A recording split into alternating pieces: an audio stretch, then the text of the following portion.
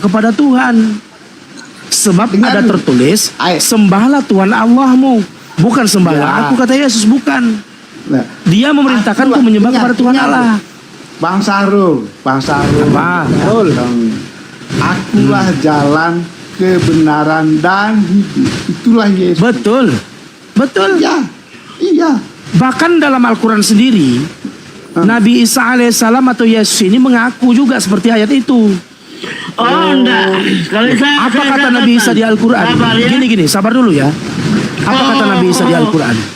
Innallaha rabbi wa rabbukum fa'buduhu hadza siratal mustaqim. Sesungguhnya Tuhanku itu Allah, Tuhan kalian wahai Bani Israel adalah Allah, maka sembahlah Allah. Inilah jalan kebenaran yang hidup. Jadi jalan yang kebenaran yang hidup itu adalah bertuhan dan menyembah kepada Allah. Makanya Yesus itu dia menyembah Allah. Sabar dulu dong. Makanya Yesus itu memerintahkan menyembah kepada Allah. Kalau bertanya, lalu setelah dia mengajarkan, dia juga menyembah kepada Allah gitu. Kita pakai data. Ternyata Yesus menyembah kepada Allah. Carol. Ada Yesus bukan Isa itu. Teman-teman. Dibilang gitu, Yesus bukan Isa. Oh sama. Matius 1. Sama ya. Inilah silsilah Isa Al-Masih, itu Isa Al-Masih kok. Oh, Yesus inilah silsilah Isa. Sama, cuman bedanya satu kelompok kayak kalian mentuhankannya. Kami ini meluruskan bahwasanya Nabi Isa alaihissalam itu bukan Tuhan, tetapi utusan Tuhan. Manusia yang mulia, maksum, terpelihara dari dosa, waladun zakiyun, bayi yang suci. Jadi itu Nabi Isa alaihissalam. Jadi kalau memang kalian mengakuinya, tunggu kawan, tunggu. Iya, lanjut. Biar kita kejar dulu si Sahrul ini. Sahrul juga mengatakan bahwasanya Nabi Isa itu nabi yang suci, Muhammad itu orang berdosa, betul nggak? Oh sama, semua nabi itu suci. Enggak. Betul? Loh, kok kamu bertanya dong? Enggak, sekarang ini. Kamu bertanya, jangan menyimpulkan. Di Al-Quran tertulis, adakah tertulis Nabi Muhammad itu orang yang suci tanpa celah, tanpa dosa? Wah, ada. Innaka dengar. Al-Qalam ayat 4 ya. Innaka satu-satunya, dengar dulu. Satu-satunya nabi yang pernah diutus. Kita pakai dalil, aku pakai dalil Al-Quran. Mempunyai dalil bahwasannya sabar dulu. Paling nabi yang paling Sony, kamu nanya. Dengar ketika dulu. mau jawab kamu nggak dengar. Dengar dulu. Sony sabar. Kamu kan nanya. Kenapa kamu yang panik belum dijawab, kamu panik. Silakan Ustaz Bang Parul. Sudah, kamu kan sudah bertanya. Silakan. Mute dulu, santai. Nanti gantian, nanti kamu juga santai. Jangan yang nanya kok yang panik gitu, heran. Silakan Ustaz. Dia asal ngarang aja itu, asal ngarang deh. Belum dijawab kok ngarang. Belum dijawab kok panik. Silakan. Nah, gitu santai aja ya. Baik. Satu-satunya nabi yang pernah dipuji Allah, Nabi Muhammad. Nabi Isa nggak ada. Apa kata pujian Allah? Maaf. Dalam surah, dengar dulu, kita pakai dalil. Pujian Allah kepada maaf. Inilah Kristen. Kristen ini kan udah nanya. Ketika mau dijawab nggak mau dengar jawaban. Berbeda dengan Islam. Kalau Islam bertanya kepada Kristen, apapun jawaban Kristen, Islam nggak pernah bantah. Namun Kristen sendiri yang tidak mampu menjawab. Ditanya yang jadi manusia ini firman Tuhan atau bukan Tuhan, bingung. Yang jadi manusia ini firman Allah atau Allah, nggak mau jawab, bingung kalian, ya kan? Bang. Tadi aku tanya, aku nggak nyimpulkan. Coba, yang menjadi manusia ini firman Allah atau Allah? Bingung kalian? Nggak ada yang bingung. Coba jawab kalau nggak bingung kau. Nggak ada yang bingung. Yang menjadi manusia firman Allah atau Allah itu sendiri yang jadi manusia? Ya, silakan dijawab. Silakan. Kalau nggak bingung dijawab, Sony, nggak usah tantrum. Selesaikan tentang Nabi. Macet kalian nih kalau ditanya macet. Gak udah. Isa satu-satunya. Padahal gini ya, Sony sabar, Sony yang lain assalamualaikum warahmatullahi wabarakatuh. Nah, ketika diskusi ini, pada saat kita bertanya ke Bang Sarul jawab. Masalah Anda mengimani atau percaya atau tidak itu kan beda iman. Betul. Tetapi sebaliknya ketika Anda ditanya, kalian bertanya, dijawab. Sekarang saya yang menjadi manusia itu firman atau Allah? Silakan. Itu Macet kalian. Bang. Itu masalah Macet kalian. Oke, kita lanjut ya. Oke, sekarang lanjut lagi Saya ulang Bang Sarul mungkin udah capek ini ya mengatakan. Halo, Bang. Silakan jawab. Suci. Yang firman yang menjadi manusia ini adalah firman atau Allah? Silakan. Nah, macet kalian gak bisa jawab. Enggak. Macet. Itu pertanyaan anak-anak. Padahal gampang loh pertanyaannya. Yang menjadi manusia di situ firman atau Allah? Macet kalian. Itu masalah kecil. Silakan, kalau enggak kamu jawab. Yang menjadi manusia ini firman atau Allah? Macet kalian, macet. Bukan macet. Padahal Bang Sarul ini teman-teman, Bang Sarul ini ada tadi, Bang Sarul ini diskusi dengan 4 tadi oten ya. Dari 4 oten ini, sudah 1 jam setengah berjalan, Bang Sarul bertanya 1 pertanyaan itu saja.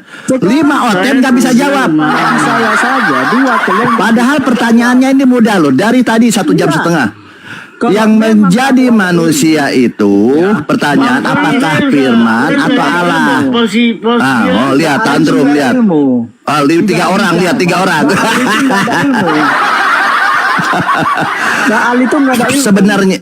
Sebenarnya Pak Bang Sarul ini bertanya sudah 1 jam setengah, masuk 2 jam. 1 pertanyaan saja. Yang boleh silahkan. Kenapa Yesus sama dengan babi? Silahkan. Sekarang saya tanya. Aku tanya Yesus kenapa sama dengan babi? Yohanes 1:14. Kalau ada ilmu, kita berani enggak? Oke. Boleh. Bang Sarul izin Bang Sarul ya. Oke. Kenapa Yesus sama dengan babi? Yohanes 1:14. Kalau Baal ada ilmu, sudah dijawab boleh kok. Boleh, silakan Sony. Ini kau lawan. Yohanes 1:14. Yohanes 1:14 kenapa Yesus sama dengan babi? Silakan. Kurang dia, tapi kalau Sony enggak bisa. Itu lo di bawah nulis lo. Yohanes 14. Kenapa Yesus kau hujat sama dengan babi? Silakan. Lawan Sony dulu debat. Ya iya sudah melawan ini. Dia sudah melawan ya, jawab. Ya oke, silahkan jawab. Yohanes 1:14. Kenapa Yesus sama dengan babi? Silahkan. Suaramu jangan kuat, Kenapa kok ya suara yang di ini? Argumen yang dijawab, jangan marah sama. Ilmunya kosong. Yohanes 1:14, firman itu telah menjadi daging. Nah, di sini daging ini bisa apa saja, Sony.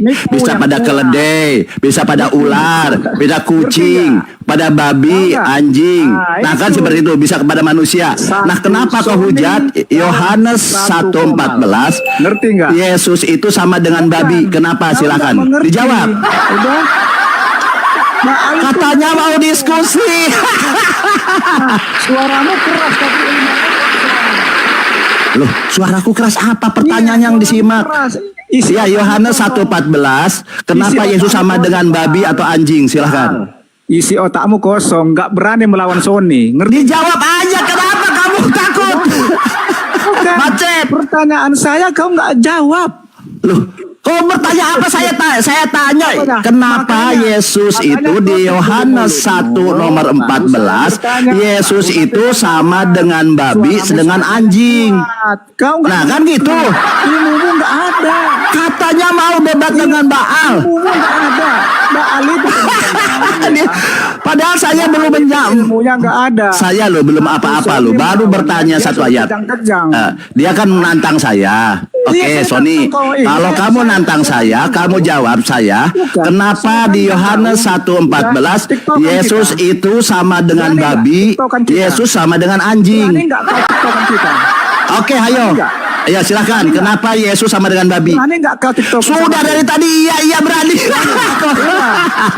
Ya silakan dijawab. Yohanes 1:14 disatakan firman itu telah menjadi daging. Nah, pertanyaan saya, kenapa Yesus itu kau hujat sama dengan babi, sama dengan anjing? Silahkan. Salah tadi, ngerti kau?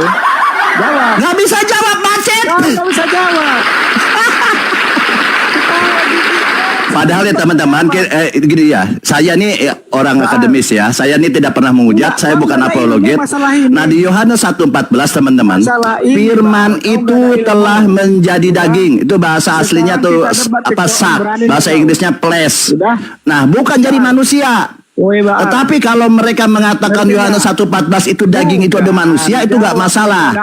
Nah itu adalah iman mereka ya begitu. Tetapi kalau berbicara daging, daging ini umum, bisa kepada keledai, bisa kepada ular, bisa kepada kelinci, kepada babi, kepada anjing, kepada manusia. Nah mereka menafsirkan firman telah menjadi daging ini adalah Yesus. Padahal daging ini bisa pada babi, bisa pada anjing.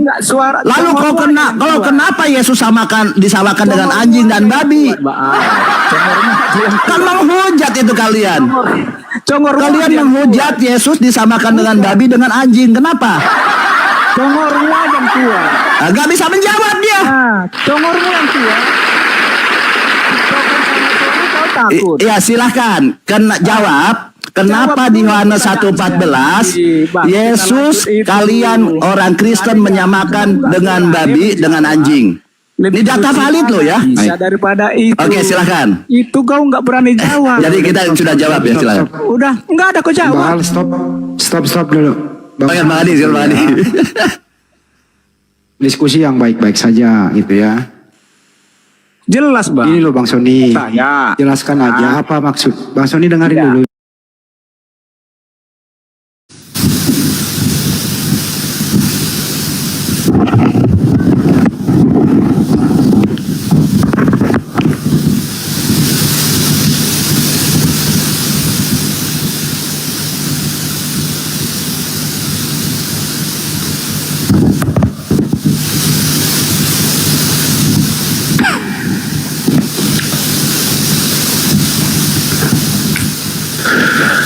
Bismillahirrahmanirrahim. Assalamualaikum warahmatullahi wabarakatuh. Sahabat-sahabat, alhamdulillah, puji syukur kita panjatkan kehadirat Allah Subhanahu wa taala, berkat limpahan rahmat hidayah sehingga kita bisa merasakan nikmatnya iman Islam, merasakan bagaimana menjadi seorang muslim,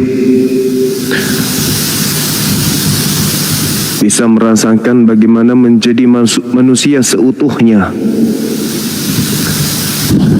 sehingga apa yang kita imani hari ini itu adem selaras dengan kitab suci yang kita punya, dengan akal serta implementasi kemanusiaan kita, itu tidak kemudian berontah melawan kitab yang kita imani. Apa yang tertuang dalam kitab yang kita imani ini benar-benar sama seperti apa yang tertuang di dalam kitab yang kita imani. Seperti itu teman-teman sekalian. Noise ya.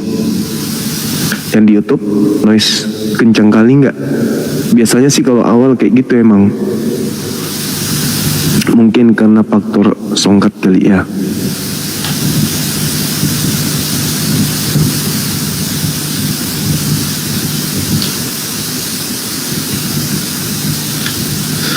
Salawat serta taslim senantiasa tercurahkan kepada baginda Rasulullah Muhammad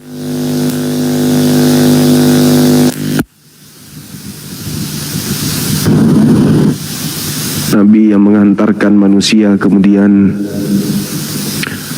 untuk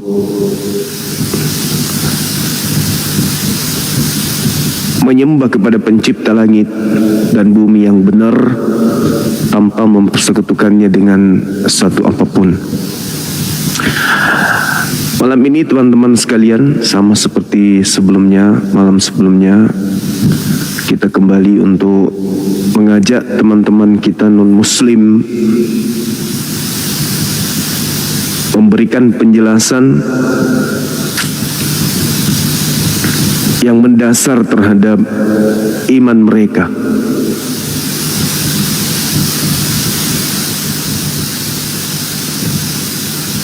Noise-nya kencang kali ya.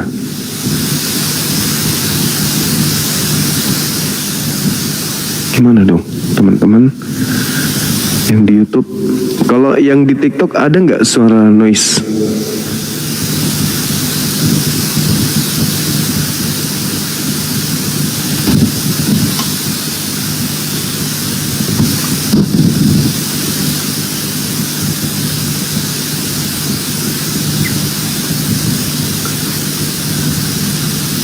Deras hujannya ya. Hujan kencang kali, yang di YouTube kencang kali. Oh ya Allah, gimana dong?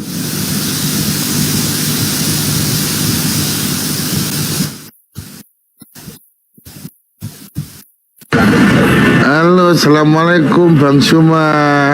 Waalaikumsalam. Iya, sedikit cerita dong Bang. Dari mana? Katolik, Protestan, abang? Saya Muslim sejati Bang, pejuang Islam. Oh, alhamdulillah. Bang, Masya aku mau Allah. sedikit Siap. sedikit tanya Bang. Kalau memang penyalipan karya iblis menebus manusia, kira-kira nyambung nggak Bang? Kalau nebus manusia itu pakai binatang, bang. Pakai binatang. Iya, itu di Imamat dan juga di Al-Quran surah Al-Hajj ayat 34. Berarti kan nggak nyambung ya Bang ya? Kalau karya itu karya iblis terus menebus manusia, berarti kan nggak nyambung. Bagi kita Muslim, bagi teman Kristen sebenarnya mungkin tidak nyambung, tapi karena sudah iman, ya mungkin mana lagi, gitu bang. Ya Bang Suma. Iya. Kapan ke Jakarta lagi Bang Suma? Insya Allah hari Ahad. Acara apa? Suara kecil. Ya. Hal pribadi nggak usah nggak usah diumumkan di publik. Acara apa gitu kan ya?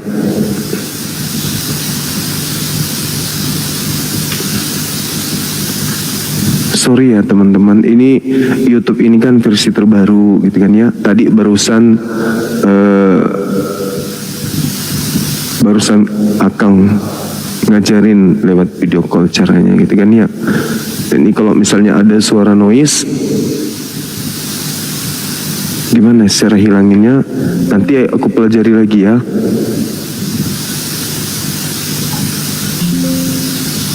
Iya betul, kencang kali suaranya, betul. Sorry teman-teman. Silakan saudara yang non muslim yang naik. Kita diskusinya tema yang masih sama dengan yang kemarin, terkait dengan latar belakang penyaliban terhadap Yesus. Apa yang mendasari orang-orang Yahudi kala itu, Bani Israel, mau menyalibkan Yesusnya. Apa yang menjadi dasarnya? Yang menjadi dasar orang-orang Yahudi, dalam hal ini imam kepala Mahkamah Agama, ingin menyalib Yesus itu karena faktor apa gitu ya.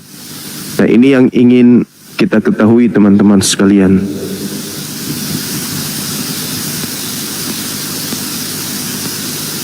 Silakan saudara non-muslim yang mau menjelaskan ke kita, karena kita ini kan sasaran untuk dimurtadkan. Dalam amanat agung itu jelas perintahnya, jadikanlah seluruh bangsa menjadi murid. Jadi seluruh bangsa ini harus menjadi muridnya Kristus yang diimani oleh saudara-saudara Kristen yang keluar dari perut bumi pada hari ketiga. Nah kami umat Islam itu tidak dengan mudah untuk dimurtadkan kecuali rasional, masuk akal gitu kan ya. Nah untuk itu kita minta penjelasan dari saudara kita Kristen. Bang Juma. Malam saudara Garam Cina, bisa buka kamera bang? Privasi bang. Ya, Privasi bang. privasi. Kok bisa? Ya. Kan kini berbicara mengenai keyakinan itu kan tidak mesti privasi. Kan kita tidak ngamuk di sini, tidak menghujat juga kan. Ya, itu abang sih. Tapi kalau memang diterima dengan keadaan yang kayak begini, ya diterima. Kalau enggak ya diturunin aja bang. Oke, saya kembalikan ke moderator. Nanti moderator yang mengatur. Karena kita menginginkan penjelasan dari teman-teman kita Kristen terkait ini. Kenapa? Karena ini sangat prinsip. Ya. Sangat prinsip. Kalau misalnya latar belakangnya karena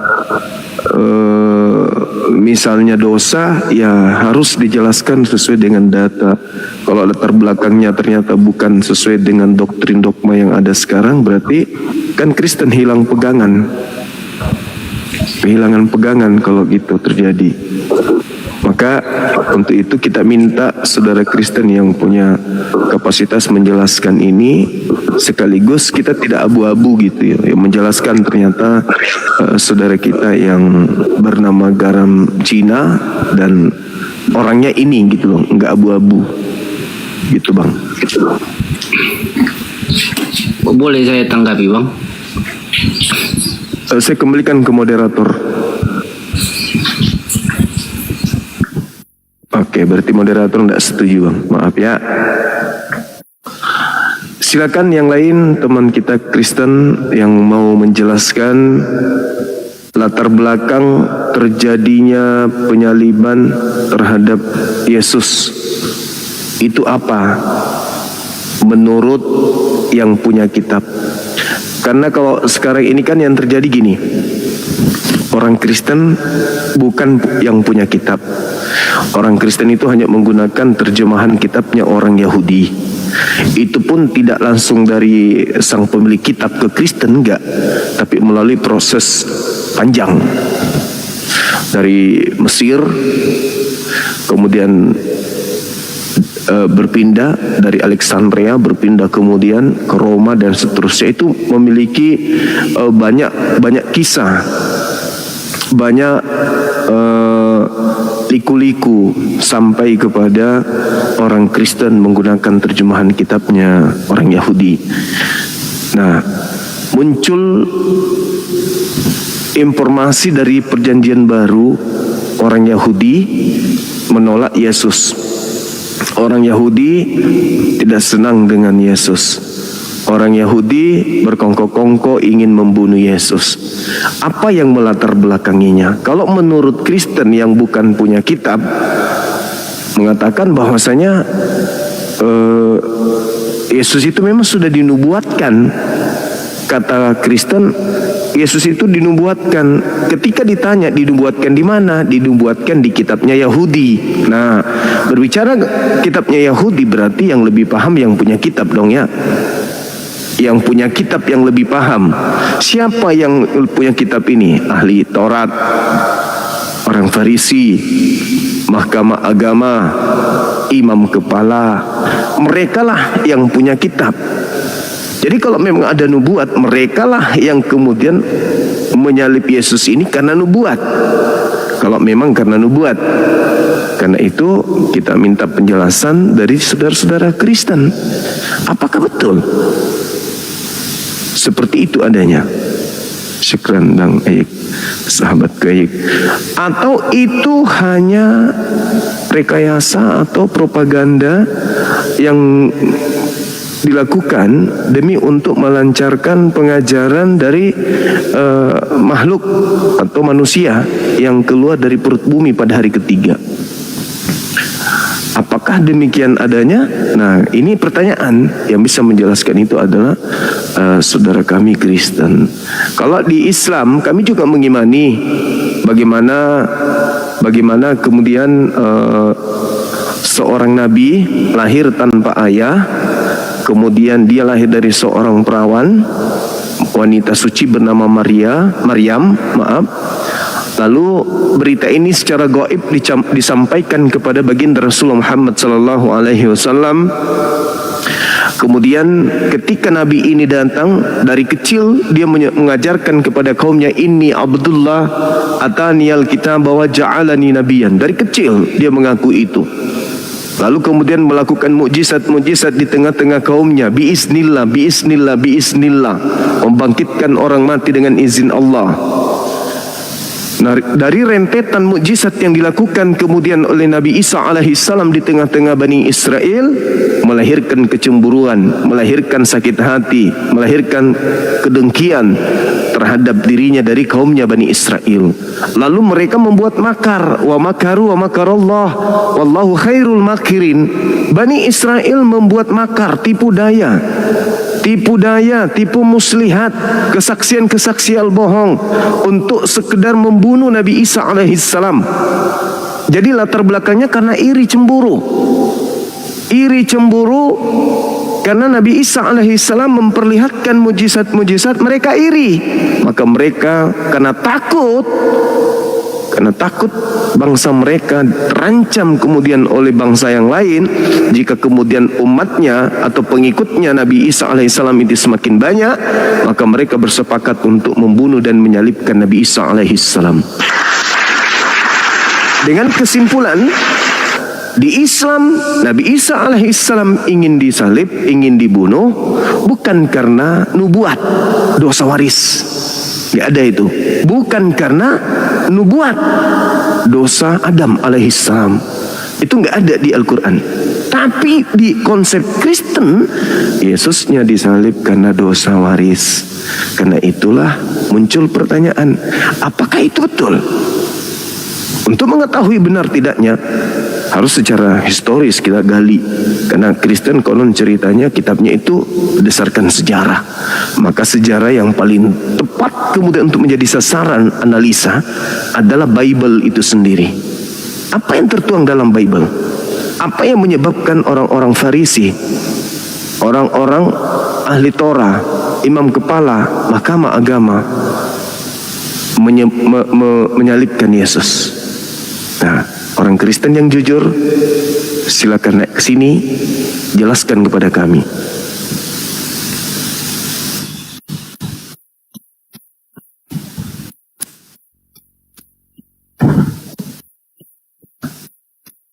Yang di YouTube masih suara noise nggak? Yang di YouTube masih ada ya? Nanti kita perbaiki ya teman-teman ya. Ini sangat penting memang, saudara-saudara, memang penting ini.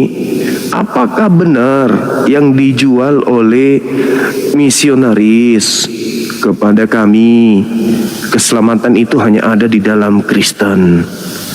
Tidak ada yang selamat tanpa Kristen. Kalau mau selamat harus Kristen. Kalau mau masuk surga harus melalui Kristen. Apakah itu betul? Cakupan daripada tawaran untuk menjadi Kristen ini adalah dosa ditebus dengan darah Yesus di atas salib. Apakah itu betul? Maka kita tanya kepada mereka. Halo, selamat malam. Ya, selamat malam.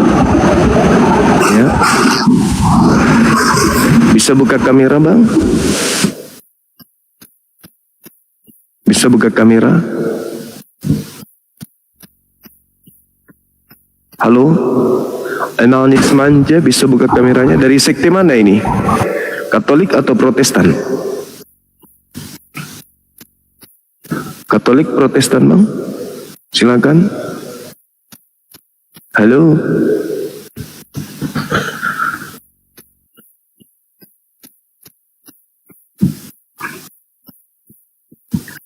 Di YouTube juga lagi seru-serunya ya, meskipun ada noise. Makasih ya teman-teman.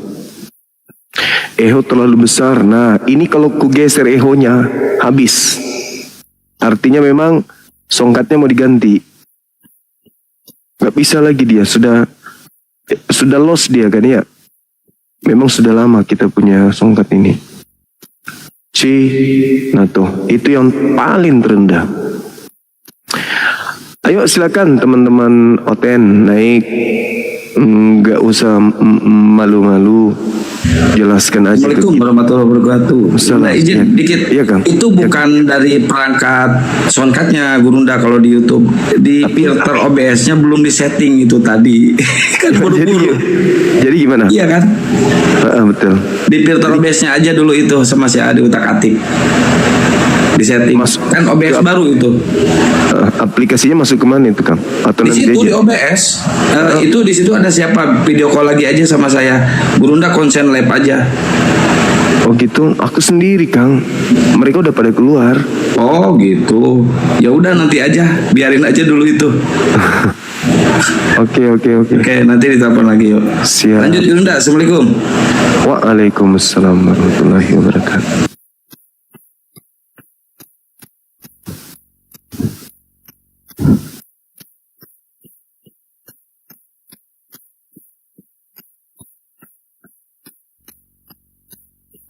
Oke, teman-teman, silakan dilanjut lagi. Yang ini silakan naik.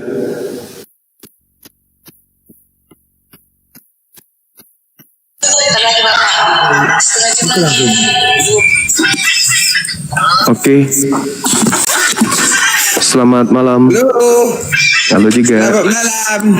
Malam, Bang.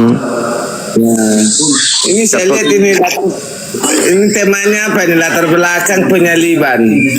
Iya. Apa yang melatar belakangi orang-orang Yahudi ingin menyalib Yesus? Dari sekte mana, Bang? Katolik atau Protestan, Bang? Oh, kalau saya perkenalkan dulu saya Mr. Nababan. Siap. Agama yang saya anut dalam negara kita ini Kristen Protestan. Oke. Pada saat ini ya, karena saya pernah jadi kalau abang, Saya Muslim, Bang. Saya Muslim. Muslim sejati enggak? Sejati, Bang. Insya Allah saya sama seperti Yesus. Muslim sejati. Jangan kayak gitu ngomongnya Bang Jom. Kenapa, Bang? Kan Muslim sejati sama seperti Yesus. Tunjukkan dalam Quranmu di mana tertulis ada Yesus. Yesus itu Muslim. Bahkan dia orang soleh. Ibrani 5 nomor 7. Yesus adalah orang soleh. Oh, kalau orang soleh, Bang, kalau orang soleh itu Muslim. Jadi Yesus itu bukan orang Kristiani, bukan Kristen Yesus itu. Ibrani 5 nomor 7. Sebagai orang soleh, dia berdoa kepada Tuhan supaya dia diselamatkan dari kematian, dan atas kesolehannya doa Yesus dikabulkan. Gitu, Bang. Kita kembali ke tema kita.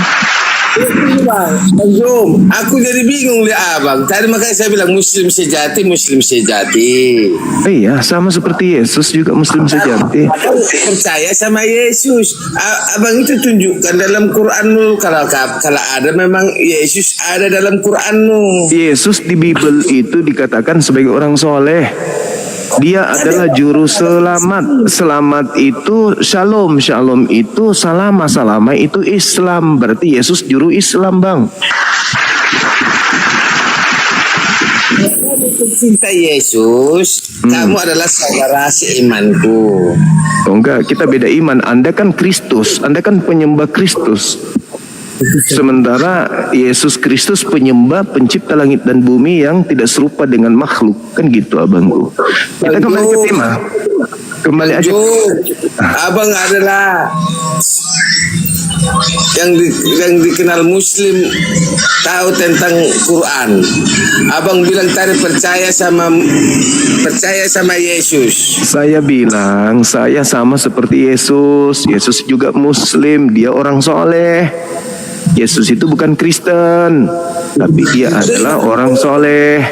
Itu Muslim. Muslim itu artinya berserah diri kepada perintah Tuhan. Yesus itu berserah diri. Dalilnya di mana? Yohanes 14 nomor 31. Yesus itu dunia harus tahu bahwa aku senantiasa melakukan apa yang diperintahkan Tuhan kepadaku. Berarti dia Muslim. Tolong gitu, dulu Bang. abangku. Abang Muslim, tapi abang berbahasa dengan kitab Bible. Jadi, abang ini Muslim sejati enggak? Saya Muslim sejati sama seperti Yesus, abang. Sendiri. Muslim itu artinya berserah diri kepada perintah Tuhan. Yesus itu adalah menurut pengakuannya, makananku adalah melakukan apa yang diperintahkan Bapa untuk aku kerjakan. Berarti dia Muslim. Yohanes 8 nomor 29. Bapa senantiasa mengasihi aku sebab aku senantiasa melakukan apa yang berkenan kepada dirinya. Muslim. Nah, Yesus itu Muslim, bang. Dia bukan Kristen. Kalau Kristen itu membantah firman Tuhan, itu Kristen. Kalau Muslim mengikuti perintah Tuhan, gitu abangku. Oke, kita gitu bang. Ada berapa agama di Indonesia itu dilindungi dengan hukum. Iya betul. Terus apa masalahnya? 9 ayat 2. Tiap warga negara Indonesia berhak memiliki agama sesuai dengan kepercayaan masing-masing. Iya. Terus kami seorang Kristiani Protestan mengaku adalah Yesus itu adalah iman kepercayaan kami, bahwasanya Yesus itu adalah jalan keselamatan bagi kami orang Kristiani. Iya, silakan bang. Tapi kan Yesus itu seorang Muslim. Dia Muslim sejati. Bukan dalam Quran abang ada Yesus di dalam Quran abang? Tidak ada dalam Al-Quran Yesus bang, karena Yesus itu bahasa Yunani. Al-Quran saya bahasa Arab. Tapi abang bilang lah, di Bible itu Yesus itu Muslim.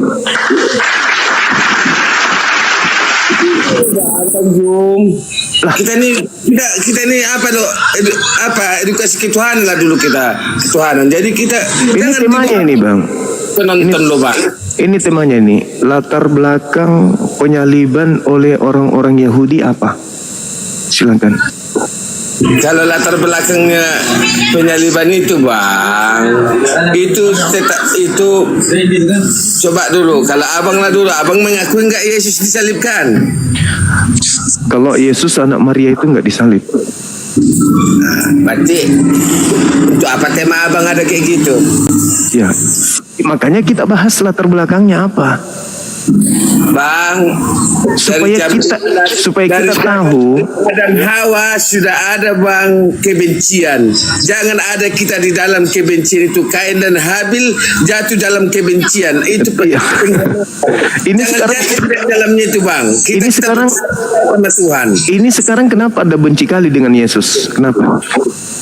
Bukan kayak gitu bang. Apakah aku tanya tadi abang dengan jelas, dengan jelas bahwasannya abang percaya nggak Yesus itu disalibkan? Kalau Yesus anak Maria itu tidak disalib bang. Jadi kenapa abang buat di sini latar belakang penyaliban?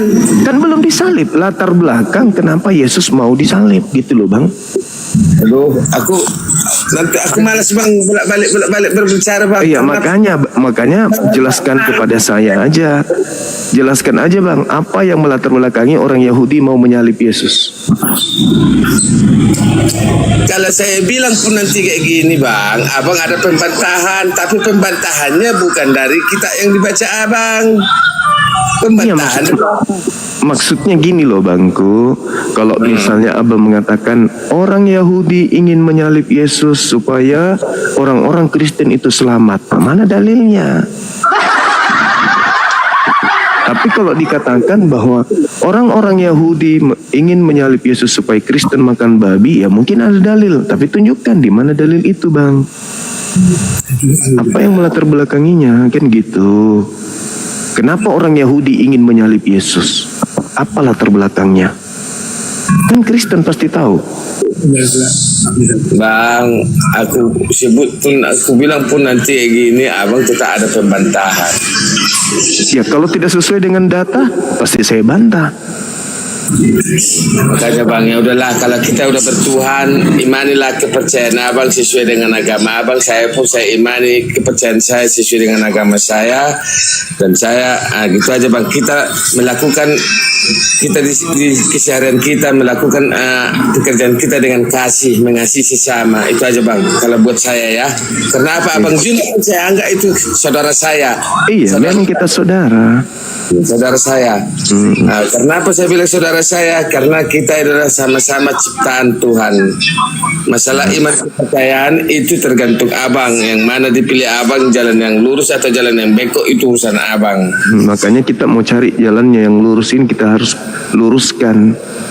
Jangan sampai jalan bengkok Anda bilang lurus, kan gitu. Makanya saya tanya, apa latar belakang orang Yahudi ingin menyalib Yesus supaya lurus, jangan bengkok kemana-mana, kan gitu bang.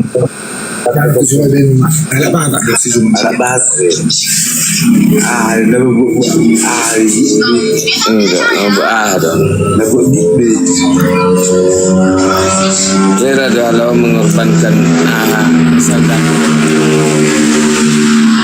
kan memang orang Kristen kalau ditanya ini pasti bingung bang, pendeta, pastor pasti bingung. Karena kenapa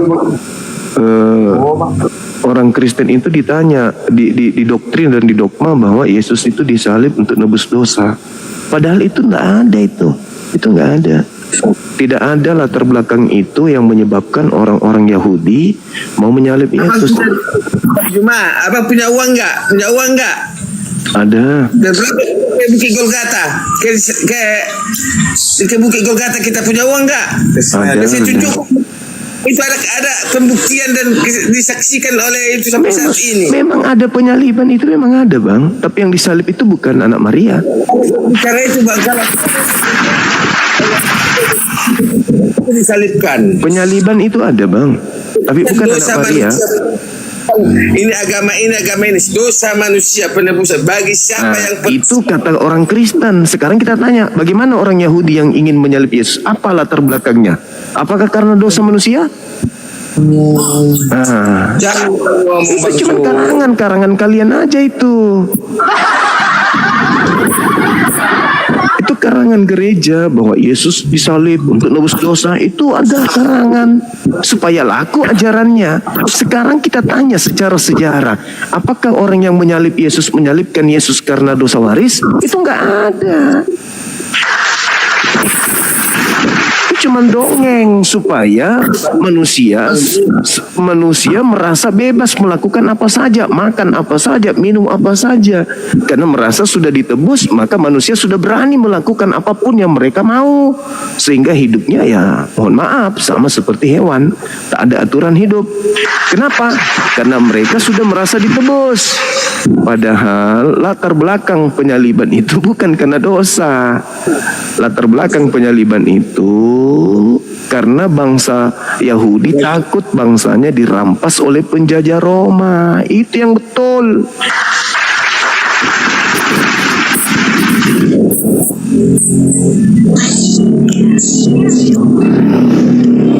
Gimana abangku? Masih ada yang ingin disampaikan sebelum kita gantikan? Mana tahu ada pendeta pastor yang lebih paham? Enggak ada lagi. Oke, itu oke, bahasa makasih. ini Iblisnya kau tuh. Iya, nggak apa-apa, nggak masalah bang, nggak masalah. Iya, terima kasih abangku. Oke, selamat malam saudara Franz Lende. Apa kabar dari sekte mana? 2 orang langsung ya, teman, ini orang ketiga. Oke, selamat malam Franz. Halo, selamat malam.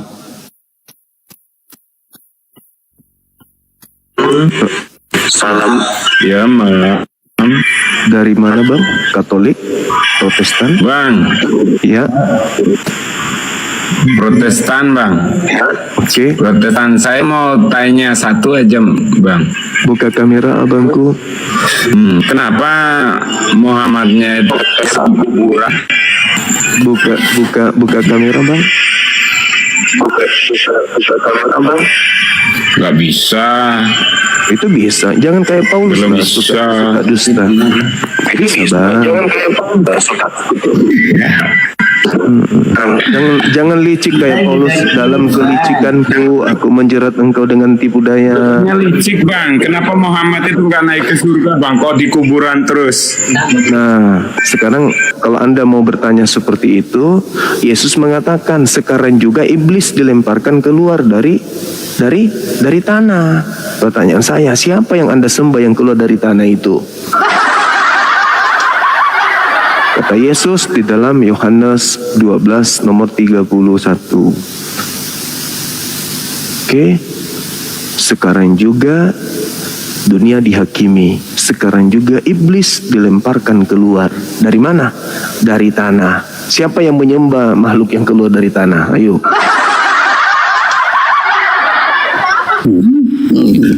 Halo, selamat malam.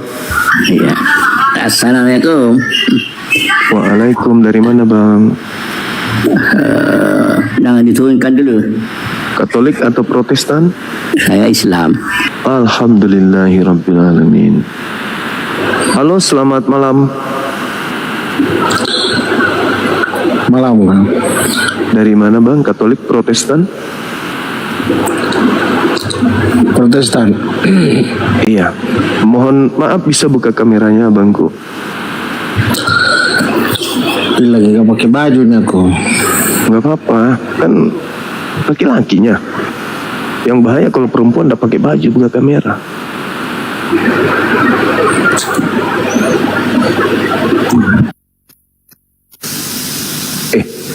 Penting ya. Jadi ada 3 ya bang ya. Teman-teman sudah 3. Tadi kita tanya terkait dengan penyaliban, malah bahasnya Nabi Muhammad. Halo, selamat malam. Selamat malam. Dari mana bang? Katolik, Protestan? Protestan bang. Oke, buka kamera abangku biar diskusinya lebih seru. Kita berdiskusi tanya jawab. Tema ini harus kita tuntaskan dan harus kita jelaskan. Karena kalau hanya imani saja, percaya saja, dosa ditebus, bla bla bla bla bla, ya itu bahaya. Harus ada kemudian Ya, kayak mana cara buka kameranya ini bang?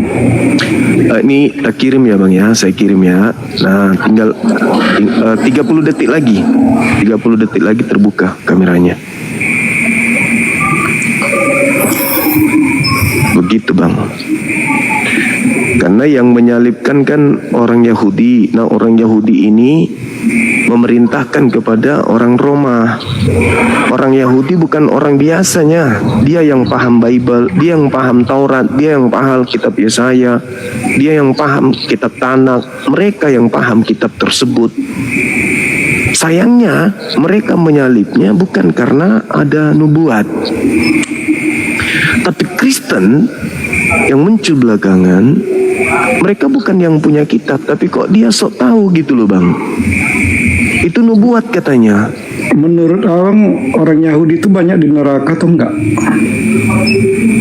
Kalau mereka kemudian tidak mengikuti Nabi Musa alaihissalam punya ajaran dan juga ajaran Nabi Isa alaihissalam dan juga ajaran Nabi Muhammad, jelas tempatnya di neraka bang. Masalah banyak atau tidaknya, Anda lihat di dalam kitab Yehezkiel 5 nomor 12. Berarti banyak yang nggak benar kan gitu bang? Ya, makanya aku bilang baca Yehezkiel 5 nomor 12. Itu cerminan mereka tuh. Tuhan menggariskan di sana. Ada yang beriman, ada. Ini kamera udah terbuka nih bang? Belum. Kayak mana caranya nih? 12 detik lagi baru bisa kebuka. Jadi abang sendiri gimana bang? Udah yakin bang? Apa tuh? Masuk surga?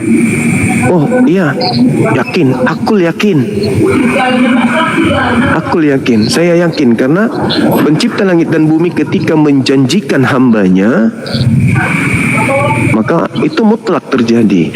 Hanya saja bagi kami umat Islam, kami nggak boleh mendahului, tapi kami yakin janji Allah itu pasti. Gitu, boleh bukti bang, orang Muslim yang sudah di surga itu berapa orang? Belum ada orang masuk surga sekarang bang, karena surga itu nanti setelah kiamat. Sekarang itu manusia hidup di alam barzah. Dia gini bang, kalau Yahudi ya bang, itu sudah banyak yang di surga bang. Nggak ada. Abraham, nggak ada. Itu di langit, semua, di alam, mereka di alam roh. Itu di alam roh. Sekarang yang kita bahas ini latar belakang kenapa orang Yahudi ingin menyalib Yesus. Apakah selaras dengan Kristen, dogma Kristen, doktrin Kristen, atau justru tidak sama sekali? Silakan bang. Orang Yahudi mau menyalib Yesus. Iya, apa latar belakangnya gitu? Karena dengki bang. Silakan terima bang. Silakan terima kamera buka. Apa yang kau paling bang? Saya sudah kirim permintaan. Iya, sudah dia pai malah hilang dia. Simpan. Oh, simpan. Nah, itu. Oke, bang. Mantap sekali abangku ini. Luar biasa. Tapi golek-golek aku, bang. Iya, nggak apa-apa. Oke. Tadi latar belakang orang Yahudi ingin menyalib Yesus itu apa? Kalau menurut Bible karena dengki. Karena dengki. Wow. Itu menurut Bible ya bang. Iya. Terus kenapa orang Kristen mengatakan bahwa penyaliban itu karena nubuat? Dia gini bang. Ternyata karena dengki. Kristen ini ada yang benar, ada yang enggak. Yang mana yang abang pertanyaannya sekarang? Seluruhnya yang mengatakan bahwa penyaliban itu untuk nebus dosa. Oh, menurut sesuai dengan Bible. Iya. Sementara kan yang dia punya gini, bang, kalau yang sesuai dengan Bible, abang pasti udah tahu jawabannya. Kalau udah yang sesuai dengan Bible ya. Ya, jadi gini, Bible itu kan rangkuman dari cerita yang disusun oleh orang-orang lalu dijadikan sebuah kitab. Bukan merupakan pewahyuan seperti Torah yang diterima Nabi Musa alaihissalam atau sama seperti Al-Quran yang diterima oleh Nabi Muhammad SAW. Tapi Bible itu adalah kumpulan cerita-cerita yang dikumpulkan dari satu orang ke orang yang lain sehingga menjadi sebuah buku. Gitu abangku. Iya. Nah, sehingga di dalamnya terjadi banyak cerita-cerita yang dikumpulkan. Nah, terkait dengan penyaliban, pelaku adalah orang Roma atas instruksi ahli kitab. Ahli kitab memerintahkan Yesus disalib. Ternyata ahli kitab memerintahkan Yesus disalib untuk supaya kedengkian mereka, kebencian mereka, cemburu mereka itu terlampiaskan. Iya, betul. Nah, berarti tidak ada ahli kitab memahami kitab mereka bahwa dosa ditebus dengan menggunakan darah manusia. Oh, penebusan dosa pakai darah gitu bang? Darah binatang, iya. Gini bang, hukum Taurat nih bang, walaupun kita nggak pernah baca, ada di hati kita bang. Oh, ini lebih bagus lagi nih. Bukti ya bang, ini buktinya. Kalau ada orang bikin kesalahan sama kita, umpamanya lah, entah anak kita dipukul orang, iya, kan? Iya. Pukul orang sampai bonyok. Iya. Apa yang cocok balasan setimpalnya? Ya dinasehati lah, diajak lah orang anak itu umpamanya ada keluarga kita dibunuh orang. Apa yang setimpal untuk kita buat sama orang itu? Dibunuh juga. Penumpang darah kan bang? Iya betul. Itu baru setimpal kan? Iya. Itu hukum Taurat bang. Iya. Tapi kalau di Islam itu memaafkan itu jauh lebih baik. Itulah dibilang mata ganti mata, gigi ganti gigi. Jadi nggak perlu diajarkan pun hukum Taurat itu kita tahu bang. Iya. Terus? Jadi yang jadi pertanyaan abang tadi yang mananya bang? Latar belakang ahli kitab membunuh mau membunuh Yesus itu apa? Ya dengkinya tadi. Ya dengki. Berarti bukan dosa waris ya? Bukan karena ada nubuat, bukan karena mereka menemukan nubuat di kitab mereka. Nebus dosa lah, segala macam lah, tetap bengek. Bukan ya? Dia gini bang. Kalau kita cari di ayat yang lain, mungkin bisa disangkut-sangkutkan ke situ. Ya, silakan aja. Kalau itu berbicara mengenai, kalau itu berbicara mengenai orang-orang Yahudi kaitannya dengan tragedi penyaliban. Boleh aja, silakan aja ditampilkan dalilnya. Di mana itu saya bisa baca. Waktu korban domba yang menggantikan anak Abraham yang disembelih itu. Iya kan? Itu nggak ada hubungannya itu. Abang pernah baca ceritanya itu? Pernah. Kejadian 22 nggak ada hubungannya. Coba abang ceritakan dulu. Itu hanya diuji bang. Coba anda baca Kejadian 22 nomor 1. Tuhan maksudku gini bang. Menguji abang kan Abraham. Pernah baca ceritanya bang? Iya. Pernah bang baca ceritanya kan? Itu bukan untuk nebus dosa bangku. Itu untuk ujian bagi Abraham. Apakah dia setia kepada Tuhan yang telah memberikan anak semata yang tersebut? Apakah dia lebih cinta kepada anaknya yang satu-satunya ini atau taat kepada Tuhannya? Dan ternyata Abraham lebih memilih taat kepada Tuhannya dibandingkan kemudian anaknya, meskipun dia sangat sayang kepada darah dagingnya sendiri. Tak ada tebus dosa di situ, nggak ada tebus dosa. Menurut cerita anaknya dengan Abraham itu bang, kan ada dibilang gitu, kayu sudah ada, api sudah ada, korbannya mana, kata si anaknya ini kan. Datanglah Abraham, korbannya Tuhan sendiri yang menyediakan katanya, menurut ceritanya ya. Iya, digantikan dengan domba. Tuhan sendiri yang menyediakan korbannya. Nah, ini korbannya itu untuk apa bang?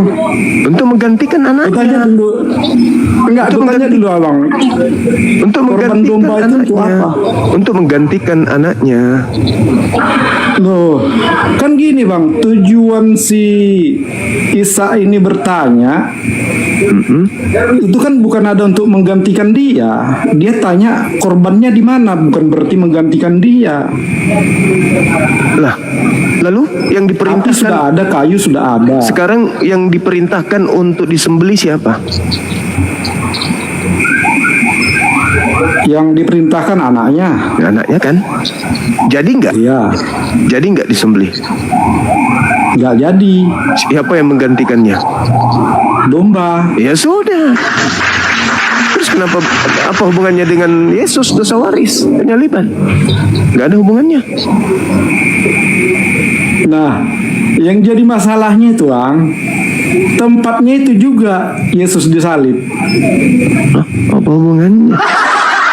Gak ada hubungannya bang. Di situ juga Yesus disalib bang. Gak ada hubungannya. Di tempat yang dikorbankan Abraham tadi itu. Di Gunung Moria bang, beda. Iya. Gunung Moria beda dengan Gunung Golgota. Itu satu tempat tuh bang. Abang satu tengok tempat ya. Bang. Oh ya udah. Sekarang latar belakangnya kemudian Yesus mau disalib oleh orang Yahudi apa? Ya kalau itu ya, kalau kita tengok langsung dari cerita apanya ya karena dengki, karena iri. Oke udah. Baik. Itu simpelnya gitu ya Bang. Oke. Simpelnya. Siap. Kita kembalikan ke moderator, silakan. Ini udah hilang apa ini Bang? Iya, udah tertutup. Kok bisa gitu? Iya, pakai timer itu biasanya karena timer. Oh. Oke, saudara Mike. Iya, halo. Iya bang, halo. Dari Katolik, Protestan. Enggak, saya dari Protestan. Oke, mungkin bisa bantu Kristen yang lain menjelaskan apa yang melatar belakangi ahli kitab ingin menyalibkan Yesus. Setahu saya ya bang ya, latar belakangnya itu Yesus dituduh menghujat Allah. Karena mukjizat-mukjizat yang dilakukan oleh Yesus itu sendiri. Iya, betul. Betul sekali. Berarti ahli kitab karena dengki, karena iri, karena cemburu aja sampai mereka ingin berusaha membunuh Yesus, betul? Ya, karena itu kan sifat kedagingan para imam-imam di zaman itu. Oke, ada nggak kemudian mereka ahli kitab yang paham kitab Taurat, yang paham kitab Tanak, ingin menyalib Yesus itu karena dosa dari Adam? Karena dosa dari Adam, dia enggak sejauh itu sih, enggak sampai dari dosa dari Adam sih. Karena semua manusia ini berdosa. Siap. Lalu dari mana Kristen mengetahui bahwa salib itu untuk nebus dosa? Kalau salib itu bukan untuk nebus dosa bang, jangan salah bang. Salib itu hukuman disalibkan itu adalah hukuman paling keji di zaman itu yang dilakukan oleh orang-orang Romawi terhadap penjahat-penjahat atau pengkhianat di dalam bangsa itu. Oke. Berarti mereka mau menyalibkan Yesus lagi-lagi bukan karena dosa, tetapi karena dianggap dia adalah penjahat yang nasionalis sehingga dia pantas untuk disalib waktu itu, ya kan ya? Enggak penjahat bang, yang dalam artian gini, para imam-imam itu bang, dia udah sepertinya kayak udah naik daun gitu kan, mereka takut mereka bakalan tergeser gitu. Oh iya, jadi berarti ada kecemburuan sosial ceritanya ini. Iya, mereka mantap sekali gitu, luar biasa. Dan mereka mengatakan bahwasanya Yesus itu sendiri menghujat Allah gitu. Oke. Ini yang kedua. Ada nggak indikasi ahli kitab menyalibkan Yesus karena mereka ingin ditebus dari kutuk Taurat? Mereka mau menyalibkan Yesus karena ingin ditebus, tidak juga. Oh, mantap. Tapi kan di Yesaya kan memang udah dikatakan kian. Yesaya kan itu kan di Taurat ya, Yesaya. Kalau nggak salah Yesaya 7 dari ayat 10 itu. 14. Iya. Pokoknya dari ayat 10 perikopnya dia pemberitaan mengenai Immanuel itu. Oh iya. Oke. Nah, apakah itu yang menjadi dasar ahli kitab ingin menyalib Yesus karena adanya Yesaya 7 ini? Tidak juga. Tidak juga. Berarti tidak ada indikasi sedikit pun ahli kitab menyalib Yesus karena mereka ingin ditebus dari kutuk hukum Taurat. Karena ahli hukum Taurat itu tidak ada niatan untuk menyalibkan Yesus dengan motivasi biar orang itu tidak dikutuk Taurat, terselamatkan, tidak. Oh, ya, hebat abang. Kalau begitu, dari mana Paulus mengambil ilmu Kristus mati untuk menebus dari kutuk hukum Taurat? Itu Paulus dapat ilmu dari mana? Kok lari langsung ke Paulus bang? Karena Paulus yang mendoktrin di dalam suratnya Galatia 3 nomor 13, Kristus telah menebus Kristen dari kutuk hukum Taurat dengan jalan menjadi kutuk karena Kristen. Dari mana Paulus mendapatkan ilmu ini? Kalau Paulus itu sendiri bang, dia itu dapat wahyu bang. Oh, wahyu. Kan gini bang, tadi itu kan wahyu doktrin dari Paulus. Iya. Yang sebenarnya penyebaran Kristen itu dimulai oleh si Simon Petrus bang. Oh iya. Tapi Petrusnya dilarang oleh Yesus untuk pergi ke bangsa lain. Itu gimana itu? Nggak ada larangan bang, nggak ada larangan. Malah dibilang bang sama Matius 10, Matius 10 nomor 5 nomor 6, Yesus berpesan kepada ke-12 muridnya agar jangan ke bangsa lain. Bahkan Paulus dalam Galatia 2 nomor 8, Paulus mengatakan Petrus diutus kepada orang-orang yang bersunat. Berarti hanya Bani Israel. Roma nggak bersunat. Orang-orang di luar Bani Israel nggak bersunat kecuali bangsa Arab. Nah, artinya bahwa baik Paulus maupun Yesus mengatakan Petrus itu diutus hanya kepada domba yang sesat dari umat Israel saja, jangan ke bangsa lain gitu loh. Begini bang, karena abang comot-comotnya lompat-lompat.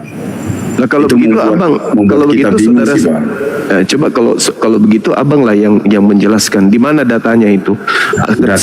Setiap Anda berbicara, tolong kasih data. Seperti saya bicara, saya kasih data.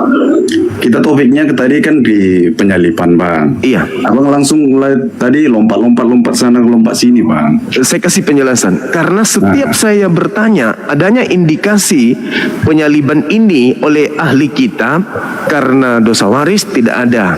Karena mereka ingin dibebaskan dari kutu hukum Taurat tidak ada. Karena adanya kesalahan Adam tidak ada. Lalu tebusan dosa ini ilmunya dari mana? Dari Paulus. Kan dari Paulus. Gini bang. Kan di pemberitaan mengenai Immanuel yang di Yesaya kan udah diberitahukan di sana bang, dan diberitahukan juga untuk keselamatan juga bakalan. Nah ini yang lucu.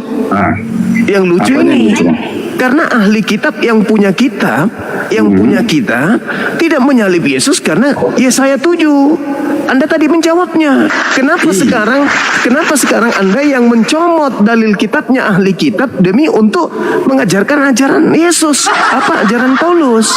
Ahli kitab mereka tidak menyadarinya bang. Mereka tidak menyadarinya. Kok mereka nggak menyadari? Sementara mereka ini sudah sepakat disebut ahli kitab, disebut orang ahli Taurat karena mereka yang ahli. Kenapa justru Anda yang tidak ahli lebih tahu gitu loh? Justru karena itu loh bang, karena mereka mengatakan dirinya ahli, padahal mereka sudah menjauh dari Allah itu sendiri bang. Terus yang tahu tentang kitab mereka ini Anda atau mereka? Itulah kan, sama juga bang, sama ke Kristen ini bang, yang mengetahui siapa bang, abang atau mereka? Yang nggak saya tanya, pertanyaan yang sama. Apakah kemudian ahli Taurat ini yang paham tentang Taurat itu tidak lebih pintar daripada Anda yang hanya terjemah?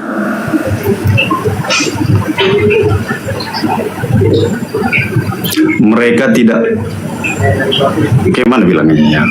Ya, Anda mereka tidak memahaminya, Pak. Anda cuma terjemahan. Dia mengerti, bahkan disebut ahli kitab, bahkan imam kepala loh, mahkamah agama. Gini aja bang, kalau memang abang mau debat, abang debat sama ahlinya memang bang. Oh berarti Anda ngaku bukan ahli. Ya udahlah kalau gitu. Saya memang nggak ahlinya bang. Abang kan selalu naikkan orang-orang awam. Tadi abang cuma latar belakang penyalipan ya saya jawab. Iya betul. Dan ternyata latar belakangnya kalau memang ke ahli teologi ya udah abang mainnya sama yang ahli teologi ya bang. Oke, baik saudaraku, baik. Nah, abang udah neken kayak gitu. Oke. Jadi aja abang jelek-jelekkan yang apa kan? Enggak, abang merasa lebih pintar dari ahli Taurat itu? Enggak. Aku nggak merasa lebih pintar bang. Abang yang nanya mengatakan mereka nggak paham katanya. Iya, yang tertulis itu mereka tidak paham apa yang mereka lakukan, Pak. Sekarang siapa yang lebih paham kitabnya orang? Yang ngerti bahasa aslinya atau yang cuma terjemah? Kan dia mengejeknya yang terjemahan. Sekarang gini bang, Jujur aja bang, jujur bang. Yang mana yang lebih paham? Orang yang bisa ngerti bahasa Ibrani atau yang hanya terjemah saja? betul. Nah gitu dong. Terus bang? Berarti Kristen dalam hal ini, pada kesempatan ini saya katakan, mereka tidak tahu apa-apa tentang penyaliban. Mereka hanya menerima doktrin. Tidak juga bang. Sekarang saya tanya, orang Kristen memahami bahwasanya penyaliban terhadap Yesus itu adalah untuk nebus dosa. Sekarang simpelnya gini ilmu bang. dari mana? Sekarang simpelnya gini Ilmu bang. dari mana itu? Gak usah kita bawakan ke agama bang. Ada tulisan dilarang merokok, dilarang berhenti. Ada juga yang berhenti di situ kan bang. Sekarang tindakannya, tahu nggak dia bacanya kan gitu. Sama halnya itu bang. Oh berarti Anda lebih tahu yang terjemahan daripada yang punya kitab. Kan balik lagi cakap Bang ke situ. Iya dong. Dia hanya main dulu bang. Lah, sekarang Anda yang main logika. Kira-kira jujur dulu. Apakah Anda yang lebih paham atau mereka yang punya kitab? Sekarang gini, abang tahu bahasa Indonesia kan? Iya tahu. Ada tulisan dilarang berhenti, tapi abang berhenti di situ. Berarti yang salah siapa? Sekarang kalau ternyata di situ berhentilah, bagaimana Anda bisa tahu? Karena dalam bahasa Yunaninya, bahasa aslinya bukan begitu. Salah terjemah. Aku buat ke bahasa simple bang, bahasa simple. Sama, saya juga memberikan bahasa simple. Bagaimana kalau misalnya itu hanya terjemahan? Ternyata original teksnya ternyata mengatakan berhentilah. Itu gimana? Ayo. Kuat kali doktrin abang ya. Oh ya, Anda yang kuat karena Anda cuma makhluk terjemahan. Anda merasa sok lebih pintar daripada yang punya kitab. Enggak sok pintar. Lalu dari mana Anda mendapatkan ilmu salib itu untuk nebus dosa? Lari ke Yesaya. Kitabnya orang itu. Ayo, mau lari ke mana? Oh, ke Yesaya 7 nomor 10 sampai nomor 14. Lah, itu kitabnya orang. Yang lebih paham yang punya kitab. Mereka melakukan tindakan penyaliban terhadap Yesus bukan karena Yesaya 7. Ayo. Dari mana Kristen ini sok pintar, sok tahu kitabnya orang? Padahal mereka bukan pemilik kitab. Hanya nempel-nempel di agamanya orang kok sok tahu. Ini yang masalah. 2000 tahun kalian melakukan kemudian kesesatan dan penyesatan terhadap manusia. Kalian nggak ngerti. Abang yang bilang kami Kristen itu sesat ya berarti ya bang? Yesus yang mengatakan itu. Yesus. Abang tadi bilang gitu kok. Yesus yang mengatakan dan saya mengatakan yes. Yesus yang mengatakan. Yesus mengatakan kepada muridnya Bani Israel di dalam Matius 24, waspadalah kepada penyesat yang datang kepadamu dengan memakai namaku dan berkata akulah Kristus, mereka akan menyesatkan banyak orang. Siapa yang memakai nama Yesus? Saya atau Anda? Di ayat mana itu bang? Matius 24 nomor 4 nomor 5 sampai nomor 30. Matius 24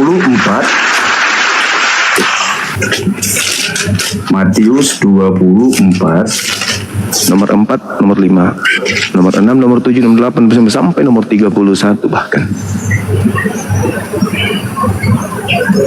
Kenapa dek? Pedas. Katanya kepada mereka, pergi jagalah kamu ke kebun anggurku.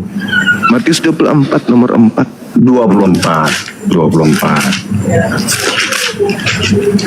Lembutkan hatinya saudara ya. Nomor 4 ya bang ya. Siap. Kan perikopnya jangan dihilangkan bang. Permulaan penderitaan. Silakan. Ayat 3-nya, ketika Yesus duduk di atas bukit Zaitun, datanglah murid-muridnya kepadanya untuk bercakap-cakap sendirian dengan dia. Kata mereka, katakanlah kepada kami, bila manakah itu akan terjadi dan apakah tanda kedatanganmu dan tanda kesudahan dunia? Jawab Yesus kepada mereka, waspadalah supaya jangan ada orang yang menyesatkan kamu, sebab banyak orang akan datang dengan memakai namaku dan berkata, akulah Mesias, dan mereka akan menyesatkan banyak orang. Oh, yang itu yang abang ini kan? Iya, abang ambil ya? Iya. Sekarang permasalahannya adalah Yesus bercakap dengan orang Kristen atau orang Yahudi? Orang Kristen. Orang Kristen. Murid-murid Yesus itu orang Yahudi, penganut Taurat. Bang, Kristen itu apa artinya bang? Kristen itu pengikut Kristus yang keluar dari kubur. pengikut Yesus, Bang. Enggak, salah. Enggak. Siapa bilang Kristus itu pengikut Yesus? Kristen itu pengikut Kristus. Sedangkan Yesus berkata kepada orang Yahudi, waspadalah kepada Kristus palsu. Berarti Kristen terindikasi adalah pengikut Kristus, tapi yang palsu. Apa buktinya? Berarti bukan Yesus yang tertulis di sini yang kami ikuti, Bang. Ada dua Yesus dalam kitab saudara itu, minimal ada dua. Paulus pun mengatakan itu. 1 Korintus 11 nomor 4. Paulus mengatakan di dalam suratnya bahwa ada Yesus lain. Yesus juga mengatakan ada Yesus lain. Waspadalah kepada penyesat yang datang kepadamu dengan memakai namaku. Berarti ada penyesat memakai nama siapa? Nama Yesus. Itulah dia, Bang. Itu kan tanda-tanda akhir zaman, Bang. Itu kan tanda-tanda akhir zaman. Siapa bilang itu hanya tanda akhir zaman? Itu adalah tanda kedatangan Yesus. Tanda kedatangan Yesus. Bang. Nah, tanda kedatangan Yesus. Kalau Yesus itu datang kan akhir zaman, Bang. Nah, pintar sekali. Berarti yang datang kepada Paulus, itu siapa? Itu udah akhir zaman, Bang. Berarti. Ya, sekarang pertanyaan saya, yang datang kepada Paulus siapa? Yesus. Mana tanda akhir zamannya? Kan, Bang, dia datangnya kan kayak mana rupanya? Berarti bukan Yesus yang datang. Makanya Yesus mengatakan kepada muridnya, waspadalah kepada penyesat yang datang kepadamu dengan memakai namaku.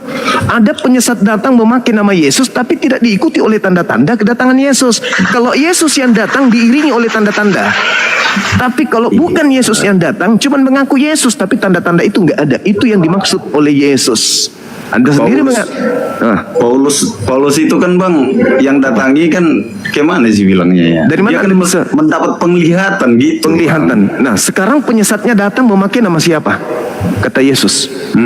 Memakai namanya. Nah, berarti penyesat itu mengaku, akulah siapa? Akulah siapa? Kata penyesatnya. Akulah. Ayo. Akulah siapa? Jadi menurut abang gitu ya? Enggak, jujur dulu. Akulah siapa? Iya, maksudnya menurut abang gitu. Jawab dulu. Akulah siapa? Oh, dia memakai namanya kayak gitu kan? Iya, akulah Yesus gitu mungkin katanya gitu. Terus? Sekarang kalau Yesus yang asli datang, apa tandanya? Ya akhir zaman, Bang. Nah, akhir zaman. Ketika ada mengaku akulah Yesus pada Paulus, apakah itu akhir zaman? Dibilang dari penglihatan ya kan? Nah, makanya Yesus penglihatan di alam roh itu, Bang. Makanya Yesus mengatakan penyesat itu datang memakai namaku dan berkata akulah Yesus Kristus. Mereka berarti yang abang pertanyakan sekarang gini, yang datang sama si Paulus itu kita nggak tahu siapa gitu. Yesus, ya? Paulus mengatakan yang datang kepadanya bukan anak Maria, tapi bernama Yesus. Sedangkan anak Maria mengatakan waspadalah kepada penyesat yang datang kepadamu memakai namaku. Ketemu kan? Ketemu dong. Nggak jumpa lah, Bang. Jumpa. Yesus mengatakan penyesat itu akan menyesatkan banyak orang dan memakai nama Yesus. Sekarang saya tanya sama saudara, Islam menyebar ke seluruh dunia memakai nama Nabi Muhammad. Kristen menyebar ke seluruh dunia memakai nama siapa? Yesus, Bang. Yesus. Siapa yang menggenapi? Siapa yang menggenapi penyesat itu memakai namaku dan berkata akulah Kristus? Dia akan menyesatkan banyak orang. Mereka akan menyesatkan banyak orang. Itu siapa yang menggenapi? Islam atau Kristen? Kenapa ke situ, Bang? Nah, makanya kan dalil kita telusuri. Oleh karena itulah kita membahas siapa sebenarnya yang mati menebus dosa. Siapa yang mati menebus dosa, sedangkan orang-orang yang punya kitab sama sekali tidak mengajarkan marilah kita menyalib Yesus untuk menebus dosa kita. Dan Yesus juga mengatakan, ayo mari salib aku untuk menyelamatkan kalian dari dosa-dosa kalian. Bunuh aku, mana ada? Semua itu muncul dari Kristus yang membisikkan kepada pendeta-pendeta dan dari Kristus yang mendatangi Paulus. Sekarang Anda lihat di dalam Matius 7 nomor 21, 22, 23. Pada hari terakhir nanti banyak orang menyeru kepadaku, kepada Yesus, Tuhan, Tuhan, Tuhan, bukankah kami bernubuat pakai namamu, mengusir setan pakai namamu, bermukjizat pakai namamu? Pada saat itulah aku, Yesus, akan berterus terang kepada mereka, enyahlah daripadaku, aku tidak mengenal kalian, kalian semua adalah pembuat kejahatan. Siapa yang diusir Yesus itu? Yang bernubuat pakai namanya, mengusir setan pakai namanya, bermukjizat pakai namanya, memanggil Yesus Tuhan, itu siapa? Bang, gini bang. Nah, ini yang tidak diajarkan pendeta di gereja. Enggak lah bang, kan gini bang. Kenapa Anda nggak jujur? Kan gini bang, kan ada titah ketiga ya. Janganlah menyebut nama Tuhan Allahmu dengan sembarangan. Ya, itu ucapan Yesus, itu ucapan orang-orang Yahudi, itu ajaran. Iya, itu ajaran Nabi Musa kepada Bani Israel. Apa yang hubungannya dalam dengan artian Kristen? bang, yang dalam artian bang, itu bisa jadi sesat bang. Yang dalam artian kita sembarangan menggunakan nama Tuhan kita. Inilah inilah hebatnya orang Kristen. Itu ucapan Tuhan kepada Bani Israel, bukan kepada Kristen. Inilah hebatnya kalian. Kenapa? Kalian merasa kalau Nabi Musa berbicara itu seakan-akan berbicara kepada kalian. Bahkan apesnya ketika Yesus berbicara kepada kaumnya Bani Israel, seakan-akan Yesus berbicara kepada kalian. Inilah yang disebut serigala berbulu domba. Kalian bukan pengikut, makanya kalian diusir. Oh, jadi gini bang. Jadi menurut abang kalau Nabi Musa itu agamanya apa bang? Nabi Musa itu agamanya tauhid, mengajarkan satu Tuhan. Tak ada Tuhan selain Tuhannya Abraham, Ishak dan Yakub. Itu yang diajarkan. Nah, kaumnya kemudian disuruh untuk mengikuti apa yang menjadi instruksi Tuhan melalui pengajaran Nabi Musa alaihissalam. Anda baca di dalam Yosua 22 nomor 5. Kemudian Ulangan 11 nomor 1, Anda baca di situ, Ulangan 4, Ulangan 6, baca semua satu bab. Anda akan menemukan bagaimana orang-orang Yahudi kemudian diminta untuk tidak menambah dan tidak mengurangi firman Tuhan yang datang kepada Nabi Musa. Begitu juga Yesus. Di dalam Matius 23, nomor 1, nomor 2, nomor 3. Apa kata Yesus? Orang-orang Yahudi dan orang Farisi telah menduduki kursi Musa. Dengarkan setiap apa yang mereka katakan, tapi jangan kau mengikuti perkataan mereka, perbuatan mereka. Sebab mereka hanya menteorikan hukum Taurat, tetapi tidak mempraktekkannya. Ya itulah dasar daripada penyalipan tadi bang. Udah paham bang? Abang sendiri yang ngomong kan? Mana dasarnya? Yang abang omongkan tadi loh. Yang mana dasarnya? Mereka hanya menteorikan apa yang ada di dalam hukum Taurat itu, bukanlah mempraktekkannya. Abang bilang tadi. Oke. Abang sendiri yang menjawab. Oke. Terus apa hubungannya? Terus latar belakangnya apa? Ampun bang, abang memang jago menggiring apa bang? Latar opini, belakangnya bang. apa? Latar belakangnya abang apa? Sendiri tadi yang udah jawab. Latar belakangnya apa? Orang Yahudi tidak menjalankan hukum Taurat katamu. Oke? Yesus mengajarkan ikuti ajaran Taurat itu harus dipraktekkan. Betul? Betul. Nah, berarti di sini hubungan antara Yesus dengan orang-orang Yahudi itu terbagi dua. Ada yang menjadi pengikutnya, ada yang menjadi pembantahnya. Kan begitu?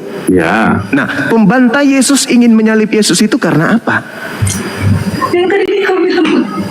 Karena apa? Itulah para imam-imam itu bang, pelaku pemuka agama itu bang. Ingin menyalib Yesus karena karena mereka takut tersaingi tadi bang. Nah, itu jadi mereka mengatakan kepada para jemaatnya semua bahwasanya Yesus itu menghujat Allah. Iya. Karena apa? Mereka tidak melakukan apa yang ada di dalam hukum Taurat itu. Iya. Betul itu. Berarti mereka menyalibkan Yesus karena mereka tersinggung, mereka tersindir.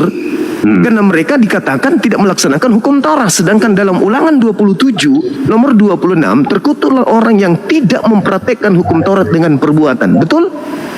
Ya. Nah, itu dia. Berarti mereka sekongkol ingin menyalib Yesus karena unsur pengajaran, bukan karena unsur dosa waris. Berarti Kristen kehilangan arah nih.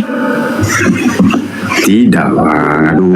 Lalu dari mana Kristen mendapatkan ilmu disalib itu untuk nebus dosa? Mana tadi Yesaya ini? Lari ke Yesaya.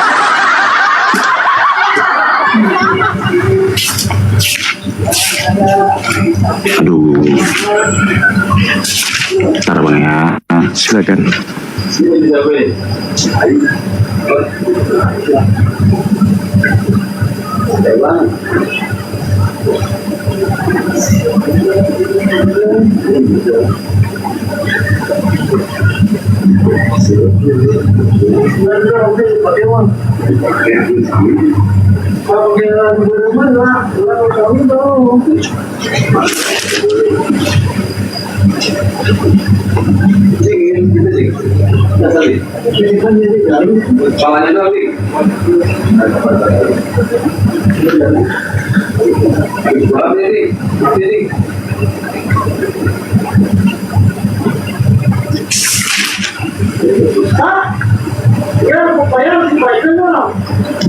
Cara pula di sini.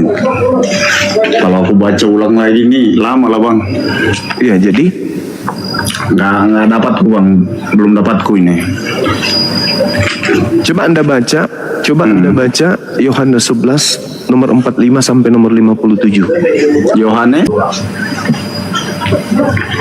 Yohanes 11. Bentar bang ya.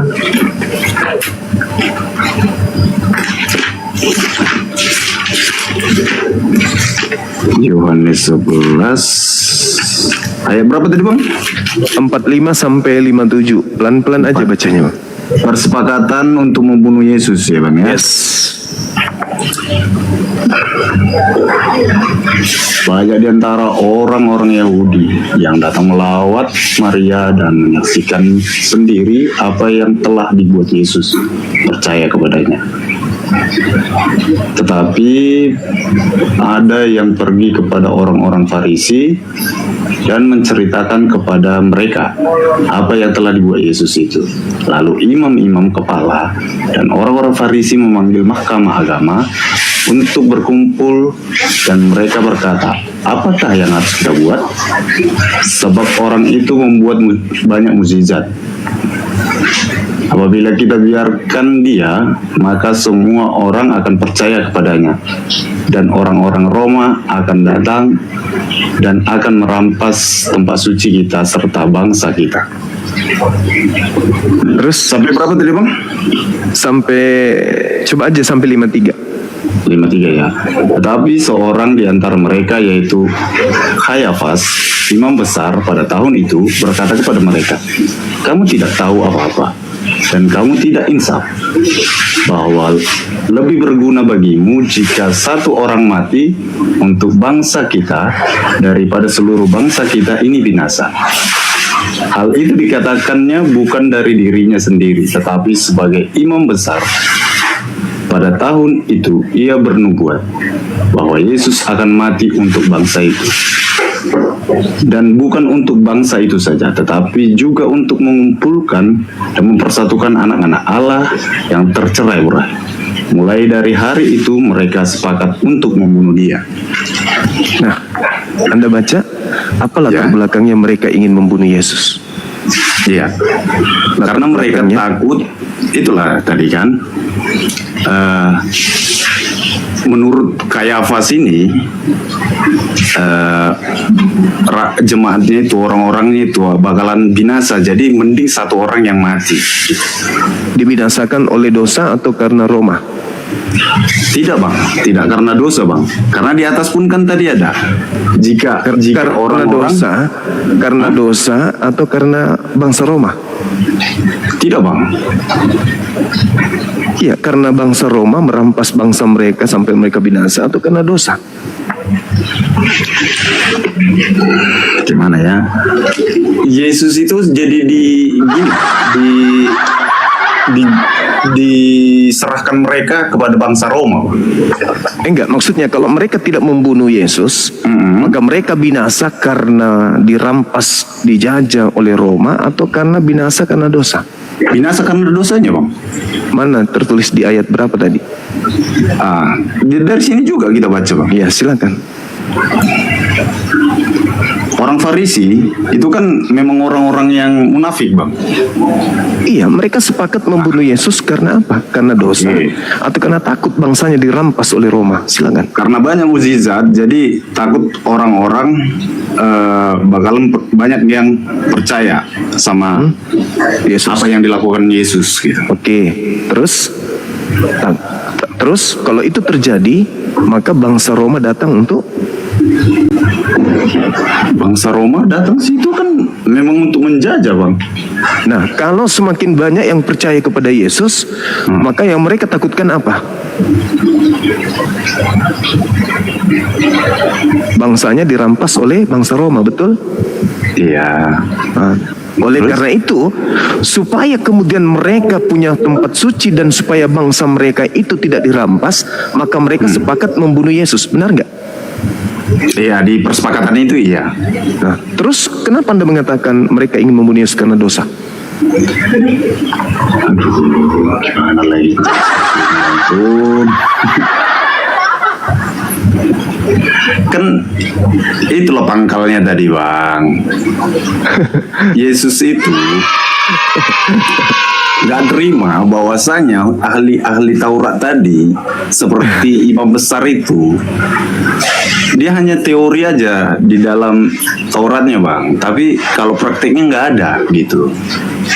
Makanya kan, mereka ahli Taurat lebih cinta kepada dunia daripada kepada Tuhan. Ya betul itu, Bang. Gara-gara itu. Nah, berarti kan Yesus membawa hal yang benar dong, Bang. Iya. Makanya Yesus mengajarkan kepada mereka untuk mereka terima kalau dirinya sebagai utusan Tuhan, kan? Iya. Nah, itu masalahnya. Ada nggak bersentuhan keinginan mereka membunuh Yesus karena dosa waris seperti yang digaung-gaungkan oleh Kristen? Ada nggak? Kan di sini udah dibilang, Bang. Imam besar Kayafas tadi, Bang, bernubuat bernubuat itu pun bukan dari dirinya, tapi petunjuk gitu. Nah, bahwa Yesus harus mati untuk bangsa siapa? Semua bangsa, Bang. Mana tertulis itu? Di mana tertulis? Anda tadi membacanya. Yang tercerai-berai, Bang, mempersatukan anak-anak Allah yang tercerai-berai. Anak-anak Elohim yang bercerai-berai itu siapa? Ya manusia lah, Bang. Manusia yang dimaksud di situ coba Anda baca Yehezkiel 5 nomor 12. Yang disebut anak-anak Elohim itu adalah Bani Israel, bukan di luar daripada Bani Israel. Bani Israel itu anaknya Ishak itu, Bang. Iya tahu, makanya Taurat itu mereka mengajarkan bahwa mereka orang-orang Israel itu disebut sebagai anak-anak Tuhan, anak Elohim. Yang digelari anak Elohim itu adalah Bani Israel. Mereka orang-orang terpilih. Maka yang dikatakan di sana di nubuatannya, Yesus harus mati untuk bangsa Israel, bukan bangsa Indonesia. Itu dalilnya. Dan kematian Yesus itu bukan untuk dosa, tetapi untuk menyelamatkan bangsa Israel dari perampasan bangsa Romawi. Itu dalilnya.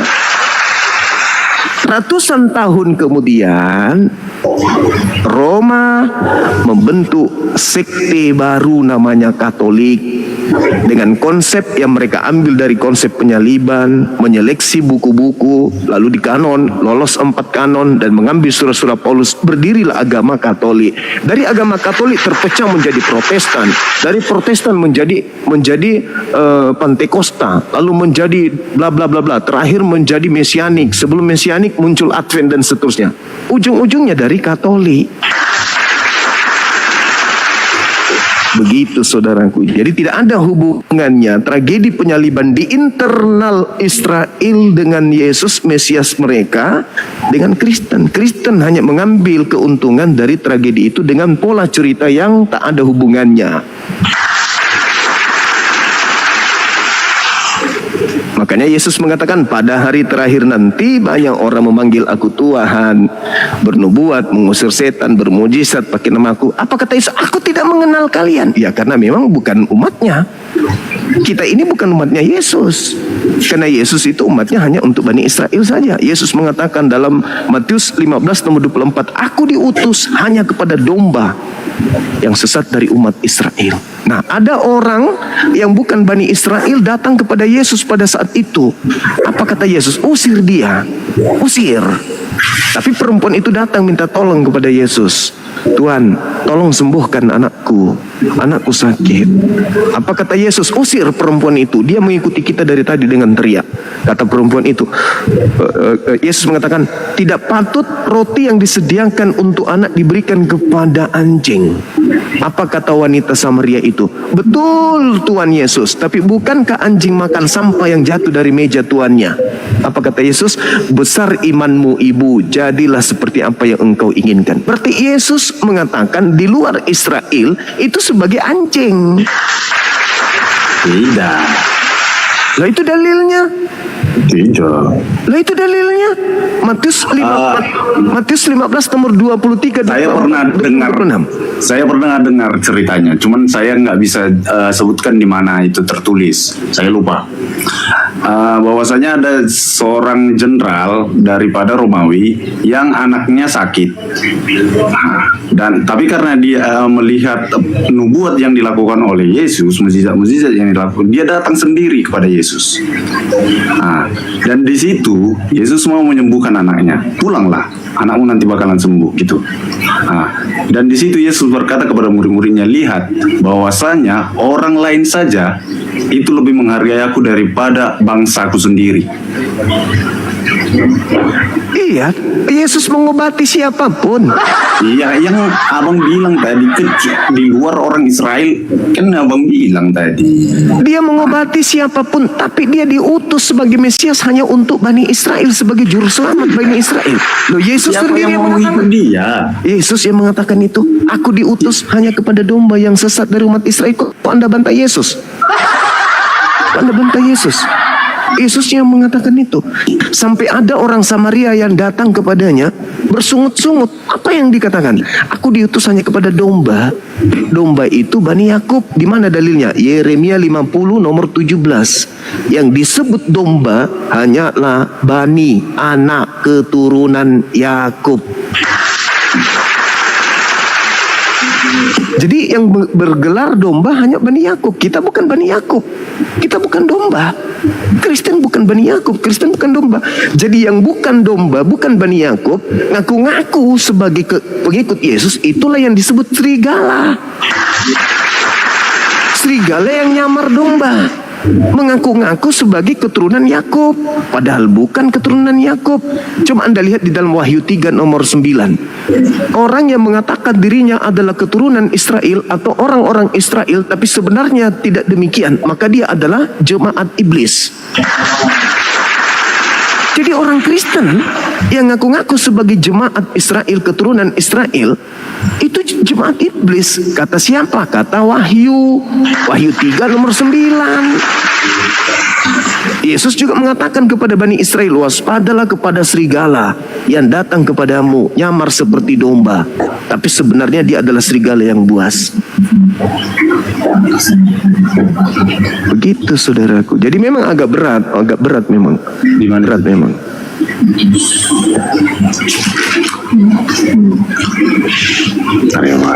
Silakan. Di Matius kalau nggak salah di Matius tertulis yang gini dia bang. Pergilah ke segala bangsa, jadikanlah seluruh bangsa menjadi muridku. Ya, dan baptislah dia dalam mereka. Iya. Oke, saya jawab. Itu adalah ucapan orang yang keluar dari kubur. Keluar dari kubur lagi ya? Iya, Matius 28 kan, nomor 18. Itu ucapan orang yang keluar dari kubur. Murid-muridnya ragu kalau itu Yesus. Anda baca nomor 18-nya. Yang ragu kan Thomas bang. Yang semua muridnya ragu. Iya. Semua muridnya ragu. Nah sekarang Yesus mengatakan, Mana ragunya, Bang? coba Anda baca Lukas 24 nomor 37. Murid-murid kaget dan ketakutan sebab mengira melihat hantu. Iya kan? Ya kan awalnya itu kan terkejut mereka, Bang. Dan terakhirnya kan mereka percaya itu, Bang. Karena karena sudah disesatkan. Oh, disesatkan. Kan Yesus sudah menasihati, waspadalah kepada penyesat yang datang kepadamu, memakai namaku dan berkata, akulah Kristus. Mereka akan menyesatkan banyak orang. Jadi kalau ada orang yang berkata kepadamu, ada Mesias di sini, ada Mesias di sana, jangan kau percaya. Sebab Kristus palsu akan datang melakukan banyak tanda yang dahsyat dan mujizat-mujizat sekiranya mungkin menyesatkan murid pilihan juga. Camkanlah, aku telah mengatakannya kepadamu terlebih dahulu. Jadi kalau ada orang berkata ada Mesias di padang gurun, ada Mesias di dalam bilik, jangan kamu percaya. Ayo. Iya, kan Yesus sendiri udah berkata juga, Bang, Jangan bahwasanya percaya. dalam 3 hari dia bakalan bangkit, Bang. Kata siapa? Dia nggak pernah mengatakan aku. Dia mengatakan anak manusia akan diserahkan kepada manusia untuk dibunuh. Dan setelah mereka membunuh dia akan bangkit pada hari ketiga. Dia tidak mengatakan aku. Dia. Itulah, Bang. Sementara dia pakai perumpamaan aja, dia udah itu menurut dihujat. saudara. Apalagi dia mengatakan Itu menurut bahwasanya saudara. aku, gitu. Itu menurut saudara. Sekarang saya buktikan bahwa itu bukan Yesus. Ya, buktikan aja, Bang. Oke, ketika kemudian orang itu udah ditangkap. Sekarang ketika orang itu udah ditangkap, di dalam Markus 14 nomor 50, seluruh murid lari meninggalkan Yesus. Berarti tinggal 2 kan? Tinggal Yudas dan tinggal yang disangka Yesus.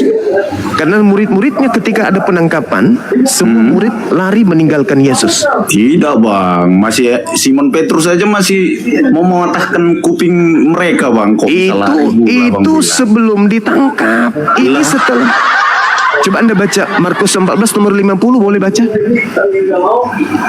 Aduh. Silakan Anda baca. Markus 40.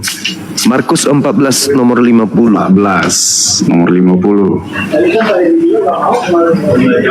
Lalu semua murid itu meninggalkan dia dan melarikan diri.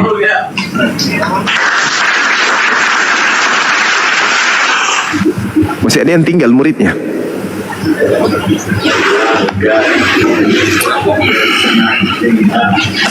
Iya.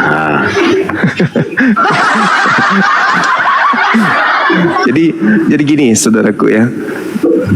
Jemaat-jemaat di gereja itu hanya didoktrin dan didogma, tidak diberi kesempatan untuk mengkaji Bible lebih mendalam. Bentar, Bang. Itu masalahnya. Sebelum ayat 50 itu kan ada 47, Bang. Ya, salah seorang dari mereka yang ada di situ menghunus pedangnya lalu meletakkannya kepada hamba imam Dir. Besar sehingga putus telinganya. Iya, disambung kembali oleh Yesus. Barulah kan setelah itu baru mereka pergi kan? Iya, lari. Lari kan semuanya? Iya kan, tapi karena apa? Karena Yesus bilang jangan, udah biarkan aja kan kayak gitu bahasanya. Ya udah makanya mereka pergi. Lari kan? Iya. Oke, tinggal berapa di situ yang ada? Yudas dan Yesus. Oke? Kok tinggal tadi abang bilang disangka Yesus, Bang? Iya, tinggal Yudas dan yang disangka Yesus. Kenapa abang bilang disangka Yesus? Karena memang bukan Yesus. Ini kuping bisa nempel lagi, Bang. Lah kan di situ masih ada Yesus. Tapi yang ditangkap ini maksudku, yang ditangkap ini sudah diserupakan dengan Yesus. Mari kita buktikan. Iya, mari kita buktikan. Tadi murid semua melarikan diri. Tinggal 2 kan, Yudas dan yang disangka Yesus, betul? Yesusnya di mana? Baca nomor 51 52. Yang tadi 51, ada seorang muda yang pada waktu itu hanya memakai sehelai kain lenan untuk menutup badannya. Mengikuti dia, mereka hendak menangkapnya, tetapi ia melepaskan kain dan lari dengan telanjang. Itu siapa? Ya orang muda tadi bang. Iya, tadi muridnya sudah pada lari semua. Itu siapa yang menggunakan kain lenan? Nggak tahu. Nah, baca Yohanes 13 nomor 4. Lagi di sana. Kan kita Nggak harus bisa, tahu. Ki. Kan kita harus tahu siapa yang menggunakan kain lenan kan? Yohanes berapa tadi bang? 13 nomor 4. Yohanes 34. 13 ayat 34. 13 nomor 4. Nomor 4.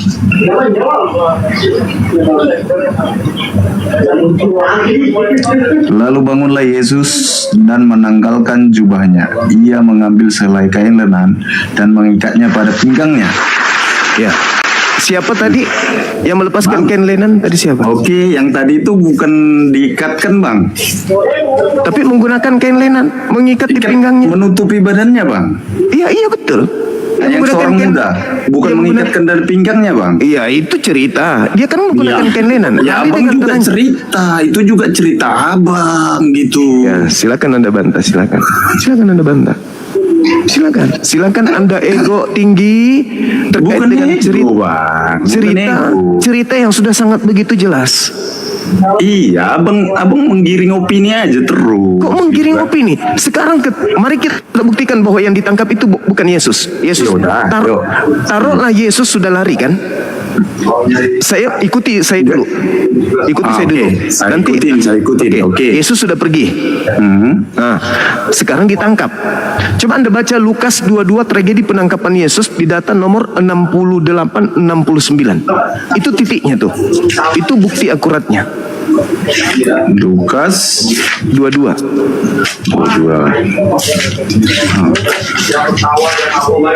Jadi yang ditangkap tadi ini udah disidang nih di Mahkamah Agama. Udah duduk dia di persidangan. Nah, terus ketika dia duduk apa kata orang itu? Coba Anda baca. Di ayat berapa tuh deh bang? 22 Lukas 22 68-69. 68-69.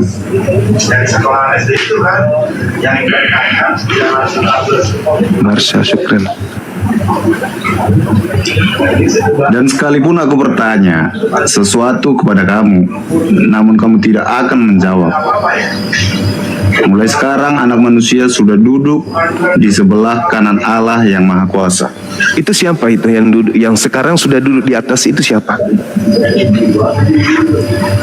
Bang, jangan langsung menjelaskannya. Nanti aku bilang ngeyel lagi. Bukan. Saya minta Anda jujur, saudaraku. Ini yang di sidang ini dikira Yesus mengatakan sekarang juga Yesus sudah duduk di sebelah kanan Tuhan. Itu siapa? Bang, kayak mana bilangnya sama bang ya? Itulah yang di mana bilangnya ini susah kali sih. Pandangannya itu bang, penglihatannya itu udah itu gitu. Bahwasanya Yesus itu udah tahu bahwasanya dia bakalan disalib gitu. Kan dia ditanya, apakah engkau Mesias anak Elohim? Apakah engkau? Dia nggak menjawab, iya aku. Dia malah mengatakan, engkau yang mengatakan itu. Gak bakalan ada gunanya bang. Engkau yang mengatakan itu. Bukan aku, engkau yang mengatakan itu. Mulai sekarang juga Yesus sudah duduk di sebelah kanan Tuhan yang Maha Kuasa. Berarti yang duduk di situ siapa? Jadi ya.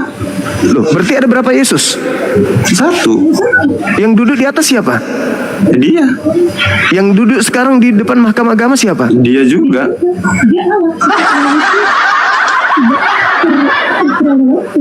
Waktu kecil pernah terbentur kepala. Oh, sering bang sama kita kemarin tuh bang. Tapi kita dua laga gini kan. Oh iya. Oke, saya rasa cukup. Silakan Anda mengatakan di situ ada satu.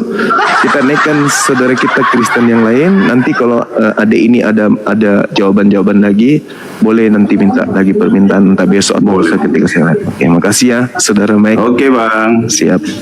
Oke, makasih. Tuhan Yesus memberkati. Tuhannya Yesus memberkati Anda. Silakan.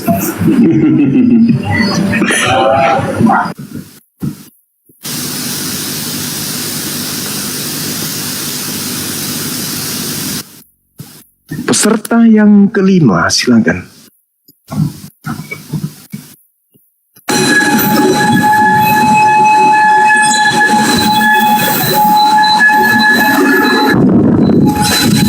Halo, selamat pagi. Halo. Halo, selamat pagi Bang Juma. Pagi juga. Dari sekte mana, Bang? Kok sekte? Banyak? Agama maksudnya, Protestan atau Katolik? Protestan, Bang. Oke, sip. Bisa buka kamera, Abang? Biar kita diskusinya kayak tadi, bagus. Silakan. Bentar, Bang, bentar. Siap.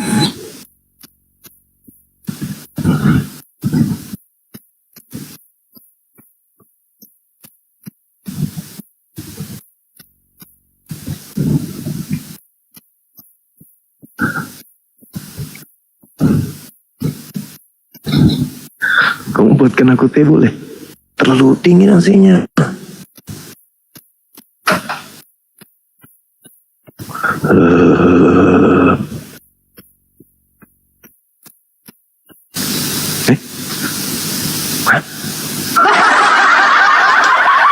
Jadi gini teman-teman sekalian, kami umat Islam itu memiliki kitab suci Al-Quranul Karim. Salah satu kajian di dalam Al-Quran kami itu adalah ajaran bagaimana manusia dituntun untuk mengimani dan mempercayai bahwa seorang nabi telah datang di tengah Bani Israel, lahir tanpa ayah, lahir dengan mukjizat. Begitu beliau datang, nabi ini diutus bukan kepada umat yang tidak tegar tengkuk, tetapi memang umat yang suka membangkang. Bahkan di dalam Matius 23 diceritakan oleh Yesus, mereka adalah keturunan para pembunuh nabi, para penyalib nabi-nabi. Itu tertulis dalam kitabnya saudara kita Kristen. Jadi Nabi Isa alaihissalam itu datang kepada kaumnya Nabi Musa. Kaumnya Nabi Musa yang sering acap kali menyakiti Nabi Musa alaihissalam. Wa isqala Musa ya qaumi lima tu'zunani wa qad ta'lamuna anni rasulullahi ilaikum. Jadi Nabi Musa datang di tengah-tengah mereka. Mereka acap kali melihat mukjizat langsung dari Nabi Musa alaihissalam, bahkan menyelamatkan mereka dari perbudakan Mesir dengan belah lautan itu. Tapi acap kali mereka masih menyakiti Nabi Musa alaihissalam, saking tegar tengkuknya bangsa tersebut. Lalu pencipta langit dan bumi lagi-lagi mengutus utusan terakhir untuk mereka, Nabi Isa alaihissalam, yang diajarkan kemudian oleh Al-Quran. Mereka berupaya untuk membunuh Nabi tersebut. Lagi-lagi Al-Quran memberikan ajaran kepada umat Islam, wa ma qatalu wa ma salabu. Mereka tidak membunuh, mereka tidak menyalibkan. Nah, apa yang melatar belakangi upaya-upaya mereka untuk membunuh ini? Lahirnya upaya-upaya mereka, kan itu tadi, mereka merasakan pembangkangan demi Yesus, Isa alaihissalam merasakan pembangkangan demi pembangkangan terhadap dirinya, sehingga dia mengatakan, man ansari ilallah, siapa di antara kalian yang ingin menolong aku mengajarkan ajaran Allah? Nahnu ansarullah. Maka lahirlah kemudian pengikut-pengikutnya dengan mengatakan, kami yang akan membantu kalian. Tetapi di antara mereka ada yang membangkang. Nah, yang membangkang inilah yang berupaya untuk menyalibkan Nabi Isa alaihissalam. Apa yang menyebabkan? Karena mereka benci, mereka iri, mereka syirik kepada Nabi Isa alaihissalam. Maka mereka membuat makar. Wa makaru wa makarallah wallahu khairul makirin. Nah, dari barat melalui Belanda, melalui Portugis, muncul juga ajaran yang mengusung cerita tentang penyaliban terhadap seorang nabi yang datang di tengah Bani Israel. Tapi aneh, versi beda. Penyaliban terjadi karena ingin nebus dosa. Nah, ini penyaliban untuk nebus dosa Adam. Lagi-lagi Adam yang dipitnah. Penyaliban terjadi karena adanya satu manusia yang menjalarkan dosa kepada dunia. Lagi-lagi Adam difitnah di situ. Maka kita menunggu teman-teman Kristen untuk menjelaskan apa yang melatar belakangi orang Yahudi ahli kitab ingin menyalibkan Yesus. Silakan saudara Roland Onci. Ya,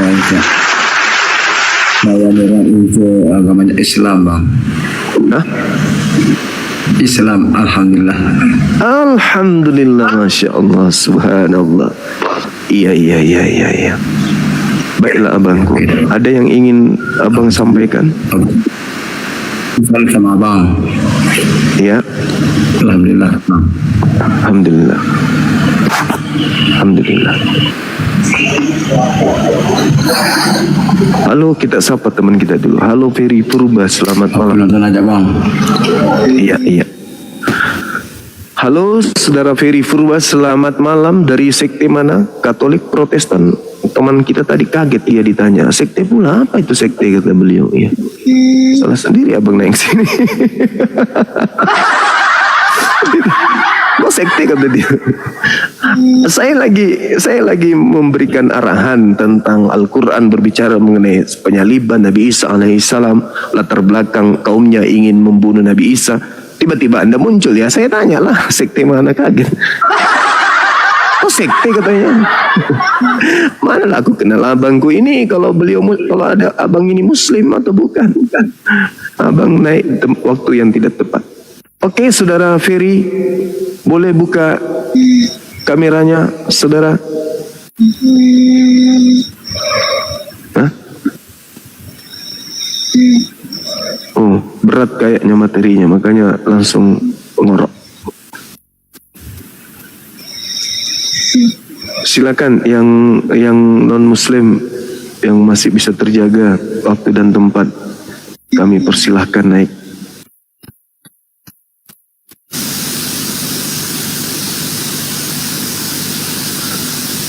Terima kasih ya teman-teman sekalian yang telah mendukung kegiatan Apologet Islam Indonesia, kegiatan kita live seperti ini. Teman-teman yang ada di YouTube juga terima kasih banyak, dan juga kepada para ahli sedekah yang seringkali membantu memberikan dorongan kepada para apologet Islam Indonesia untuk bisa eksis menjalankan visi misi, mengajarkan kemudian kebenaran melalui TikTok ini. Ada beberapa orang yang saya tidak bisa sebutkan satu-satu, yang pastinya adalah bahwa kita semua tahu ada beberapa teman kita ahli sedekah. Ada yang dari luar negeri, ada dari Amerika, ada dari Malaysia, ada dari Thailand, Singapura, dan juga dari Indonesia. Nah, mohon kiranya sahabat-sahabat netizen atau sahabat-sahabat API, mereka yang membantu kita, mendukung kita itu untuk dijaga perasaannya, ya, dijaga perasaannya, dijaga kemudian marwah mereka. Jangan dicari masalah atau difitnah atau di apapun, karena itu akan memperlihatkan sisi buruk dari kita sendiri, gitu ya. Islam ini kan harusnya saling mendukung satu sama yang lain, bukan saling mencari kejahatan, keburukan, mencari celah dan seterusnya, apalagi adu domba. Itu ya teman-teman sekalian. Teman-teman kita yang sering berinfak, sering membantu dengan gift-gift, dengan berjalannya kemudian program-program kerja di Apologet Islam Indonesia, itu mereka yang mendukung kita. Jadi mohon supaya mereka itu didukung, didoakan yang terbaik. Kita membalas jasa mereka itu kita belum tentu bisa. Cukup kita doakan yang terbaik, jangan kita membuat sesuatu yang tidak menyenangkan hati mereka. Mereka orang-orang baik yang ada di tengah-tengah kita, yang telah membantu perjuangan kita. Didoakan mereka, didukung mereka. Mereka nggak butuh apa-apa. Paling kalau naik di Komal minta di subscribe supaya mereka juga bisa siar di sana, di luar negeri atau dimanapun itu berada. Karena Islam itu indah, maka Masya Allah Bunda Mila, barakallahu fikum. Nah inilah contohnya, seperti Bunda Mila ini didukung teman-teman sekalian. Beliau tidak butuh apa-apa. Paling naik Komal itu hanya minta di subscribe, dan kita nggak rugi apa-apa. Dan asal Anda tahu, orang yang mendukung kemudian apologet Islam itu ketika mereka memberikan dip seperti ini, itu membuat musuh itu down. Mental mereka itu jatuh. Jadi ya mari kita saling menjaga satu sama lain. Gitu ya, teman-teman. Oke, bosku. Ikan twin, apa kabar? Baik. Oh yes, mantap sekali. Dari mana ini? Katolik, Protestan? Aku Protestan, Bang. Protestan, ya. Mungkin tadi sudah menyimak diskusi di sini. Aku baru masuk, Bang. Jadi cuma beberapa doang. Oke. Baik. Saya berharap dari adik ini bisa menjelaskan kepada kami yang ada di sini apa yang melatar belakangi ahli kitab ingin menyalibkan Yesus. Silakan. Ahli kitab yang abang maksud ini yang mana dulu? Yang punya kitab dong. Yang punya kitab tanah. Yang punya kitab, pemilik kitab tanah kan Bani Israel. Kristen ini kan bukan Bani Israel. Abang ambil konteks ini, pertanyaan ini dari pandangan abang dari Muslim atau pandangan kami dari Kristen? Umum, saya ngambil dari umum. Nggak bisa, kalau umum beda. Soalnya bagaimana abang bisa menyamakan Isa dengan Yesus? Bukan itu poinnya, bukan situ poinnya. Poinnya di mana? Penyaliban itu dilakukan oleh siapa? Pandangannya dari mana dulu? Islam atau Kristen? Iya. Kok jadi kalau misalnya kalau misalnya pandangannya dari Islam berarti yang menyalib itu orang-orang Batak gitu. Tetap aja orang Yahudi kan? Menurut abang, Isa dan Yesus sama atau tidak? Oh, jangan ke situ. Ini penyaliban kita bahas. Biar aku bisa jawab. Karena di Kristen beda. Yang ya udah, saya beda. Oke. Beda. Berarti fix nih, Isa dan Yesus beda nih. Iya beda, memang beda. Oke, beda ya. Dicatat ya teman-teman, memang beda ya. Iya memang beda. Yang menyamakan kan kalian. Lah, nggak pernah kan menyamakan Isa dan Yesus. Buktinya kenapa kitab Anda menggunakan kata kitab? Siapa yang duluan? Keluar. Islam atau Kristen? Di dalam Al-Quran Nabi Islam Isa atau Kristen? Di dalam Al-Quran Nabi Isa mengatakan Inni Abdullah ataniyal kitab. Berarti Nabi Isa yang menyebut kata Alkitab. Artinya apa? Alkitab. Artinya apa dulu? Alkitab. Yang abang ngomong tadi itu artinya apa dulu? Artinya Nabi Isa berkata, aku ini adalah hamba Allah yang diberi Alkitab. Nah sekarang coba Anda tunjukkan di mana Yesus mengatakan aku diberi Alkitab. Coba, saya ingin tahu. Kenapa? Abangnya udah jauh sekali nih. Saya kan mengatakan saya tidak menyamakan. Yang menyamakan antara Isa dan Yesus itu adalah Kristen. Tidak, kami tidak pernah menyamakan Yesus dengan Isa. Kalau begitu kenapa Anda menyebut kitab Anda dengan sebutan Alkitab? Sementara sebutan Alkitab itu adalah sebutan Isa alaihissalam ketika dia menerangkan kepada kaumnya Bani Israel. Ayo, kenapa Anda menggunakan kata Alkitab? Ayo. Geleng kepala. Udah jauh. Iya, udah jauh. Jadi yang ingin menyamakan antara Nabi Isa dan Yesus itu Kristen. Oke. Ya memang itu wajib disatukan, tapi masalahnya kok wajib lagi? Katanya tadi beda. Maksudnya? Apa yang wajib disatukan? Enggak sama. Memang enggak sama. Makanya saya mengatakan bahwa justru kalian itulah yang ingin menyamakan antara Yesus dan Isa. Itu dua kalau begitu kenapa Anda menggunakan kata Alkitab? Nah, memang Alkitab kitab kami, Bang. Di mana Yesus pernah menyebut kata Alkitab? Di mana? Tahu nggak arti kata Kristen? Bukan masalah arti, tahu nggak arti. Saya bertanya, di mana Yesus pernah menyebut kata Alkitab? Yang pernah menyebut kata Alkitab itu cuma Nabi Isa. Oke, aku ikut abang. Terus berarti pertanyaannya apa? Yang mau menyamakan antara Yesus dan Isa, kami nggak pernah menyamakan. Lalu kenapa Anda menggunakan kata Alkitab? Aduh. Paksa sekali. Aduh. Abang terlalu memaksa. Loh, di situ yang ketahuan mencuri tapi mengatakan enggak. Mana yang agama mana yang keluar lebih dahulu? Kata Alkitab itu. Agama mana yang keluar lebih dahulu? Agama mana yang keluar lebih dahulu? Agama Kristen lebih dulu. Berarti Anda yang kopi kan? Pekerjaannya sudah mencuri. Berarti Anda yang kopi kan? Oke, kalau begitu tolong Anda yang kopi kan? Tolong tunjukkan di mana kata Alkitab dalam bahasa aslinya di kitabmu. Anda yang kopi berarti kalau aku yang di mana kata Alkitab di dalam bahasa asli kitabmu? Jadi ketika penjajah datang ke Nusantara baru mencuri kata Alkitab. Makanya mental kalian itu mental penjajah, suka merampas milik orang lain lalu mengatakan itu haknya kalian. Kenapa bisa demikian? Karena memang ya mental penjajah, tukang merampas. Tukang rampas. Habis itu mana duluan? Kristen atau Islam? Mana duluan? Islam atau Kristen? Mana duluan? Udah jelas-jelas mencuri masih bisa gitu ngomongnya. Udahlah, sekarang masuk ke tema aja. Masuk aja ke tema, masuk ke tema. Jangan permalukan agama kalian. Jangan permalukan agama kalian, ya. Masuk ke tema, jelaskan kepada saya apa alasan ahli kitab ingin membunuh Yesus? Silakan. Ahli kitab yang mana dulu? Ahli kitab itu cuma satu, orang Yahudi. Kristen itu bahlul kitab. Kristen itu bahlul kitab, ahli kitab itu orang Yahudi. Oke.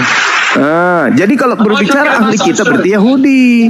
Jangan ku tanya lagi ahli kitab yang mana? Emang situ ahli kitab. Ahli kitab ini yang mana dulu, Bang? Jangan ahli kitab itu Yahudi. Ahli kitab Yahudi ini yang mana? Kok apa sih orang ini? Orang-orang imam kepala. Imam kepala apa dulu? Mahkamah agama dulu apa dulu? Adik kalau diturunin ini. Aduh bahaya, malu dia, nggak bisa jawab. Kamu nggak bisa jawab kalau turunin aku, kamu kalah. Saya kan mengatakan sama saudara, pertanyaan saya sederhana. Kenapa ahli kitab mau membunuh Yesus? Pertanyaannya Anda, ahli kitab yang mana? Orang Farisi mana? Nanti tanya lagi. Orang Yahudi mana? Orang Farisi mana? Warna rambutnya seperti apa? Tinggi atau rendah? Tubuhnya seperti apa? Kurus atau gimana? Gemuk? Bilang aja kamu gak sanggup, cuman nafsu doang. Kenapa turunin bang? Kenapa mempertanyakan sesuatu yang tidak prinsip? Lah, harus pasti dong pertanyaannya kepada siapa ditujukannya bang.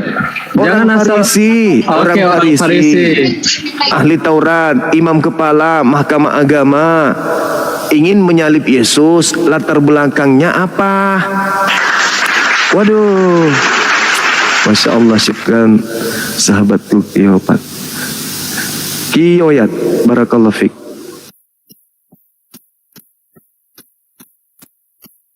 Silakan, ini saatnya anda menjelaskan ke kami supaya kami itu ya bisa sedikit percayalah, sedikit, karena selama ini kami nggak pernah percaya. Konsep kalian itu tidak pernah kami percaya sedikit pun. Halo. Assalamualaikum Bang Luma. Waalaikum. Dari mana Bang? Salam Bang, saya dari Aceh Bang. Waalaikumsalam warahmatullahi wabarakatuh. Bang Luma, aku ini udah kenal Abang kan sejak tahun 2023. Masya Allah. Sorry Bang, sorry. Moderatornya ini agak-agak ini. Saya yakin moderator lagi pada haid semua ini. Orang lagi ngomong, ya Allah ya Karim. Salam kenal tadi yang dari Aceh ya. Sehat selalu ya. Sorry ya teman-teman. Assalamualaikum. Waalaikum. Dari mana Bang?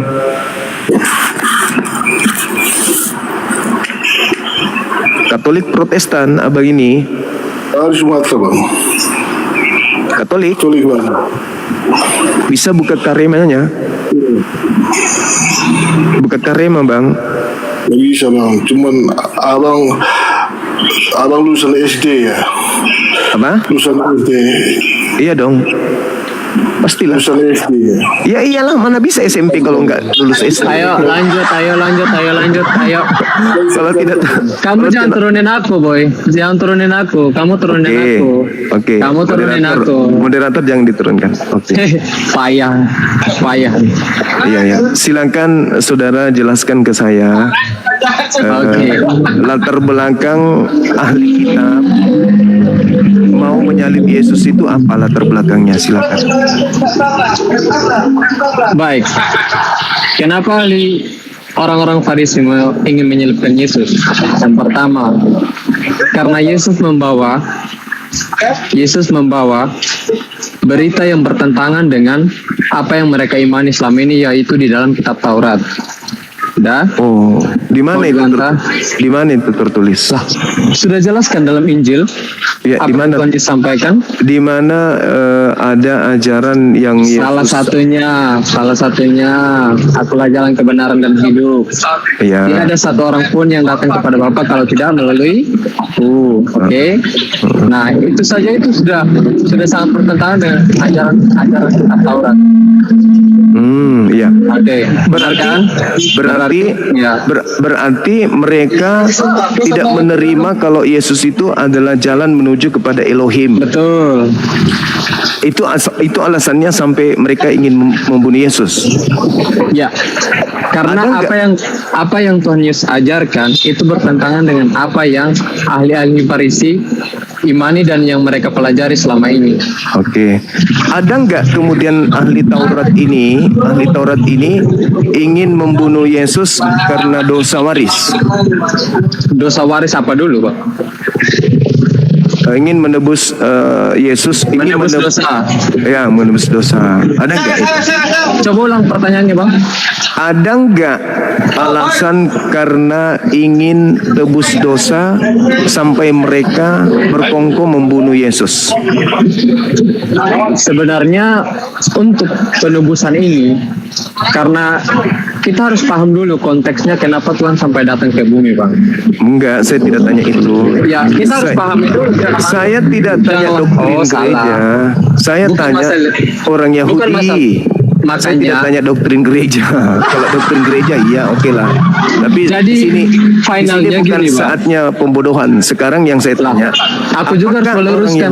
Aku juga harus meluruskan apa yang apakah orang Yahudi ingin menyalib Yesus karena ingin dosa mereka ditebus? Silakan.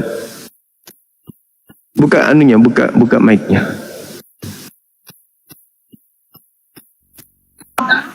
Sebenarnya ini konteksnya karena tadi abang tanya apa yang melatar belakangi orang-orang Farisi ingin menyalib Yesus, karena ajaran yang Tuhan Yesus bawa itu bertentangan dengan apa yang mereka pelajari selama ini, itu dari hukum Taurat atau kitab Taurat. Nah, itu alasannya. Karena apa yang Tuhan Yesus ajar itu bertentangan dengan apa yang mereka pelajari selama ini. Nah, tetapi kalau abang bilang orang Farisi ini atau orang Yahudi ini menyalibkan Yesus karena untuk menebus dosa mereka, saya bilang tidak. Oke. Lalu dari mana Kristen mendapatkan ilmu bahwa Yesus mati untuk nebus dosa? Ada, aku cukup jawab dengan satu ayat saja, Bang. Yohanes 3 ayat 16. Pasti abang udah tahu. Apakah itu berkaitan dengan dosa? Sangat. Di mana dalilnya? Coba. Dari mana? Aku tidak perlu buka Alkitab, aku hafal Alkitabnya yang di dalam sini. Yohanes 3 ayat 16. Karena begitu besar kasih Allah akan dunia ini, sehingga Ia telah mengaruniakan anaknya yang tunggal, supaya setiap orang yang percaya kepadanya tidak binasa, melainkan beroleh hidup yang kekal. Yang percaya kepada Tuhan Yesus. Oke. Sekarang ada nggak kemudian data itu berkaitan dengan penyaliban? Jelas. Di mana? Menurut abang, aku tanya abang sekarang, ada nggak manusia yang rela mengorbankan dirinya untuk menegurkan. Oh jelas ada dong. Enggak lari ke situ, karena ini yang kami imani, Bang. Begitu besar kasih karunia Tuhan akan dunia ini sehingga Dia menunggahkan anaknya yang tunggal, barang siapa yang percaya kepadanya memperoleh hidup tidak binasa melainkan memperoleh hidup yang kekal. Ketika Yesus mengatakan aku diutus hanya kepada domba yang sesat dari umat Israel, apakah Anda percaya? Maksudnya Bang, abang ambil dari mana dulu ini pertanyaan? Katanya hafal tadi, katanya hafal. Lah gimana? Tadi katanya hafal. Justru karena ini asing, karena ini di bawah katanya tadi hafal ya teman-teman ya. Karena ini hafal satu data saja udah sombong dia teman-teman. Karena abangnya ngelenya ke hal yang tidak pernah saya dengar, makanya saya bertanya, abangnya ambil dari mana pertanyaannya? Kan di situ begitu besar kasih karunia sehingga barang siapa yang percaya kepada Yesus maka tidak binasa. Yesus berkata, aku diutus hanya kepada domba yang sesat dari umat Israel. Apakah Anda percaya? Ambilnya ayatnya dari mana biar aku baca langsung, biar orang-orangnya yang ada di sini tahu. Katanya tadi hafal. Biar abang ambil pertanyaannya dari mana dulu? Dari Alkitab mana dulu? Ada bisa. ini. Hafal atau tidak? Gini Bang. Enggak, hafal atau tidak? Kalau abang mau bertanya, biar semua orang yang nonton 10.000 ini paham. Abang makanya jangan di hadapan Bang Suma jangan sombong kalau baik. Enggak sombong Bang, aku jelas Bang. Anda hafal enggak Bible? Bang, mau Bible apa dulu Bang? Itu Bible apa dulu? Sekarang abang ambil pertanyaannya dari mana? Jangan asal bunyi doang. Tadi Anda mencoba menipu orang dengan bagaimana saya bisa menipu? Saya kasih ayat firman Tuhannya Bang. Yohanes 3:16. Saya hafal itu. Saya sudah tahu kalau itu. Sekarang di situ untuk memperoleh hidup yang kekal percaya kepada siapa? Tuhan Yesus dong, jelas. Yesus mengatakan di dalam Matius 15:24, aku diutus hanya kepada domba. Sabar, pelan-pelan. Oh, masih buka Google tadi kupikir. Oh, wajib. Biar katanya apa? Biar semua orang lihat. Matius berapa, Bang? 15:24. Tadi kupikir apa? Enggak, Bang. Biar semua orang tahu. Iya. 15 ayat 24.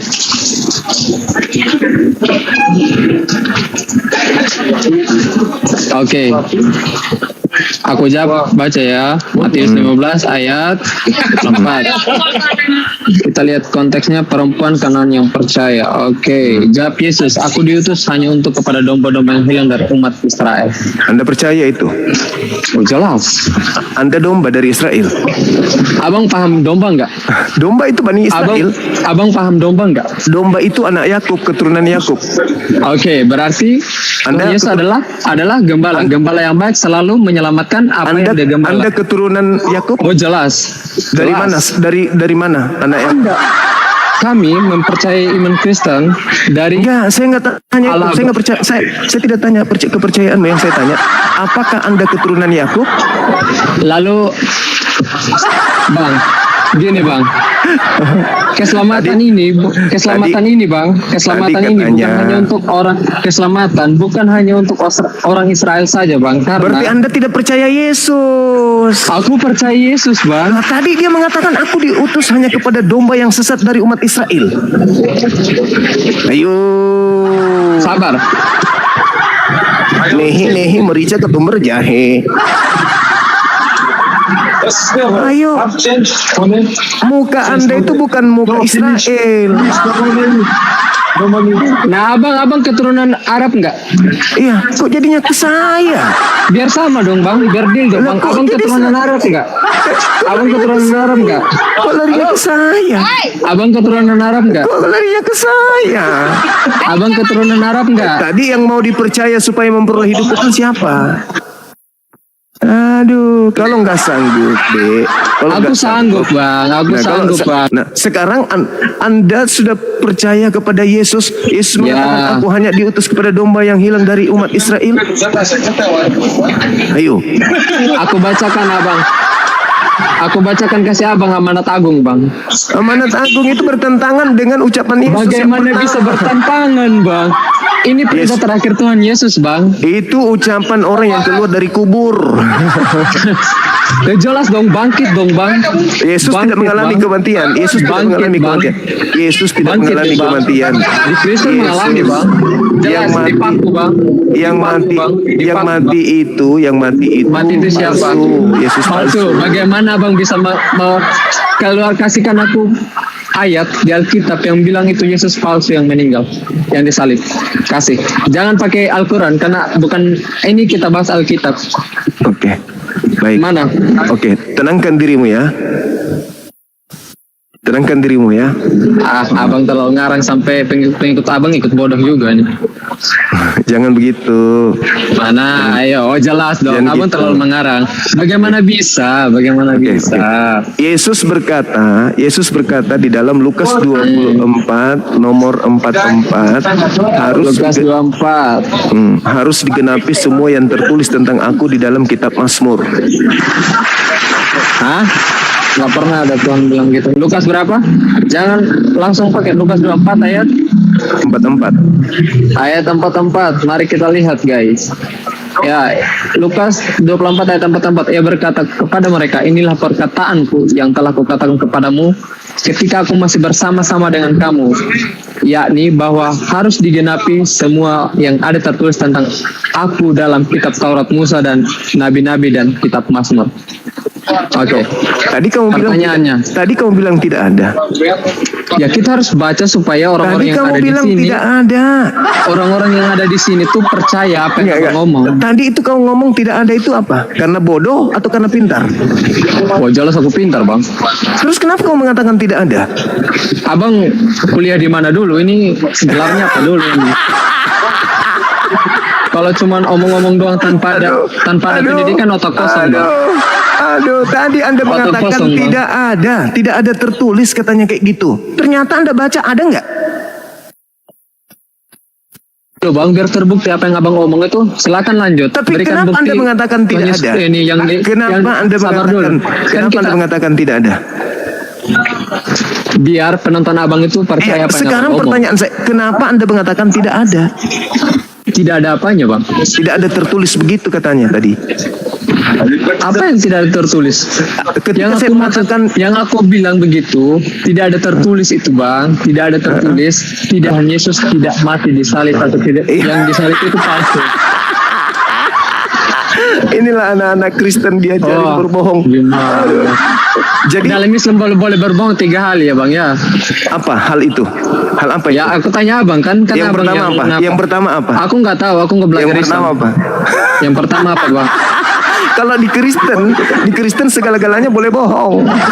Nggak ada tertulis begitu. Mana dalilnya? Kata siapa tidak ada? Mana dalilnya? Kata siapa tidak ada? Mana aku? Segala sesuatu diperbolehkan bagiku. Mana? Itu dalam kitab saudara. Mana? Kalau ada dalilnya gimana? Kalau ada dalilnya gimana?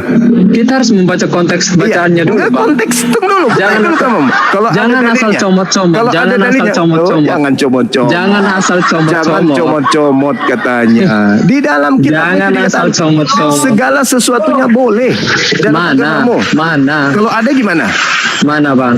Kalau ada saya tunjukkan gimana? Silakan tunjukkan, Bang. Nah, kalau ada gimana? Tunggu dulu. Kalau ada gimana? Apa sih? Kalau ada gimana? Mau taruhan apa dulu? Kutanya dulu.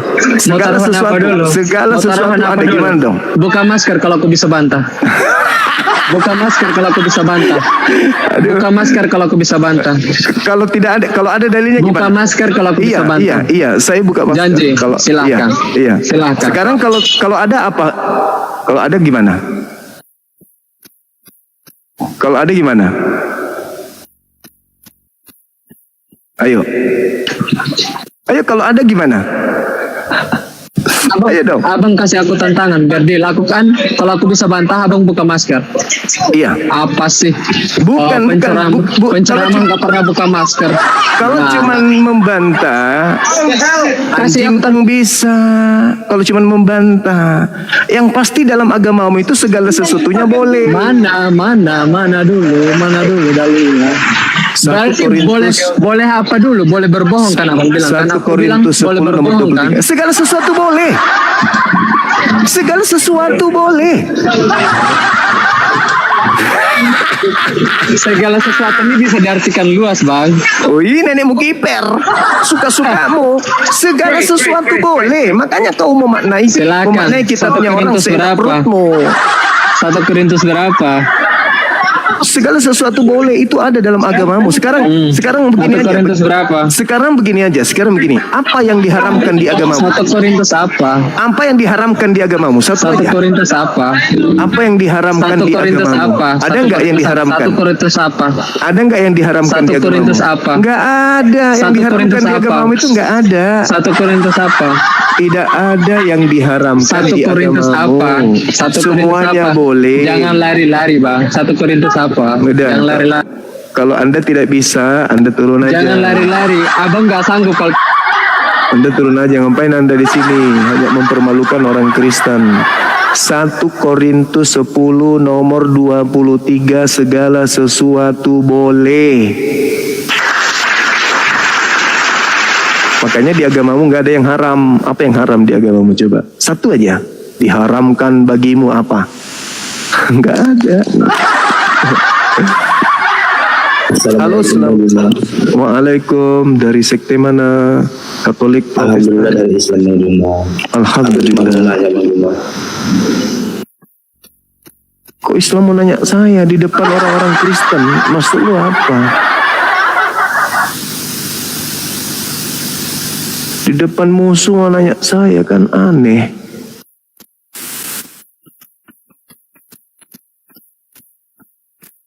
Teman-teman kita ini kadang aneh memang ya.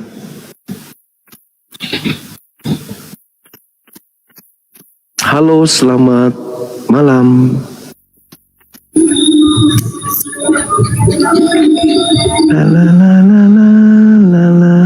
Halo, selamat malam saudara. Kembali ke tema. Sudah 8 orang malam ini belum sanggup. Bahkan mereka semuanya menjawab orang-orang Yahudi ingin membunuh Yesus karena cemburu. Berarti doktrin belum terjawab. Doktrin gereja belum terjawab. Mati karena dosa itu hanya ilusi. Ternyata ahli kitab ingin membunuh Yesus bukan karena dosa waris. Ternyata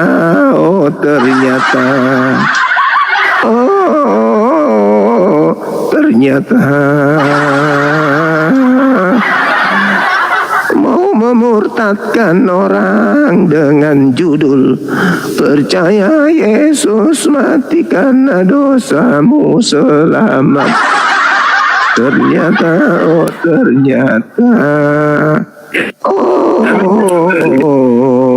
tidak ada begitu, dedeng.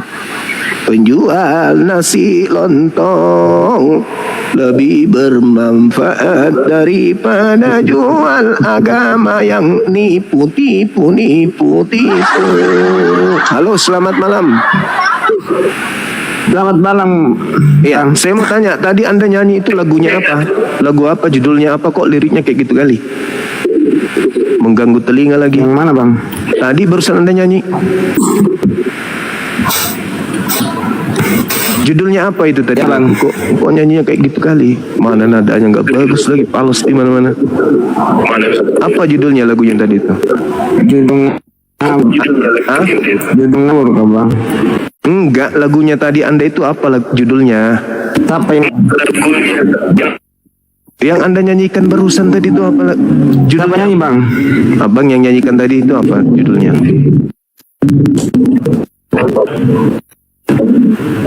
Yang mana, Bangku? Wah, nggak nyambung juga Anda ditanya nih. Ya udah, kembali ke tema aja kalau gitu. Apa yang melatar belakangi kemudian ahli Taurat, ahli kitab ingin menyalib Yesus? Silakan.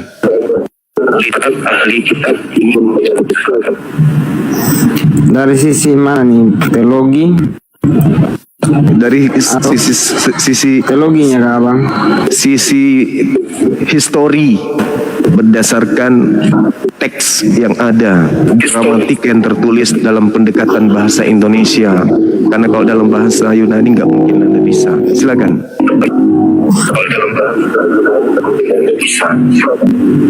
Oke. Kalau latar belakang penyaliban itu karena yang pertama dalam perjanjian lama itu tulis bahwa anak domba harus mati. mulai kebohongan dimulai lagi. Yang kayak gitu-gitu jangan dibawa dulu. Itu doktrin, itu di gereja. Itu jangan dibawa di sini. Memalukan. Jangan dibawa itu ke sini. Bukan, itu nggak laku itu. Yang dipertanyakan adalah latar belakang orang Yahudi ingin menyalib Yesus itu apa?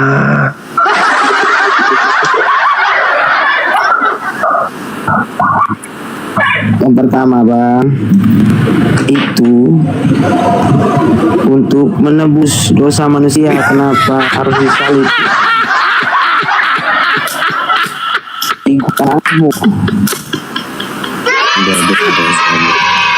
Tahu nama orang sih Bang, katanya gitu. Saya tidak tanya doktrin gereja. Kalau berani, Abang, saya tanya. Abang pernah belajar? Abang pernah belajar bahasa Latin tidak?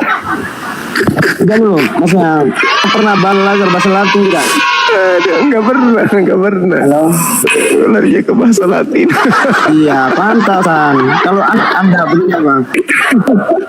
Bahasa Latin yang saya tanya orang ngomong habis akhirnya itu artinya beda. Jadi makanya aku bilang Bang, dengar baik dulu. Kalau sampai Anda tahu bahasa Latin,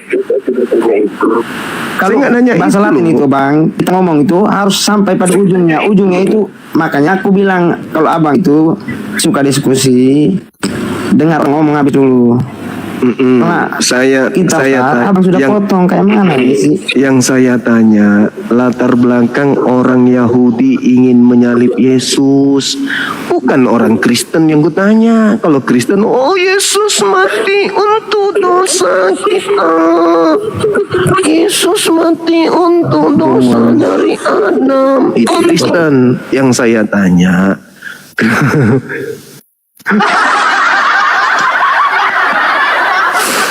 Dia bawa doktrinnya teman-teman. Saya tidak tanya doktrin. Kalau doktrin gereja kan justru adanya doktrin gereja inilah makanya muncul pertanyaan ini gitu loh. Karena doktrin gerejanya nggak sesuai dengan sejarah. Sejarah orang-orang Yahudi ingin menyalib Yesus. Itu apa yang melatar belakangi? Ini kok larinya ke dosa waris?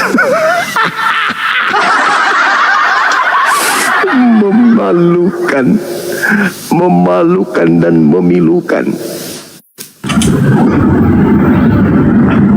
Kenapa diblokir Bang akunnya Bang? Kenapa kamu naik kalau kau diblokir? Ini akun baru Bang, Jesse. Tadi Umbuti Kewanda kamu blokir. Saya blokir? Kok saya blokir? Harus ini, aku tunjukkan asli. Guys, lihat nih si Zuma. Blokir akunku. Buka masker Bang, silakan. Kalah kamu kan? Kenapa? Zuma, diblokir guys. Coba buka. Zuma, nggak ada nih. Coba buka. Apakah saya memblokirnya? Lagi ini, aduh adminnya gimana ini admin ini? Apakah saya yang memblokir? Udah diblokir ini. Tadi diblokir, sekarang nggak ada lagi. Bahaya ini, parah ini. Takut dia ini. Janganlah Bang, blokir Bang. Bahaya ini. Kamu tidak ada nilai untuk saya blokir. Gimana? Abang kosong gak bisa bantah. Aku baca ya bang 1 Korintus yang abang bilang tadi. Dia ini hanya cuman sepotong doang. Sini aku baca kasih kalian. Aku buktikan kalau dia cuman comot-comot ayat Alkitab. Nih 1 Korintus berapa tadi nih bang? 1 Korintus 10 ayat 23. Segala sesuatu diperbolehkan, titik. Benar. Tetapi bukan segala sesuatu berguna. Segala sesuatu diperbolehkan, benar. Tetapi bukan segala sesuatu yang membangun. Pertanyaan saya, apakah segala sesuatu dibolehkan di situ? Kamu harus dibaca sampai bawah juga bang. Parah nih orangnya. Ini kan dipercaya nih. Ini habis blokir orang. Untung aku cari kamu sampai pakai akun juga.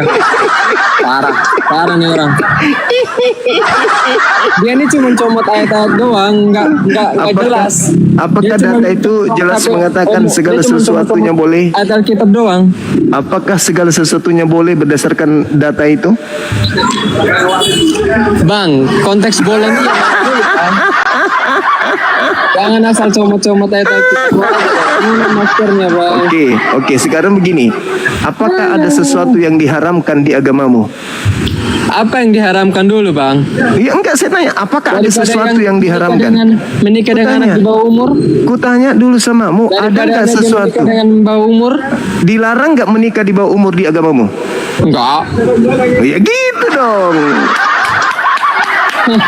Dilarang nggak menikah? Bang, harus ada etika juga bang kalau menikah, bukan masih belum menstruasi juga dinikahi. Segala sesuatu boleh, berarti boleh menikahi ayam, boleh mengawini kucing, boleh mengawini sesama laki-laki, boleh kawin sama anjing. Segala sesuatu boleh. Segala sesuatu boleh. Boleh nggak kau mengawini emakmu? Boleh. Segala sesuatu boleh. Udah. Kamu istirahat dulu. Istirahat dulu. Jangan kau permalukan agamamu. Ya? Istirahat aja dulu. Kita cari pemain baru gitu ya. Kau kasihan. Segala sesuatu boleh segala sesuatu. Tapi kita tidak sedang bahas itu. Ini kita sedang lagi serius mau membahas tentang latar belakang penyaliban itu. Ya, karena kita ini kan umat Islam sasaran pemurtadan. Iya kan ya, segala sesuatu mereka lakukan untuk memurtadkan. Segala upaya mereka bangun untuk memurtadkan. Waalaikumsalam. Saya Islam dari Aceh Bang Juma. Alhamdulillah abangku. Saya ingin salam kenal abang. Aduh, belum selesai. Abang langsung pergi ninggalkan aku seorang diri bang. Aku masih mau bicara tapi langsung ditinggal. Gimana dong?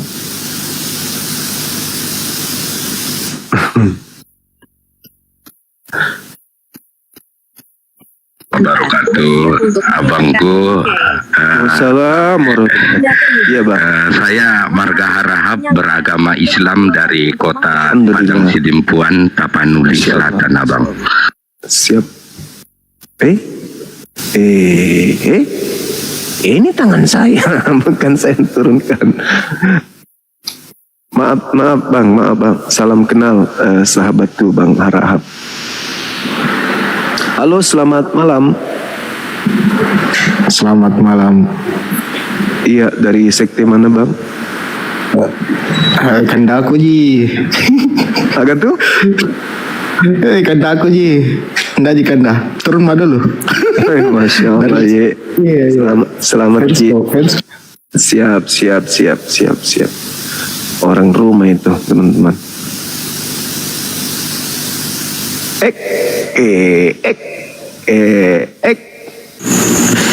Izin Gurunda, ingin menyampaikan sebentar aja. Assalamualaikum teman-teman muslim.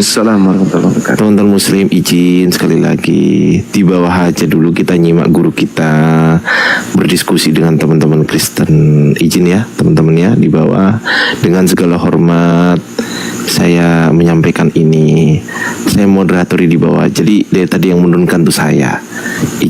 Saya izin turun Gurunda gitu aja. Makasih Gurunda. Saya nyimak di bawah Gurunda ya. Oke, assalamualaikum warahmatullahi wabarakatuh. Waalaikumsalam warahmatullahi wabarakatuh. Ya teman-teman sekalian, mohon maaf yang sebesar-besarnya. Yang ngomong tadi itu Sekretaris Umum Apologet Islam Indonesia. Anak-anak saya ini, adik-adik saya, mereka ini orang-orang terpelajar ya. Kagumnya saya itu di situ. Mereka sangat-sangat hormat sama saya selaku abang, selaku orang tua. Padahal dari segi keilmuan mereka jauh di atas saya. Apanya materi ini? Materi ini, aduh, kalau bagi mereka ini hanya mainan gitu teman-teman. Latar belakang penyaliban hanya kuaci lah bagi mereka. Tapi mereka menyiapkan waktu sampai jam segini pun masih stay di sini. Itu bukan karena ini, karena menghargai orang tuanya gitu. Masya Allah. Halo, selamat malam. Malam saudara laba-laba. Iya, silakan. saya Marga Tumorang. Iya bang. Berarti orang Medan bang ya? Orang Medan, tapi sudah ngantuk kali ini. Besok lah kita berdebat. Iya.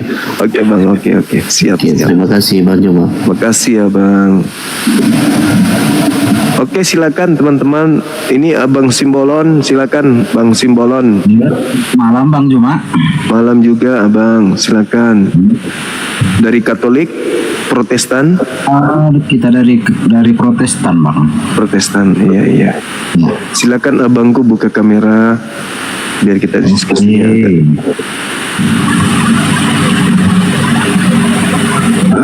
Wih, ganteng kali ya bang. Bang. Cakep. Iya kita bang. cuma diskusi kan bang? Iya diskusi, bukannya kita sambil lempar batu, enggak lah.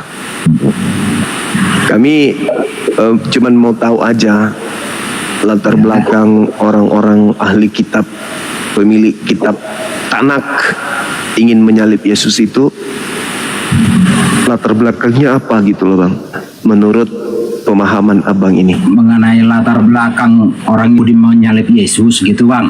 Iya. Oke. Ya menurut ajaran yang kami tahu, jadi itu Yesus, kita bicara Yesus, itu Yesus disalib karena orang Yahudi terdahulu tidak mempercayai ajaran yang Yesus ajarkan. Kira-kira kurang lebih begitulah. Oh, ada enggak kemudian mereka menyalib Yesus itu karena pingin dosa mereka ditebus? Yang pastinya gini, kalau Yesus disalibkan, itu sebelum Yesus disalibkan itu pun telah tertulis di kitab-kitab Taurat sebelumnya bahwa anak manusia akan disalibkan dan mati dan bangkit pada hari yang ketiga. Itu sudah dinubuatkan sebelum Yesus disalibkan. Ya itu iman saudara saya Kristen. Betul bang. Tapi yang saya tanya ini orang-orang Yahudi pemilik kitab. Apakah mereka menyalib Yesus karena mereka membaca di kitab mereka Yesus mati untuk tebus dosa atau tidak? Kan gitu bang. Oh ya betul. Kalau Yesus rela mati hanya untuk menebus dosa, itu betul dan betul sekali. Enggak, maksudku orang Yahudi ini, sang pemilik kitab Tanak itu ingin menyalib Yesus. Apakah latar belakangnya karena supaya dosa mereka ditebus? Bukan.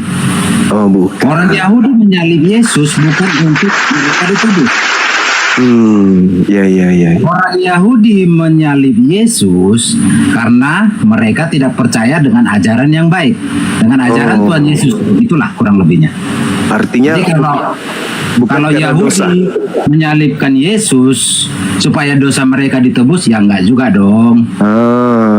Ya. Terus dari mana saudara Kristen mendapatkan pengetahuan bahwa Yesus itu mati nebus dosa? Begini Bang, kalau Yesus mati kami percayakan untuk menebus dosa, karena selama Yesus hidup, tapi jangan Abang bilang nanti ini jadi doktrin. Iya. Ya enggak Bang? Selama Yesus hidup, semenjak lahir sampai hidup sampai bahkan mati dan bangkit pada hari yang ketiga, dia kan nggak melakukan hal tercela satupun. Terus? Jadi itulah bukti bahwasanya jika kita sebagai manusia melakukan hal terbaik di hidup ini, maka kita akan hidup dan akan sampai kepada Dia. Hanya itu yang saya tahu. Terus itu dari Kristen Bang ya? Ya, betul. Dan terkait dengan penebusan dosa itu tidak ada melatar belakangi orang-orang ahli kitab menyalib Yesus. Itu nggak ada ya? Maksudnya? Tidak ada keinginan sang pemilik kitab, orang-orang Yahudi yang memiliki kitab Tanakh ingin menyalib Yesus karena mereka menemukan adanya nubuat bahwa Yesus ini harus kita bunuh untuk dosa-dosa kita. Itu nggak ada kan?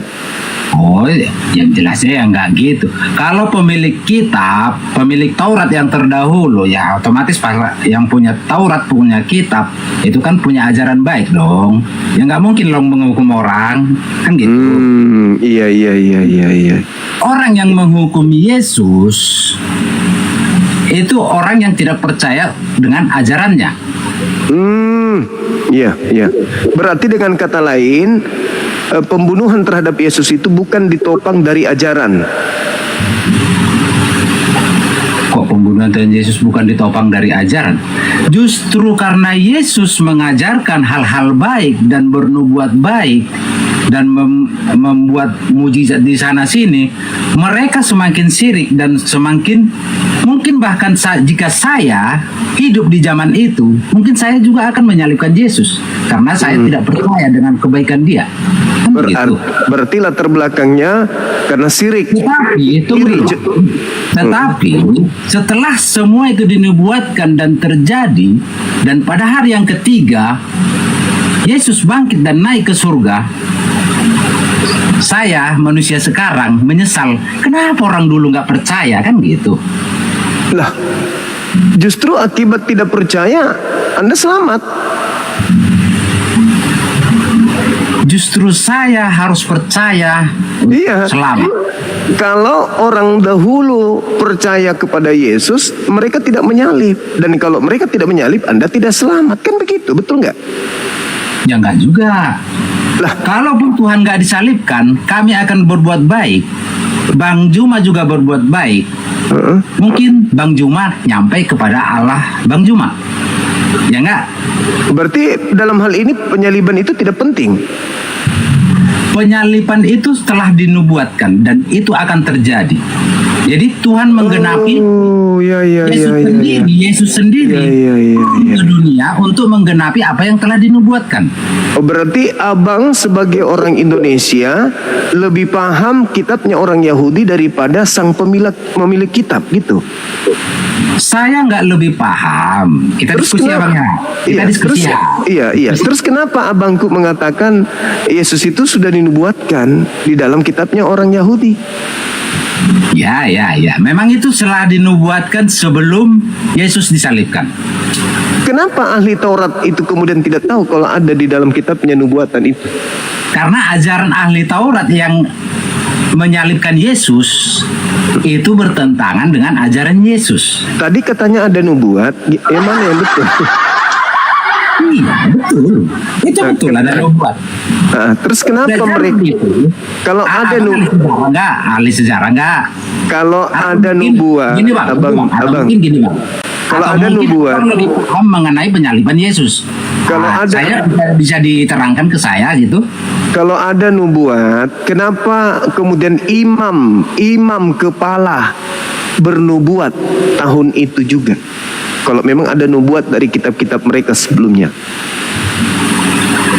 Imam kepala, para petinggi-petinggi Taurat yang mengerti hukum apa segala macam, kan tidak semua mereka hadir untuk menyalibkan Yesus, begitu toh? Imam kepala. imam yang paling tertinggi di kalangan mereka itu justru bernubuat tahun itu. Kenapa tidak digunakan nubuatnya imam kepala ini? Boleh bang, di tahun itu. Di tahun berapa imam kepala tadi bernubuat? Pada saat Yesus ingin disalib.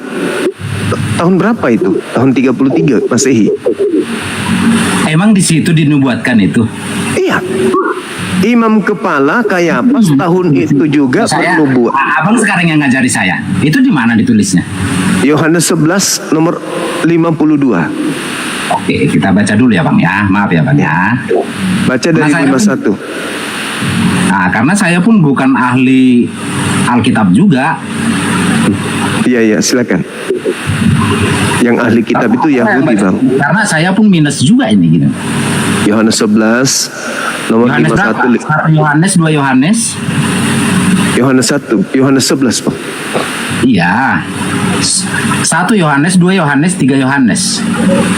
Yohanes 1. 1 Yohanes kah? Yohanes 1.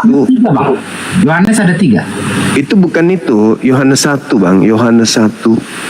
1 Yohanes beda sama Yohanes 1 bang. Iya, yang Yohanes 1 atau saya 3 katakan Yohanes 1, Yohanes 2, 3, 4, 5, 6 sampai 11. Yohanes 11. Pertanyaannya gitu bang, ini Al-Quran, ini Alkitabnya.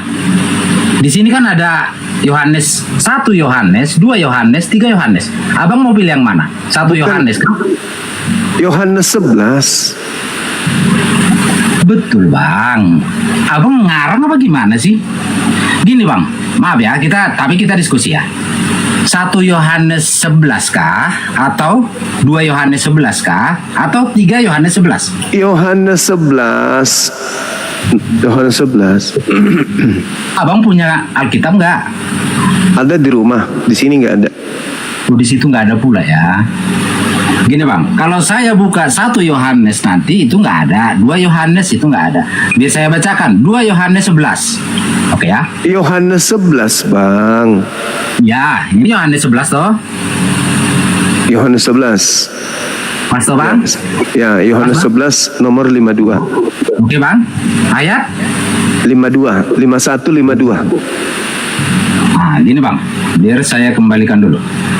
Yohanes 11 ayat 52 itu nggak ada di 2 Yohanes ayat 11, itu nggak ada ayat 52-nya. Yohanes 11 makanya bang, Yohanes 11 jangan cari. Bukan cari apa-apa kita bang. Yohanes 11. Yohanes 11 bang, jangan 1 Yohanes.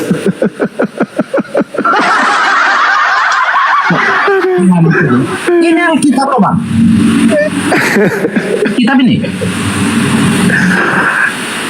Yohanes 11. Abang yang mau mana? 1 Yohanes, 2 Yohanes, atau 3 Yohanes? Yohanes 11. Jangan-jangan abang ngarang. Masalah generasi.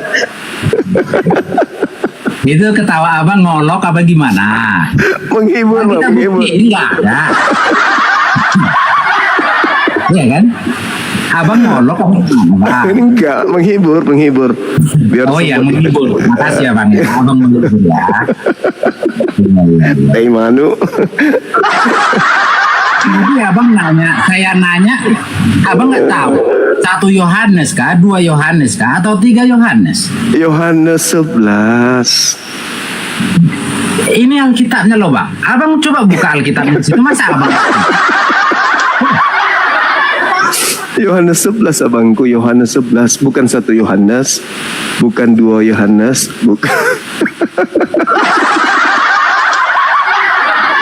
Sekarang abang yang bacakan. Apa yang kasih tantangannya? Abang yang bacakan. Yohanes 11 itu, tahun itu juga, tahun ini juga, tahun itu juga, Imam Besar Kayafas bernubuat bahwa lebih baik satu manusia Yesus mati daripada seluruh bangsa kita itu binasa. Bernubuat. Imam Kayafas bernubuat lebih baik ya satu Yesus mati daripada seluruh bangsa Israel binasa. Abang tidak termasuk. Sekte marga Simbolon tidak masuk di situ. Jadi saya termasuk itu, Bang. Lah, abang dari mana sekte Yahudi, bagaimana ceritanya? Kalau Yesus dinubuatkan mati daripada semua mati, itu saya masuk. Kenapa? Abang ngolok lagi, ya kan? Ngolok lagi. Kalau saya berperang, kita kan selesai perangin. Ngolok lagi, Bang. Bukan, abangku lucu gitu loh. Abang kan Yesus itu dinubuatkan mati untuk bangsa Israel. Abang bangsa Israel. Abang bangsa Israel. Pada saat itu bangsa terbesarnya bangsa Yahudi dan bangsa Israel. Indonesia belum ada, Bang. Memang di 30 tahun 30 sebelum Masehi Indonesia udah ada kah? Berarti abang nggak termasuk gitu loh. Ya saya masuk dong. Makanya saya hidup hari ini. Saya hidup hari ini karena di karunia dia. Saya hidup hari ini. Goyang alisnya bagus, abang goyang.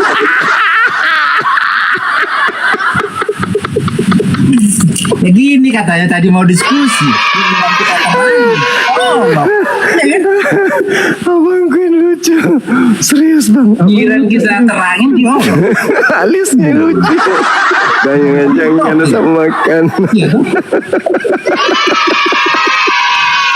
Astagfirullahaladzim, ya Allah yang karim. Kalau diskusi Bang, bukan diolok, bukan ditertawa. Bukan dia, abang membuat saya tertawa. Anda berhasil membuat saya tertawa gitu loh, abangku. Makasih ya. Kalau saya berhasil buat abang tertawa, tambah umur abang. Ya toh? Iya. Aduh, abang inilah. Ya kalau diskusi, Iya.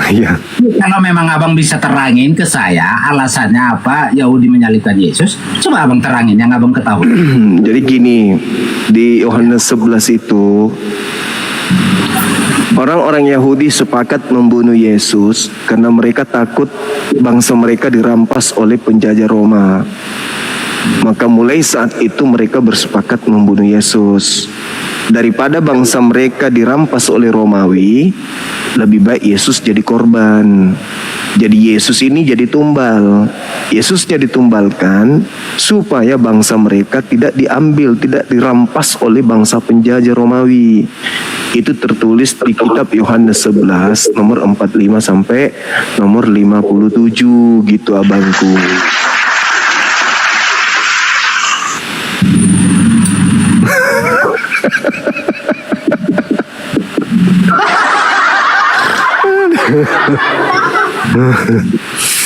Aduh. Lucu ya, Bang? Iya, enggak ada yang mengetik di bawah nama abang itu dibuat lucu. Kasih dong yang bikin lucu. Iya. Kan? Masya Allah. Tapi di samping kelucuan abang saudara Perdi. Di samping kelucuan abang ngolok loh. Enggak. Iya. Enggak. Abang ngolok itu. Kenapa? Jadi diskusinya nggak clear gitu, diskusinya nggak clear. Clear, Bang, clear. Yesus ingin disalib karena bangsa Israel pada saat itu. Yesus nggak ingin disalib, Bang. Enggak, maksudku orang-orang Israel ingin menyalib Yesus itu dikarenakan mereka takut terhadap bangsa Roma. Bukan karena dosa waris, bukan karena Kristen, bukan karena juru selamat, bukan untuk menghapus dosa, bukan untuk mengajarkan doktrin Trinitas dan seterusnya. Kita menurut apa? Enggak. Ya ini bukan menurut saya, Bang, menurut Bible. Kan ada yang bilang. Iya, tapi saya kan berdasarkan terhadap Yohanes 11. Kan barusan abang yang bilang. Kan berdasarkan Yohanes 11. Yohanes 11 ayat 45 sampai 57. Udah ketemu rupanya, Bang. Ya kalau dicari apa yang nggak ketemu? Oh ya, syukur, alhamdulillah. Silakan abangku baca, saya dengarkan.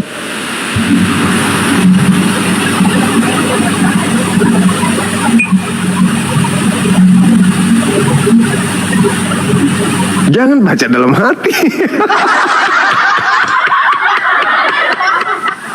Saya hanya baca judulnya aja dong.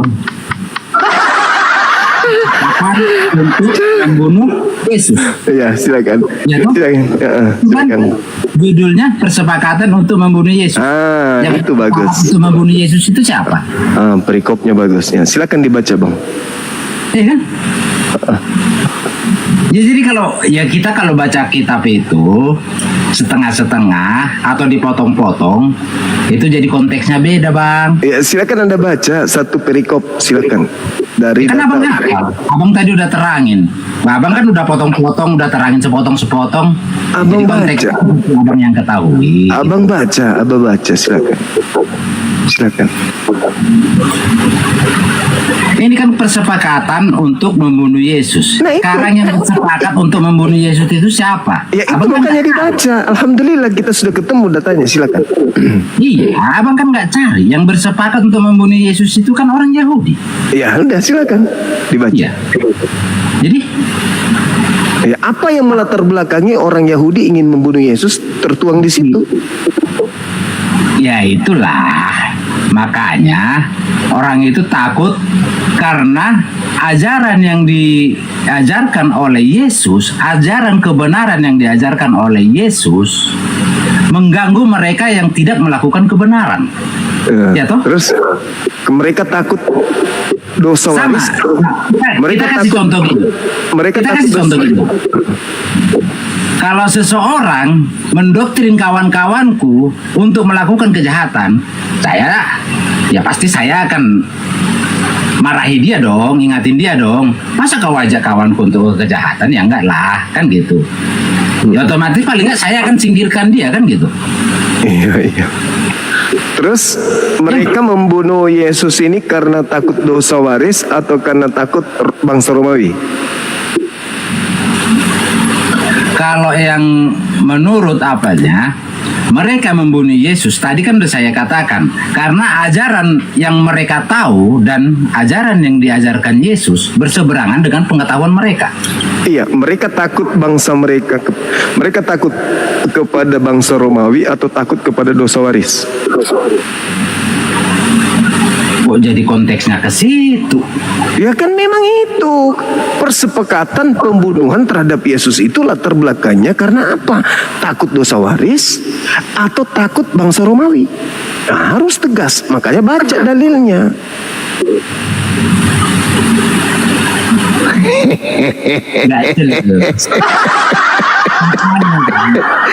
Kalau sebenarnya gini bang, tapi aku dapat poin super loh dari abang.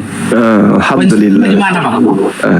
Apa itu? Kayaknya gini, saya sebagai orang Kristen, jujur saya bilang, saya kurang paham mengenai Alkitab. Menurutku, abang lebih paham mengenai Alkitab. Jadi cocoknya abang jadi Kristen aja. Ya enggak? Kalau saya jadi Kristen kosong nanti gereja bang. Abang mau ngajarin apa di gereja? Kok jadi kosong gerejanya? Gua ajarin isi Bible sampai mereka keluar semua dari Kristen pasti. Abang ajarkan yang dari Bible itu ada dari Bible yang saya ajarkan bahwa ternyata penyaliban itu karena ketakutan bangsa Israel, bangsanya dirampas Roma, bukan karena dosa waris. Mungkin untuk minggu ini abang khotbah itu, apakah minggu kedepannya abang khotbah itu lagi? Tetap aja, karena semua rentetannya ke sana. Ketika penyaliban itu ternyata bukan untuk dosa waris, maka semuanya runtuh. Apa yang mau dipertahankan lagi oleh orang Kristen? Ketika ternyata apa yang mereka gaung-gaungkan ini itu tidak berlandaskan terhadap doktrin, tapi malah bertentangan dengan doktrin. Ternyata kekuatan Kristen itu rubuh hanya dengan materi sepele ini. Nyatanya Kristen sampai hari ini masih berdiri, Bang. Karena mereka belum paham, mereka belum paham ternyata latar belakang penyaliban Yesus itu bukan karena dosa waris, tapi karena ketakutan bangsa Yahudi terhadap rampasan daripada kekuatan Imperium Romawi pada saat itu. Itu juga nilai plus abang. Iya jujur, nilai plus abang di situ. Abang lebih paham Kristen daripada saya, daripada kami Kristen-Kristen yang di bawah ini. Jadi sebaiknya abang masuk Kristen aja kalau menurut. Nah, itu makanya jawaban saya. Kalau saya masuk Kristen, maka gereja akan kosong, Bang. Gereja akan kosong kalau saya masuk Kristen. Karena saya dengan leluasa masuk ke gereja-gereja mengkhotbahkan isi Bible itu sendiri kepada jemaat gereja. Nah, kalau saya masuk Kristen, saya masuk ke gereja mengkhotbahkan ini, maka semua besok orang akan ke masjid untuk ibadah, sholat. Abangnya udah di gereja, ngapain kami ke masjid? Kami kan ikut abang. Iya, tapi ajaranku kan saya luruskan. Apa yang ada di Bible saya luruskan. Ternyata Yesus itu Muslim, bukan Kristen. Abang meluruskan yang benar, kok kami jadi lari? Kalau abang meluruskan yang benar, abang meluruskan yang benar. Karena Yesus itu tidak mengajarkan Kristen. Iya, pertanyaannya gini. Kalau seandainya, pertanyaannya, kalau seandainya abang berkhotbah di gereja, abang mengajarkan kebenaran apa kebodohan atau kesalahan? Saya mengajarkan kebenaran. Kalau abang mengajarkan kebenaran, maka kami Kristen yang di bawah ini, satu pun, setengah pun, tak akan keluar dari gereja. Justru karena saya mengajarkan kebenaran, makanya semua kalian akan keluar dari gereja dan gereja akan kita rubah menjadi masjid. Oh, kalau abang yang rubah, untuk apa lagi kita bertahan kepada sebuah keyakinan? Bagaimana kita mau menetap dalam sebuah keyakinan yang tidak berlandaskan kepada kebenaran? Tadi katanya kan mengajarkan kebenaran. Ya, kalau mengajarkan kebenaran berarti meninggalkan ajaran Kristen. Mengajarkan kebenaran. Ya, karena kebenaran itu bukan di Kristen. Gimana Bang ini? Jadi kebenaran di mana? Kebenaran itu ada di ajaran Yesus. Kebenaran ada di ajaran Yesus. Sementara Yesus tidak mengajarkan Kristen. Kristen ajaran Paulus. Kristen Paulus. Paulus itu kan juga. Kenapa Paulus tidak pernah membuat mujizat? Apa sejenis apa pengajaran tuh ini tuh? Kenapa siapa? Paulus itu ahli mujizat. Paulus itu. Iya, maksud saya. Kenapa semua ajaran Tuhan Yesus yang dibesarkan di Kristen? Itu bukan ajaran Yesus, itu ajaran Paulus. Jadi ajaran Paulus. Iya dong. Kok jadi ajaran Paulus? Nah, mana ajaran Yesus yang Kristen lakukan? Satu aja. Jika kamu berbuat baik kepada orang yang berbuat baik kepada kamu, apakah jasamu? Nah, itu ajaran semua orang. Ajaran baik itu ajaran semua orang. Orang Hindu juga mengajarkan baik, Buddha juga. Yang saya pertanyakan ini, ajaran Yesus yang dipraktekkan Yesus yang dianut oleh Kristen hari ini itu yang mana? Satu aja. Yang dianut orang Kristen sampai hari ini, yaitu Alkitab kami, ajaran Tuhan Yesus.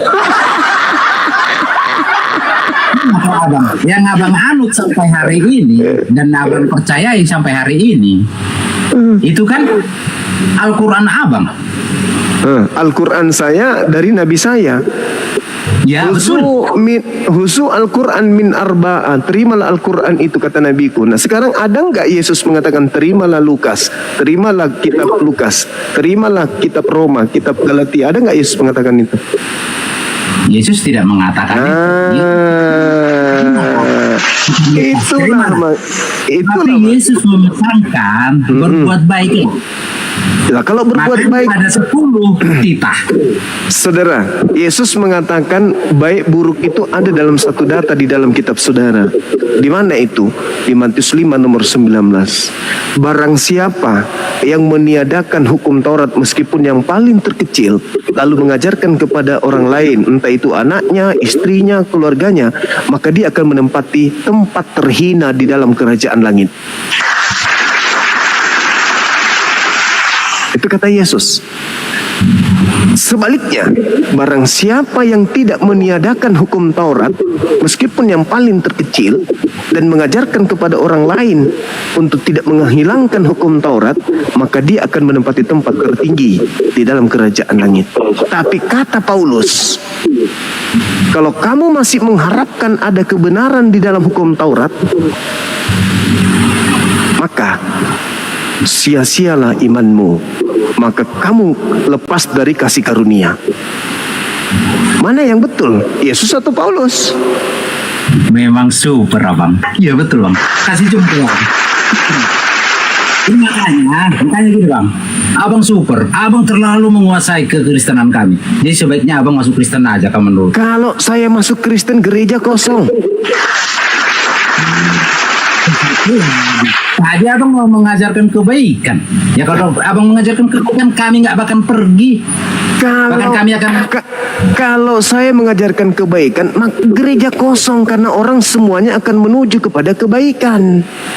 Atau karena abang nggak mengajarkan kebaikan, makanya kami pergi gitu. Bukan. Sekarang kalau saya mengajarkan kebaikan, contoh nih abang ya. Yohanes 17 nomor 3. Hidup kekal itu, Yesus berkata, hidup kekal itu adalah mereka mengenal Yesus Kristus yang engkau utus. Pertanyaan saya, sebagai Kristen kepada saudara Kristen, menurut Yesus hidup kekal itu diperoleh dengan mengenal Yesus sebagai utusan Tuhan atau sebagai Tuhan? Bukan. Untuk memperoleh hidup yang kekal, kita harus bukan mengenal. Nah itu kata Yesus. Bukan mengenal. Nah, inilah konteks mengenal maksudnya. Inilah yang saya katakan. Yang diperbuat dia. Inilah yang saya katakan, kalau saya kemudian masuk Kristen, maka Kristen itu akan kosong, gereja akan kosong. Abang bikin narasi sendiri kalau gitu. Coba abang masuk dulu. Mungkin kalau hari Minggu abang masuk Kristen, itu gereja semakin padat. Hidup kekal itu adalah mereka mengenal engkau satu-satunya Tuhan yang benar. Ada berapa Tuhan yang harus dikenal menurut Yesus untuk memperoleh hidup yang kekal? Kalau untuk memperoleh hidup yang kekal, mengenal kan Tuhan. Tiga, sementara Yesus mengajarkan satu. Dalam tiga dalam satu. Nah itu enggak Yesus ajarkan, itu ajaran gereja. Hidup kekal itu adalah mereka mengenal engkau satu-satunya Tuhan. Satu-satunya, berarti bukan dua, bukan tiga. Tuhan nggak ngajarkan sih. Yohanes 17 nomor 3. Hidup kekal itu adalah mereka mengenal engkau satu-satunya Tuhan. Jika engkau ingin sampai kepada Allah, engkau harus, akulah jalan. Kan itu jalan. Yesus. Ya, Yesus jalan, bukan tujuan kan? Satu-satunya jalan menuju Allah Yesus. Melalui dia. Yesus, sekarang Allah Yesus turun dari manusia. Dari mana lagi itu Yesus turun, Allah turun jadi manusia, itu dari mana ilmunya? Nah, kok ilmunya dari mana? Berarti tadi abang udah paham semua. Abang tadi sempat. Saya bertanya, saya katakan bahwa yang mengatakan Yesus itu turun dari manusia itu Paulus yang mengajarkan di Filipi 2 nomor 6, nomor 7, nomor 8, bukan Yesus yang mengajarkan. Yesus nggak turun jadi manusia. Yesus turun ke bumi sebagai hamba Tuhan. Kata Yesus, dia turun ke bumi sebagai anak manusia, hamba Tuhan. Itu kata Yesus. Tapi Paulus mengatakan Yesus turun ke bumi itu sebagai Tuhan yang menjelma menjadi manusia. Antara ajaran Yesus dan ajaran Paulus itu bertentangan.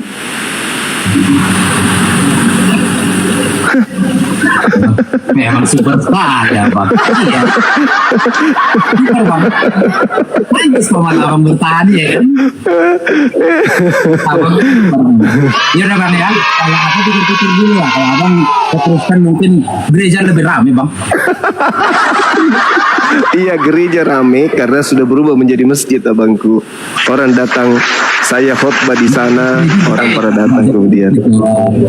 Oke bang ya. Oke, makasih. Makasih saudara Simbolon. Malam.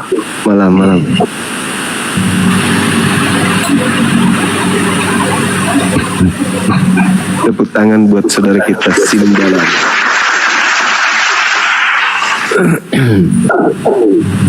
Cuman belum. Saudara kita ini lucu ya. Yang di bawah ini yang lucu ini. Ngapa salah-salah tulis namanya orang? Nggak boleh kayak gitu. Itu marga, itu Simbolon. Kok ditulisnya ada Siblon? Gimana sih? Nggak boleh.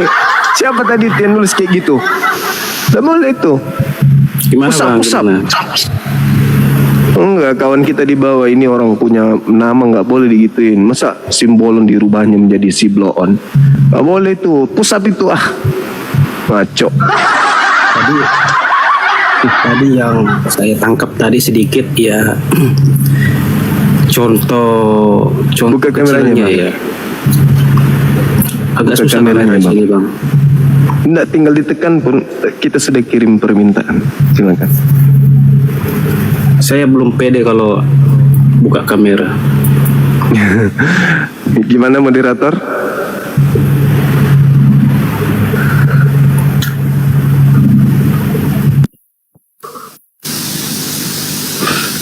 Sudah berapa teman kita yang naik? Kalau menurut hitungan saya sudah 6 apa 7 ya teman-teman.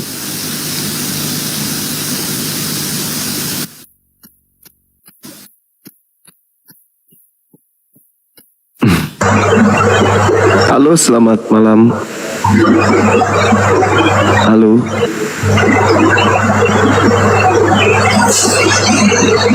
Halo. Selamat malam. Apa kabar? Gimana? Ngapain?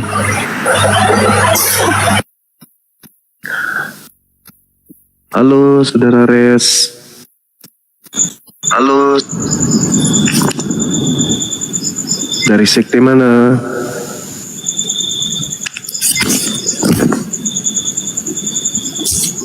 Halo.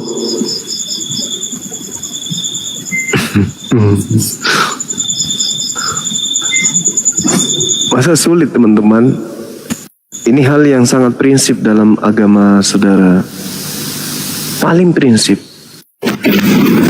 Kalau Anda gugur tidak bisa mempertahankan di situ, maka kasihan.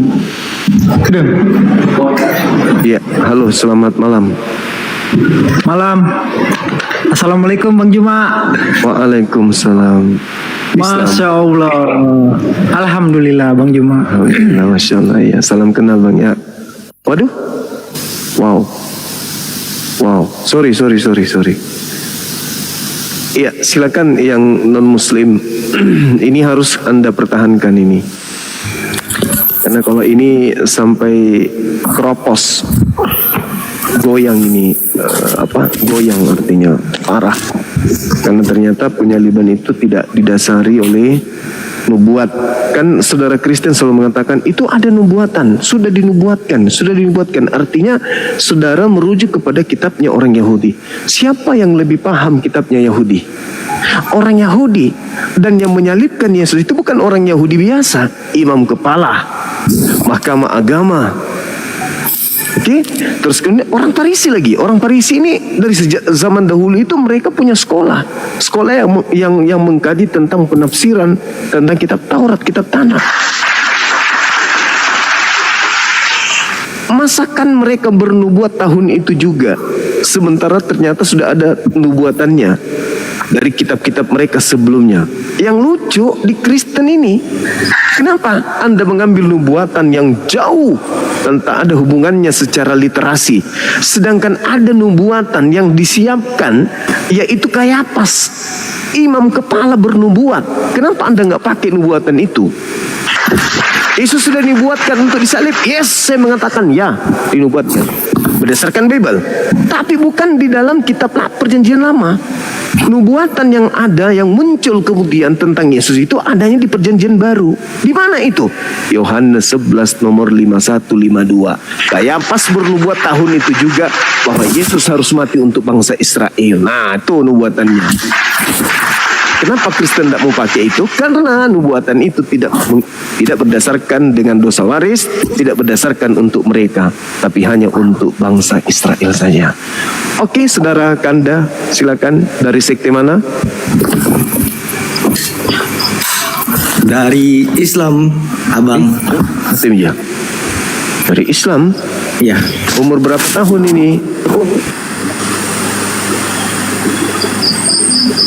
Ya, nanti boleh minta naik lagi ya. Jangan sampai Anda goyang karena keislaman, masih anak-anak soalnya. Jangan sampai karena berdebat, banyak sering nonton debat, yang terpengaruh oleh sibilisisis yang selalu kemudian mengajarkan sesuatu untuk mendogma orang lain untuk meninggalkan Islam. Halo Juma. Halo juga. Halo. Iya, saudara. Oke, saya mau membuat teriak-teriak Allahu Akbar. Ya, itu buku haram. Akan saya susun strategi ya. Tonton nanti videonya ya.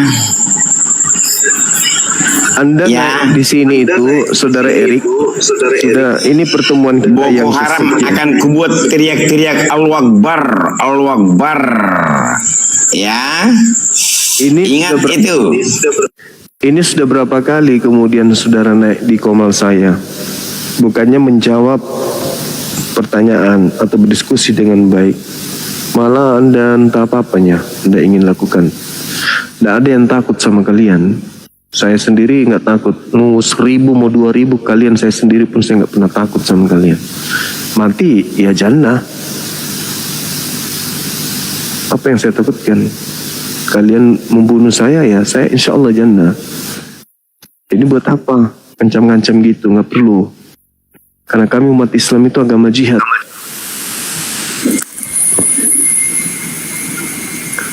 Silakan saudara Jorolinson, buka kamera. Dari sekte mana? Silakan. Kita diskusi santai seperti tadi saya berdiskusi santai dengan saudara kita Simbolon. Silakan. Halo, saudara Batubara. Buka kameranya, Bang.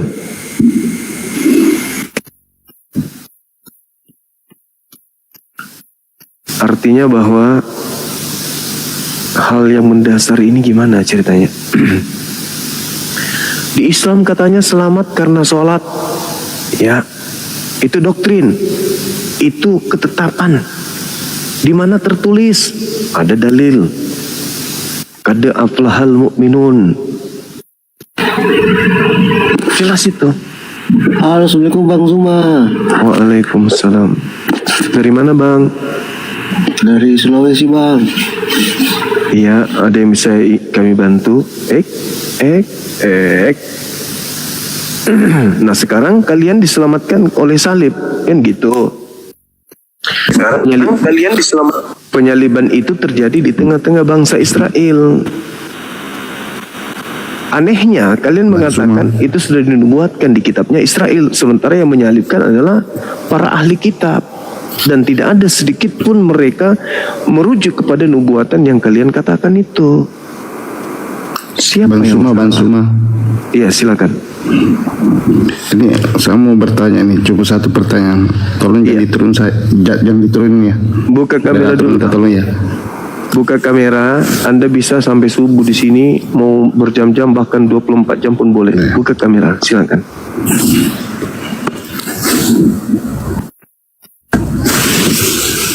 Silakan, Bang.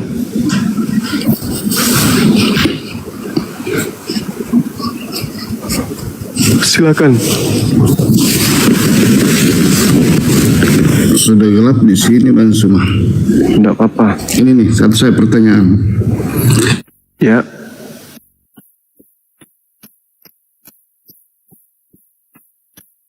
Silakan Bang. Ini temanya ada Bang. Bantu teman-teman kita ini sudah berapa malam tema ini. Kaitannya dengan tema ini belum ada Kristen yang bisa menguatkan keyakinan Kristen tentang Kristen itu sendiri berdasarkan dengan penyaliban. Jangan malah ke tema lain. Silakan.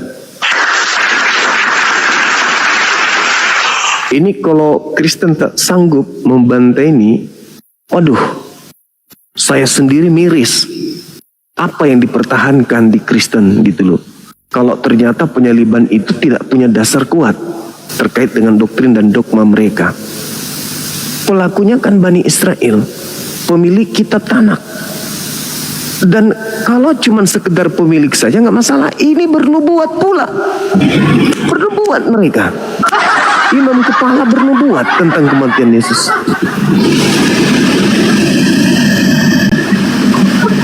Silakan Bang Suma, saya mau ini 1 menit aja, jangan diturunkan. Keyakinan saya masalah sejarah Bang Suma, 1 menit aja moderator. Ya, itu memang seperti yang saya pikirkan. Nabi Musa turun menyelamatkan, ini yang saya pikirkan ya, menyelamatkan Bani Israel. Terus mereka nggak mau mempercayai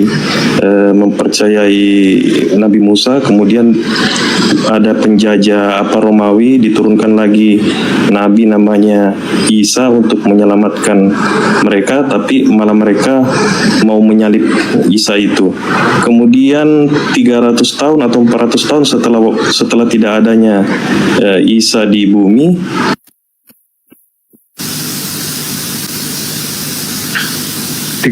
tahun setelah tidak ada, muncul dogma, doktrin, ajaran yang mengatakan dia turun mati untuk dosa, gitu ya.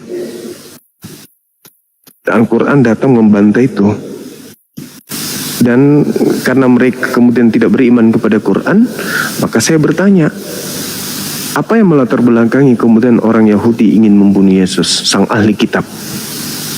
Dan ternyata semua yang naik ke sini karena kebencian, bukan karena dosa waris. Jadi apa yang mau dipertahankan kalau begitu? Lalu dari mana item-item dosa waris ini? Kalau ternyata sang pemilik kitab sendiri, ahli kitab, imam kepala mahkamah agama, justru tidak menemukan nubuatan itu. Nubuatan itu justru nggak ada. Yang ada mereka buat nubuatan tahun itu juga. Dan nubuatannya apa? Yesus harus mati untuk bangsa Israel. Mati karena apa? Untuk menyelamatkan Israel dari perampasan hak dari bangsa Romawi. Karena apes. Apes gitu loh. Apes sama sekali. Apes. Lalu apa yang mau dibanggakan kalau gitu? Gak ada. Dosa waris gugur. Keselamatan karena salib gugur. Lalu apa yang mau dijadikan sebagai landasan? Cuma kan menanyakan latar belakang, belum nyampe ke penebusan. Kenapa bisa gagal? Penebusan itu Bang, penebusan itu muncul dari konsep yang dari Kristen aja. Kan itu sekarang yang kenapa sekarang ceritanya sudah dikatakan duluan penebusan, dia bakal tidak ada penyaliban. Sekarang yang tahu tentang penebusan dosa berdasarkan dengan kitab orang Yahudi itu Kristen atau Yahudi? Yahudi. Nah, Yahudi. Ada nggak Yahudi mengatakan membunuh Yesus untuk nebus dosa? Ya itu kan rencana Allah penebusan. Kalau dia dikasih, saya ulangi. Kalau dikasih tahu di luar tentang penyaliban, tidak ada penyaliban. Ada nggak kemudian ahli Taurat, ahli kitab menyatakan bahwa Yesus disalibkan untuk dosa? Ada nggak? Ada atau nggak ada? Tidak ada. Udah selesai. Itu kan rencana Allah. Dari mana? Dari mana saudara mendapatkan rencana Allah? Rencana Allah. Nenekmu kiper. Kamu siapa? Rencana Allah. Kamu siapa? Emang lu pemegang kitab? Aku mau tanya, yang benar ini Alkitab atau kamu? Bibelmu yang benar kan? Makanya dari itu. Nah, karena itulah saya bertanya. Di dalam Bibelmu latar belakang penyaliban terhadap Yesus itu apa? Sehingga ahli kitab ingin menyalibkan. Iman itu, iman kitabmu yang benar itu katamu. Kenapa kamu tidak imani? Kitabmu mengatakan mereka takut bangsanya dirampas oleh orang Roma. Ya sudah, berarti itu penyebabnya. Lalu dari mana Kristen mendapatkan judul nebus dosa harus mati karena sudah dinubuatkan Cahayu? Tapi itu hoaks karena tak ada di dalam kitabnya Yahudi. Nebus dosa pakai darah manusia.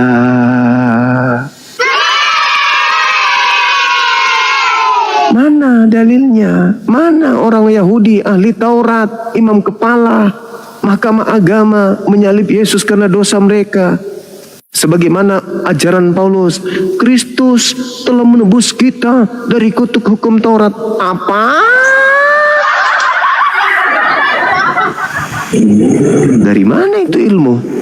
Pemahaman di mana, Bang Juma? Ya, silakan buka kameranya.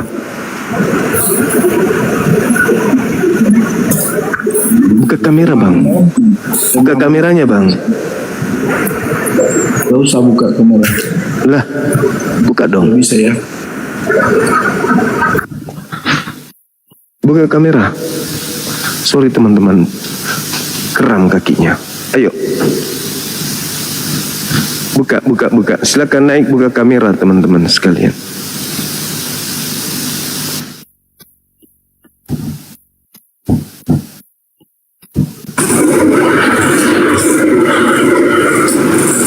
Halo Bang Juma. Halo juga saudaraku, silakan. Ada nggak kencing onta? Di Arab mungkin bisa Anda dapatkan di sana. Kenapa nggak mau ikut ke sana, Min? Gak ada perintahnya minum kencing muntah dalam kitab kami. Gak ada. Yang ada kutemukan di kitabmu. Yang kau ambil dari kitabnya orang. Kitab Yosua itu perintah Yeskil, perintah makan tai. Selamat malam semua. Malam juga. Nah, ini tanya sedikit aja. Pernahkah Muhammad membuat mujizat? Nabi Muhammad Sallallahu Alaihi Wasallam itu membuat mukjizat.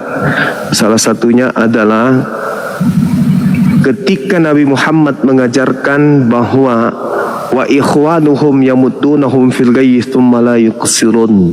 Orang-orang kafir itu adalah saudara-saudaranya setan yang akan membantu setan menyesatkan manusia untuk durhaka kepada Tuhan pencipta langit dan bumi. Hari ini kami membuktikan, kemarin, hari ini, dan besok, kebenaran tentang ucapan Nabi Muhammad ini tidak bisa terbantahkan.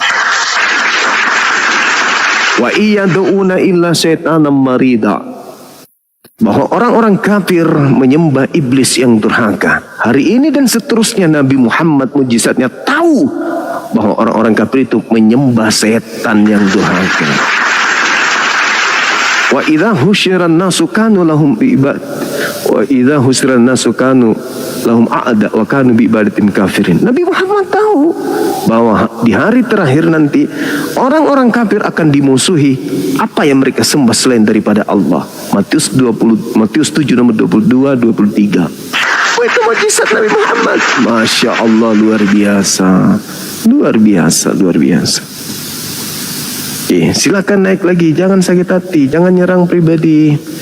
Kita berbicara tentang kebenaran, dan kalau sampai ini tidak ada dari tokoh Kristen yang mampu menjelaskan ini dengan akurat, maka tunggulah orang akan berbondong-bondong bersyahadat. Kalau untuk soal mujizat, saya rasa silakan ya, buka kamera. kami, Tuhan kami mungkin yang paling banyak untuk buat mujizat. Yesus mengatakan Kristus palsu akan melakukan banyak mujizat. Apakah Anda bangga ketika Yesus mengatakan itu, waspadalah kepada penyesat yang datang kepadamu memakai namaku. Mereka akan menyesatkan banyak orang, dan Kristus palsu menurut Yesus Matius 24 nomor 24 akan melakukan banyak tanda yang dahsyat dan mukjizat-mukjizat.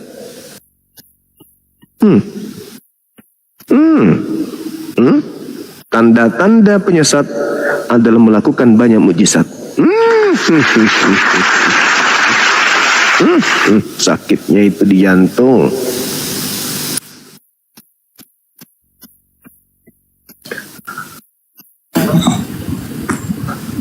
Hati-hati jual mukjizat, karena syarat menjadi penyesat itu, kata Yesus, banyak melakukan mukjizat. Izin Bang Zuma sebentar. Iya, Assalamualaikum Bang Zuma.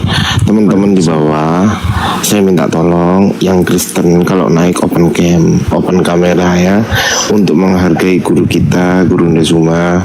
Kami menghargai Anda, Anda menghargai kami. Saya tunggu Anda naik ke atas untuk open cam gitu ya. Teman-teman Muslim ditahan dulu. Saya izin turun. Terima kasih. Assalamualaikum. Terima kasih ya Bang Dindaku, Masya Allah, luar biasa. Sahabat-sahabat sekalian, Linda Ardiansyah itu seorang doktor, tapi beliau masih juga ada di sini hanya sekedar untuk mendampingi abangnya. Assalamualaikum warahmatullahi wabarakatuh. Waalaikumsalam warahmatullahi wabarakatuh. Bang Andi naik lagi, jangan turun dulu 5 menit. Burunda rehat dulu 5 menit, minum dulu. Siap. Wah, keren Bang Andi naik dulu, Bang Andi. Allah. Dari tadi udah hampir 3 jam ini Gurunda. Iya betul. Tutup dulu kameranya Gurunda. Oke. Teman-teman jangan kemana-mana dulu, 5 menit ya, 5 menit. Oke, sahabatku, Masya Allah, luar biasa perhatian antum semua. Luar biasa. Lanjut. Kita kasih Gurunda rehat dulu guys. Ya, Dinda Ardiansyah naik ke atas. Bagaimana menurut kalian berdua ini, adik-adik saya ini berdua, terkait dengan tema yang begitu sederhana, tapi ini adalah pondasi. Seibarat ketika dikatakan dalam Al-Quran, alladzina yaritsunal firdaus, mereka yang melaksanakan salat dengan khusyuk, kepada mereka diberikan warisan surga Firdaus, mereka kekal di dalamnya, khalidina fiha abada, mereka kemudian dalam surga itu kekal selama-lamanya. Nah, kalau ternyata tidak ada dasar pijakan itu diajarkan oleh Nabi Muhammad, tidak ada dasar pijakan itu, tapi kita hanya mengimaninya secara doktrin, dogma, maka bagaimana perasaan kalian? Ternyata kita temukan bahwa tidak ada rupanya perintah sholat itu, tetapi dijanjikan Firdaus bagi orang yang sholat. Ternyata perintah sholatnya nggak ada dari Nabi Muhammad. Itu gimana menurut perasaan kalian sekarang ini ketika menemukan? Kecewa? Ya, sangat-sangat kecewa Gurunda. Nah, ini dia. Kaget pasti. Ini dia yang terjadi. Penebusan dosa. Salib menebus dosa, salib menyelamatkan, salib itu bla bla bla bla bla bla bla bla bla. Dan kalau mereka ditanya apa latar belakangnya, mereka akan mengatakan, oh itu sudah diajarkan kemudian dinubuatkan. Pelaku penyaliban itu adalah pemilik kitab yang konon menubuatkan. Satu. Yang kedua, ahli kitab, mahkamah agama, imam kepalanya saat itu justru bernubuat tahun itu juga. Apa isi nubuatannya? Yesus harus mati untuk bangsa Israel. Dan itu nubuatan bukan dari dirinya sendiri, tapi itu petunjuk, ilham, wahyu dari Tuhan katanya. Bahaya ini bahaya ini.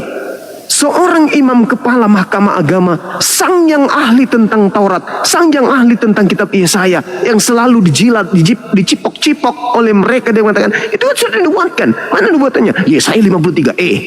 Ada ahli kitab, ada imam kepala mahkamah agama, orang Farisi, menyalibkan Yesus, bahkan mereka mencari kesaksian palsu hanya sekedar untuk menyalibkan. Ngapain mereka membuat tipu muslihat? Ngapain iblis harus merasuki Yudas? Ngapain harus Yudas berkhianat? Ngapain mereka harus menggunakan saksi-saksi palsu? Ketika kemudian ternyata di kitab mereka tertera, tersedia, tercantumkan kemudian membuat untuk menyalibkan Yesus. Dan Yesus pun ngapain harus menghindar dari penyaliban? Kalau ternyata dia adalah sang firman, dialah yang berfirman, dialah yang mengatakan, dialah yang menetapkan, dia yang menubuatkan sebelumnya. Dia turun ke bumi menjadi manusia untuk dibunuh oleh manusia demi untuk dosa-dosa manusia. Kenapa dia harus menghindar? Harusnya yang terjadi adalah kekompakan antara ahli kitab dengan Yesus untuk tragedi upacara penebusan dosa dengan rangkaian kisi-kisi penyaliban yang disaksikan oleh orang-orang Yahudi dengan sukacita. Tapi faktanya itu tidak terjadi. Bahkan hari ini kita berdiskusi, bertanya kepada mereka, apa latar belakangnya? Rupa-rupanya ahli kitab. Apa kata ahli kitab? Mereka bernubuat, mereka tidak insaf adalah benar jika satu orang Yesus mati demi untuk bangsa mereka tidak dirampas dari penjajah Romawi dan seterusnya. Nah, ini yang jadi permasalahan nih. Ketika kemudian ternyata latar belakang penyaliban itu tidak didasari oleh doktrin dogma seperti yang dijual oleh orang Kristen untuk memurtadkan umat Islam. Bagaimana sahabat-sahabat menyikapi itu? Adik-adik saya, silakan. Saya tidur dulu, silakan. Waduh, jangan tidur dulu. Tidur sambil udah tidur lah, ya lanjut. Ya, jadi semua itu dari teman-teman Kristen Gurunda. Menurut saya memang full doktrin itu Gurunda. Tidak mungkin Tuhan yang Maha Kuasa, yang menyayangi utusannya, terus kemudian dengan rencana yang cukup jahat gitu kan, kok tiba-tiba pengen menyalibkan anaknya itu, menyalibkan hambanya itu kan juga nggak masuk akal Gurunda. Jadi konsep penebusan dosa itu menurut saya Gurunda adalah konsep yang konyol itu Gurunda, konsep yang tidak pernah sama sekali diajarkan oleh Yesus Gurunda. Itu dari saya. Harusnya Yesus itu bukan buat bangsa, kacamatanya keren bukan buat bangsa Yahudi, harusnya bangsa Romawi. Karena apa? Karena satu Romawi Kristen, Yahudi sendiri nggak ada yang Kristen. Harusnya Yesus itu untuk bangsa Romawi. Salah itu. Ini judul ini udah 3 hari ya teman-teman, dicatat ya, baru 3 hari. Soalnya targetnya seminggu sampai 2 minggu. Wah keren Mardi, Masya Allah. Apa sih ini kacamatanya istriku tak pakai? Oh gitu.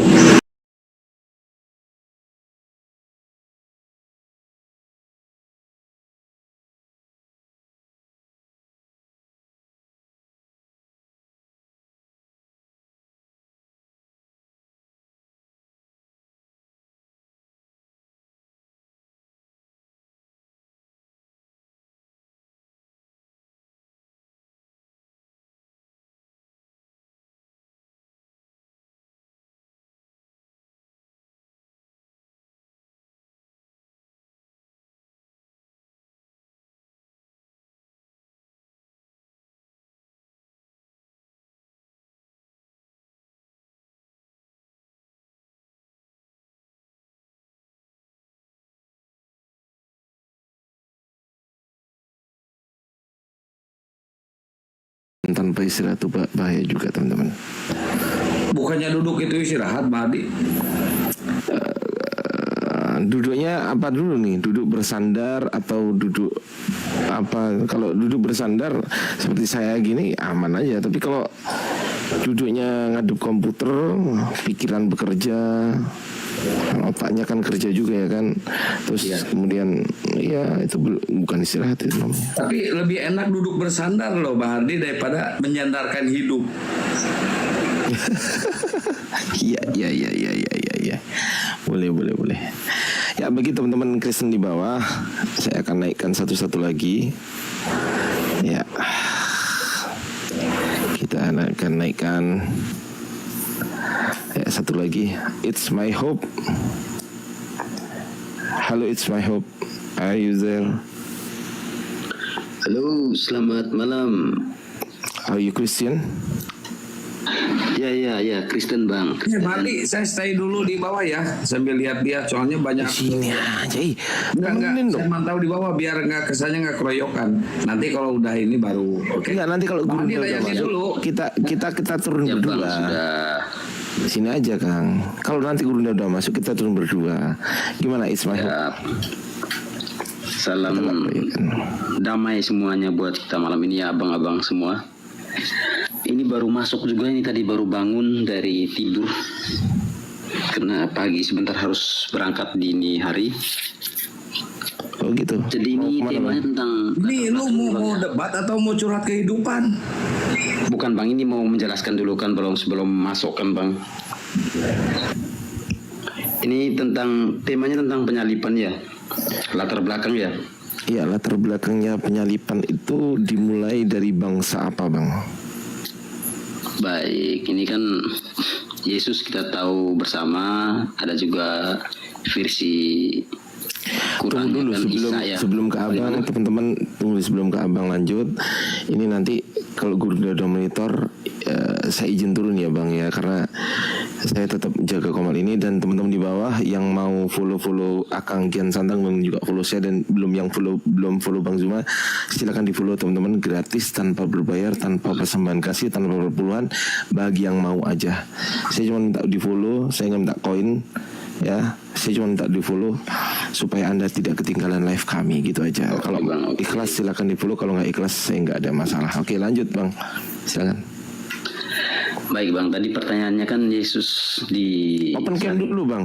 Oh ya siap Bang. Di mana nih Bang open camnya nih? Sorry Bang, agak dia belum bisa open cam. Aduh, kalau belum bisa open cam gimana ya ini ya? Ini karena ini dia tapi nggak apa-apa ya teman-teman ya, kan apa namanya? Ini belum bisa kalau ini. Kalau ini belum bisa bukan nggak mau. Jadi gini teman-teman, beda cerita antara orang yang tidak mau open cam tapi dia bisa, sama orang yang nggak bisa open cam tapi dia mau. Ini berbeda. Nggak apa-apa, kita hargai dulu. Nggak ada opsinya nih Bang, hanya mikrofon aja nih Bang. Sorry Bang. Iya nggak apa-apa Bang. Silakan Bang. Tadi pertanyaan tadi kan gimana Bang tadi? Yesus dari mana? Ya, inisiasi penyalipan itu, latar belakang penyalipan itu kan pasti diinisiasi, betul nggak? Iya betul. Itu dari siapa Bang? Itu dari Israelnya, Yahudinya. Dari bangsa Yahudi ya, Yahudi Israel. ya. Apa Bang? Kira-kira latar belakang apa yang menyebabkan hal itu terjadi Bang? Kalau saya ya, kalau bukan menurut saya Bang ya, yang sepengetahuan saya saja Bang. Iya. Ya kan dari kecil memang Kristen Bang ya. Ini kan sebenarnya alasan itu tuh mungkin ada dua Bang ya, ada teologis yaitu tentang kepercayaan, dan mungkin yang kedua itu politik pada masa itu. Kalau teologisnya itu karena Yesus datang itu kan tidak diketahui sebagai seorang Mesias yang diyakini bukan agama sih, kaum Yahudi. Bang, ini mohon maaf izin, ya? Ini yang saya tanyakan bukan dari Kristen ya Bang ya? Iya. Kalau dari Kristen pasti jawabannya penebusan dosa. Tapi pertanyaan saya bukan dari Kristen, karena inisiasi penyalipan Yesus bukan dari Kristen. Sepakat? Iya, sepakat. Nah, dari siapa? Ya ini dari orang Yahudi sendiri Bang. Ada masalah apa Bang? Orang Yahudi kok ingin menyalibkan Yesus? Masalahnya di mana? Ya yang pertama, Yesus diyakini bukan seorang Mesias. Terus? Bukan Mesias yang dijanjikan Allah datang menyelamatkan bangsa Yahudi. Ya terus?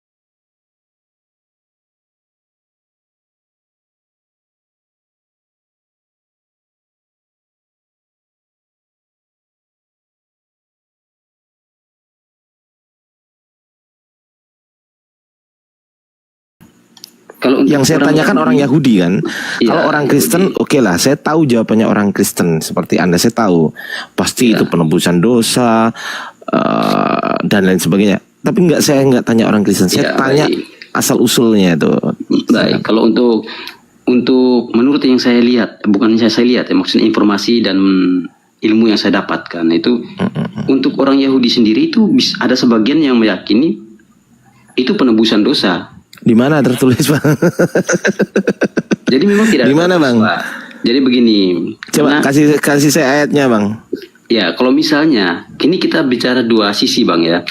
Kalau misalnya itu bukan penebusan dosa, bisa jadi bukan penebusan dosa karena yang saat itu yang menjatuhkan hukuman mati kepada hukuman salib kepada Yesus itu kan petinggi-petinggi dari Romawi sendiri. Siapa, Bang, namanya, Bang? Nah, itu saya kurang jelas, Bang. Saya juga bukan orang-orang yang mendalami ke sana. Kayafas itu kalau di situ, Bang, Yahudinya Yahudi Tarutung. Kalau Sanhedrin itu Romawi ya, Bang ya?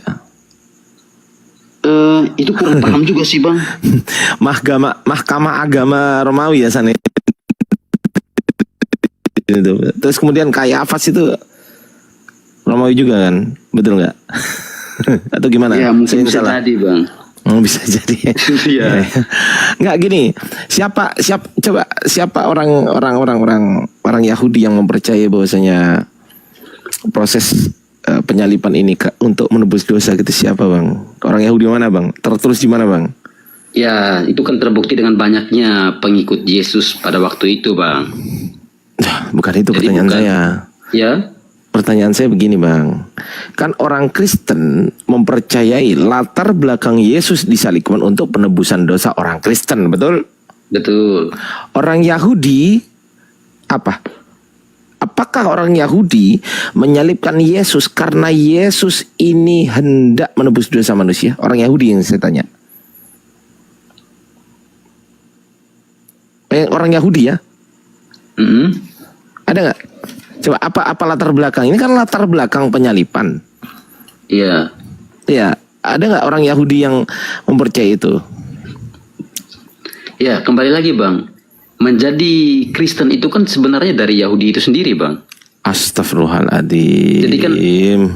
Jadi kan seperti ini. Di mana orang Yahudi disebut Kristen di kitab Abang? Nggak ada, Bang. Ya, Kristen itu kan dari setelah Yesus mati, Bang. Nah, itu yang jadi masalah. Iya. Berarti kesimpulannya kalau setelah Yesus mati, Yesus nggak kenal Kristen. Betul? Pernah nggak Yesus mengaku mengenal Kristen gitu? Pernah nggak? Ya. Dan dari Yesus datang pun dia tidak membawa ajaran agama apapun sebenarnya, Bang. Astagfirullahaladzim, bukan itu pertanyaan saya. Pertanyaan saya bukan itu. Pertanyaan saya, pernah atau tidak Yesus mengenal Kristen? Dia pernah nggak? Tidak. Nah, tidak. Oke, 1 poin. Kedua, kalau menurut orang Kristen penyalipan Yesus dilatar belakangi karena penebusan dosa, itu menurut orang Kristen. Pertanyaan saya, kalau menurut orang Yahudi penyalipan Yesus dilatar belakangi apa? Kalau menurut saya ya kembali seperti tadi, Bang, jawaban saya. Apa?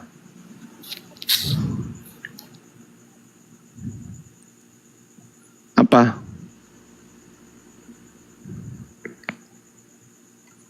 Apa? Loh.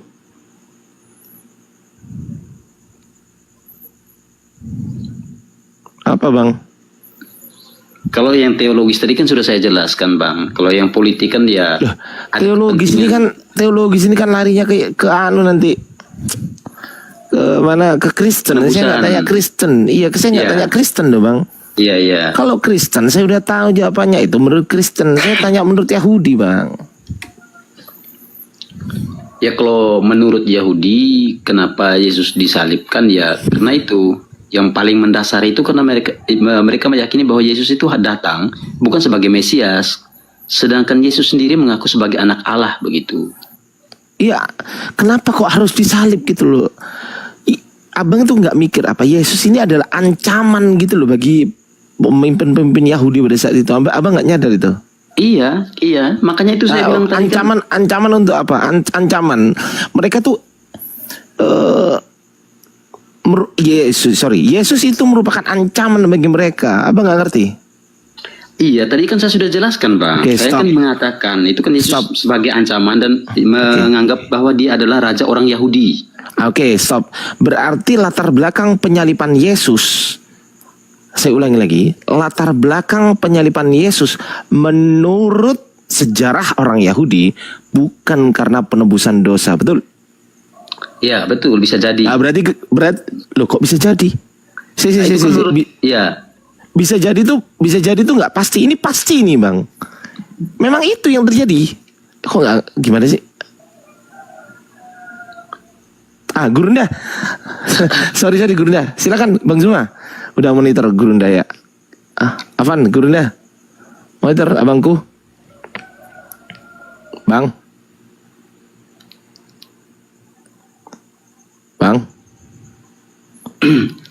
Selamat malam Bang Zuma. Itu. Oke. Izin Gurunda, saya dibawa dulu Gurunda. Nyimak Gurunda. Terima kasih. Siap abangku, siap. Teman-teman izin dibawa dulu ya. Assalamualaikum Gurunda. Selamat malam Bang Zuma, izin. Ya.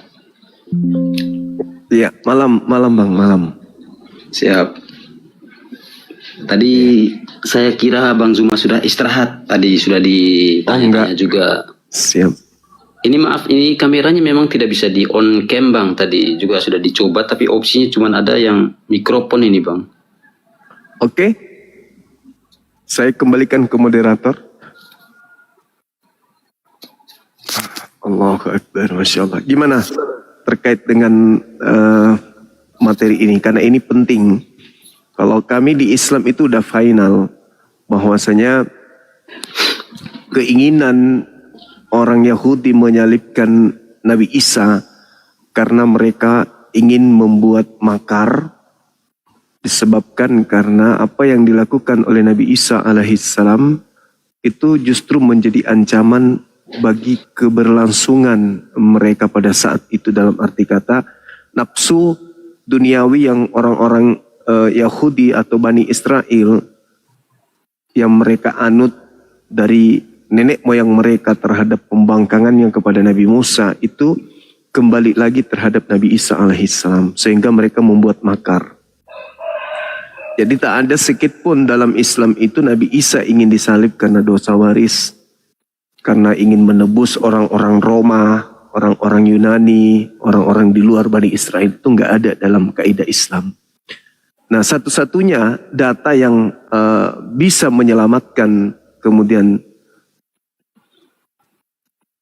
doktrin dan dogma gereja atau Kristen dalam hal ini adalah ketika kita mampu memberikan data orang-orang Yahudi ahli kitab dalam hal ini menyalibkan Yesusnya itu karena memang punya latar belakang berdasarkan dengan apa yang digaungkan oleh gereja. Yesus disalib sudah dinubuatkan. Siapa pelaku penyaliban? Yang pemilik kitab yang katanya menubuatkan di dalamnya. Tapi faktanya yang saya temukan di dalam Bible, imam kepala yang paling tertinggi pada tahun itu justru bernubuat Yesus harus mati untuk bangsa Israel tok, bukan untuk bangsa di luar Israel. Kematiannya pun bukan karena nebus dosa, tetapi untuk membebaskan mereka dari penjajahan bangsa Romawi. Nah, bagaimana Anda menyikapi hal ini? Silakan. Baik Bang. Jadi mungkin sebelum itu mungkin ada kaitannya Bang ya. Ini kita bicara tentang bangsa Yahudi, kaum Yahudi. Kembali lagi ke seperti zaman Nabi Musa Bang ya. Mungkin di Quran juga ada ceritanya itu ya. Dari awal bangsa Yahudi dijajah di Mesir, di masa perbudakan, itu diselamatkan oleh Allah dan dibawa ke tanah perjanjian Bang ya. Itu juga ada cerita di dalam Al-Quran. Dan dalam masa Nabi Musa ini membawa kaum Bani Israel atau bangsa Yahudi ini keluar dari masa perbudakan itu cukup lama di padang pasir, dan itu tujuan Allah jelas menyelamatkan mereka. Tapi akhirnya banyak orang-orang tua yang dianggap menjadi tetua di sana menentang Allah bahwa selalu dicobai, dan mereka membangun bahkan Allah emas, Allah perak, Allah perunggu. Dan itu pun akhirnya sampai kepada zaman Yesus. Para tetua-tetua agama Taurat di situ, itu mereka tetap tidak meyakini bahwa Yesus bukanlah Mesias yang diharapkan begitu. Jadi kenapa Yesus dianggap bertentangan dengan mereka? Karena memang Yesus dari awal tidak setuju dengan apa yang diperlakukan oleh orang-orang Yahudi ini kepada Bait Allah.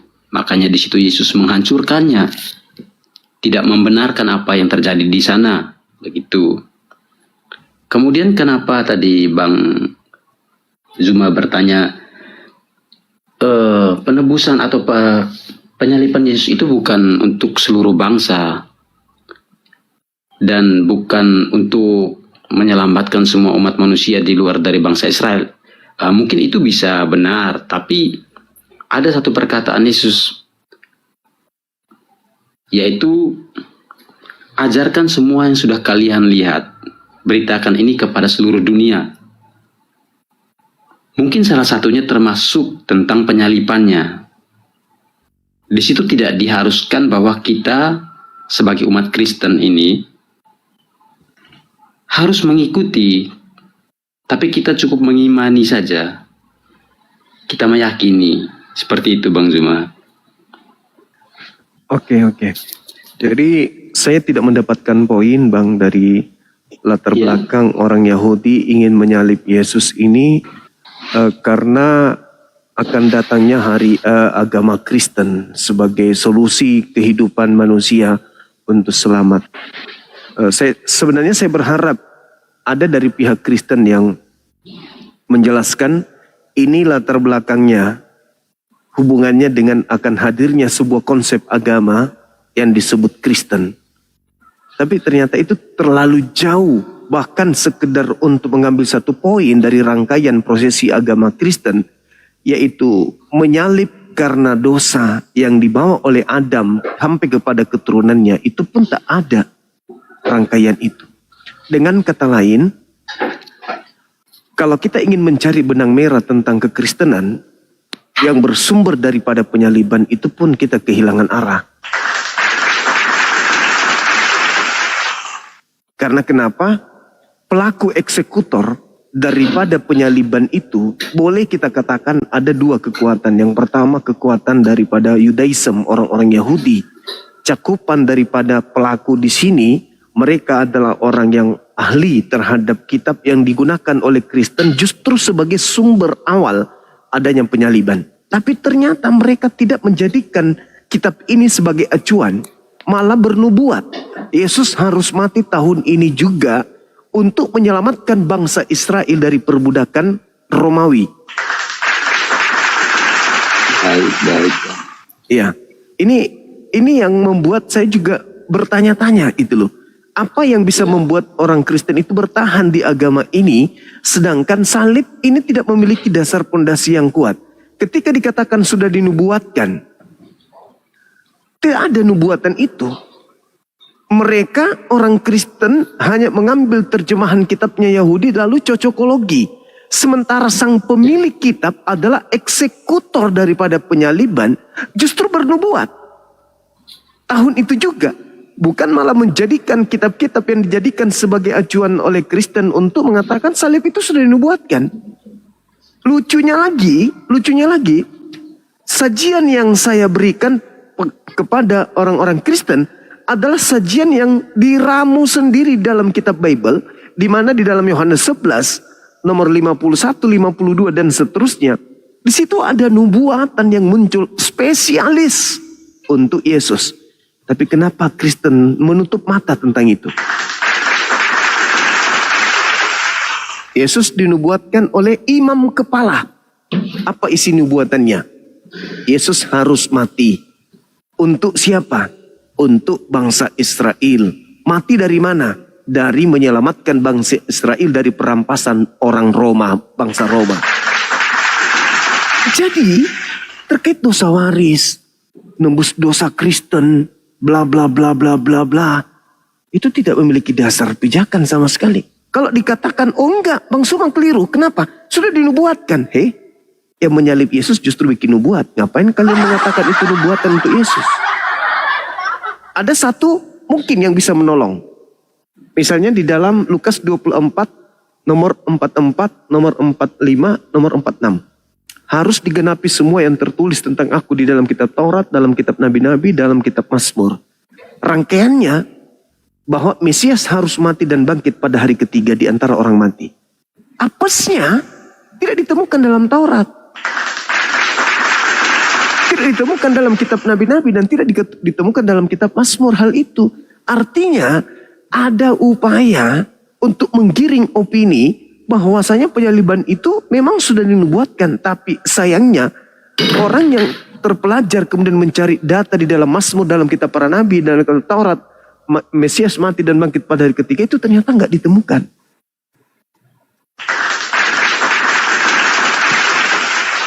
Jadi nyatalah bagi kami umat Islam ini, agama saudara Kristen ini tidak berlandaskan kepada ajaran nabi-nabi.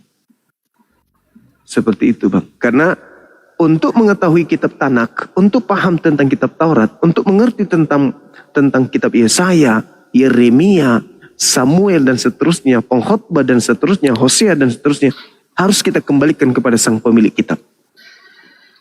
Bukan kepada kita yang hanya membaca terjemahan saja. Saya kira begitu Bung, silakan. Ya baik.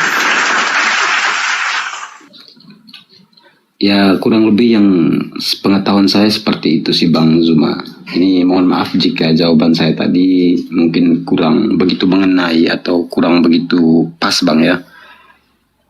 Soalnya ya saya bukan juga tipe, bukan tipe sih Bang, bukan termasuk orang yang terlalu mendalami seperti itu. Iya, oke. Jadi terima kasih Bang atas waktunya. Sama-sama, Bang. Sudah dinaikin juga. Sama-sama. Salam damai Bang, salam sejahtera, sehat selalu Bang ya. Iya, sama-sama Bang. Baik, selamat pagi Bang, ini sudah menjelang pagi, baik Bang. Baik. Oke teman-teman sekalian, silakan. Masih ada lagi yang mau menjelaskan kepada kami tentang teori ya, teori dari doktrin yang diajarkan kemudian oleh gereja. Kalau kita melihat nih ya teman-teman sekalian, saya kasih data nih, contoh. Misalnya di dalam Markus 2 nomor 5, Yesus mengajarkan apa? Yesusnya mengatakan bahwa bertaubat sebelum kemudian ada konsep penyaliban. Yesus mengajarkan dosamu telah diampuni. Kalau dosa telah diampuni, apa masih butuh lagi penyaliban? Dalam konsep penebus dosa? Enggak. Di dalam Matius 9 nomor 2, dosamu telah diampuni. Belum ada penyaliban, orang-orang sudah diampuni dosa-dosanya. Jadi enggak perlu lagi ada penyaliban. Kemudian di kitab mana lagi dikata banyak dalam kitab saudara kita Kristen. Lukas 7:48, 1 Yohanes 1 nomor 9, dosamu telah diampuni, dosamu telah diampuni, dosamu telah diampuni. Itu belum ada penyaliban. Jadi buat apa penyaliban nebus dosa kalau Yesus sendiri mengatakan dosamu telah diampuni? Dosamu telah diampuni. Untuk apa lagi? Dan memang ternyata penebusan dosa dengan darah Yesus mati dicurahkan di atas salib itu tidak melatar belakangi terjadinya penyaliban. Nah, kita minta kembali kepada saudara Kristen, mungkin ada yang terselip dari dari masa saya belajar Bible, ada yang terselip yang tidak sempat kemudian saya ketahui. Mungkin dari teman Kristen yang bisa membantu, silakan.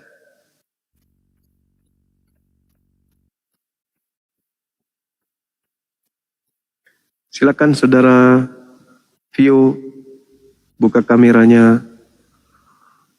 Dari sekte mana?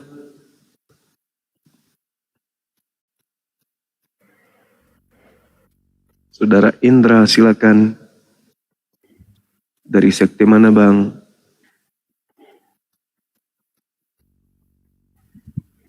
Ada di bawah Dinda, mau diundang naik atas nama Mancing. Siapa Mancing ya? Namanya Mancing, marah-marah dia tuh.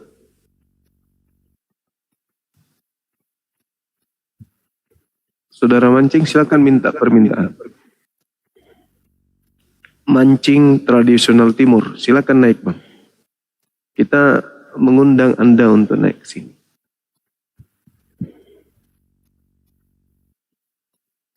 Saudara mancing tradisional timur minta permintaan, segera kita diskusi baik-baik. Oke, silakan. Silakan saudara mancing naik ke sini.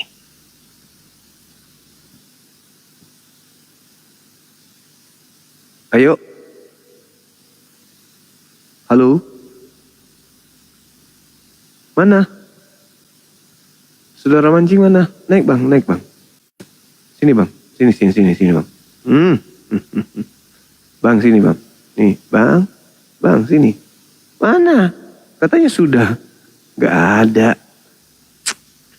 Saudara mancing ini katanya mau minta dinaikkan, kok nggak naik-naik. Mana sih abang ini? Bikin lelucon aja. Halo saudara Oten, silakan. Iya, buka kameranya.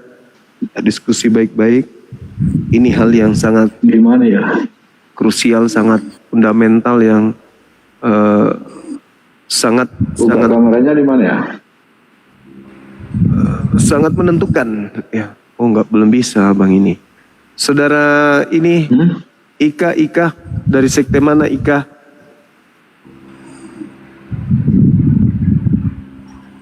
Ika dari mana? Ika. Mengoroi. Mana tadi si pancing ini? Katanya mau diskusi saudara mancing. Naiklah sini. Halo.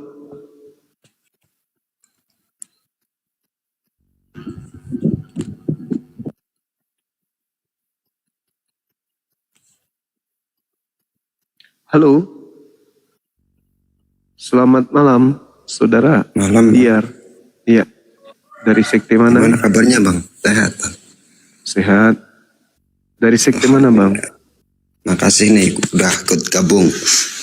Oh iya. Silakan. Dari sekte mana? Dari Jawa bang, Tegal. Dari Tegal. Katolik, Protestan? Alhamdulillah saya Islam. Alhamdulillahirrabbilalamin. Iya, saudara Emak. Dari sekte mana Emak?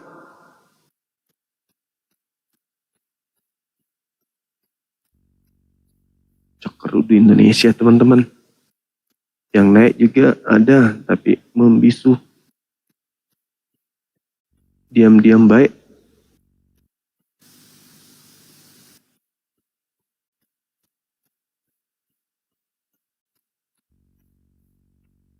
Halo. CR7.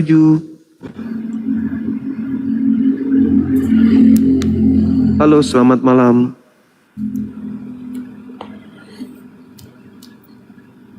Halo.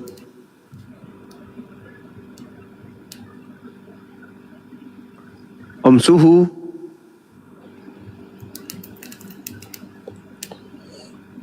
Pada naik tapi gemetaran, teman-teman. Gimana tuh?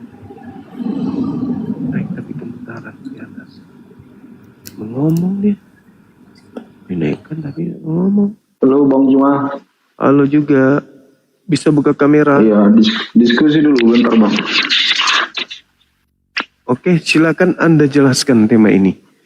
Apa latar belakang orang Yahudi ingin menyalib Yesus?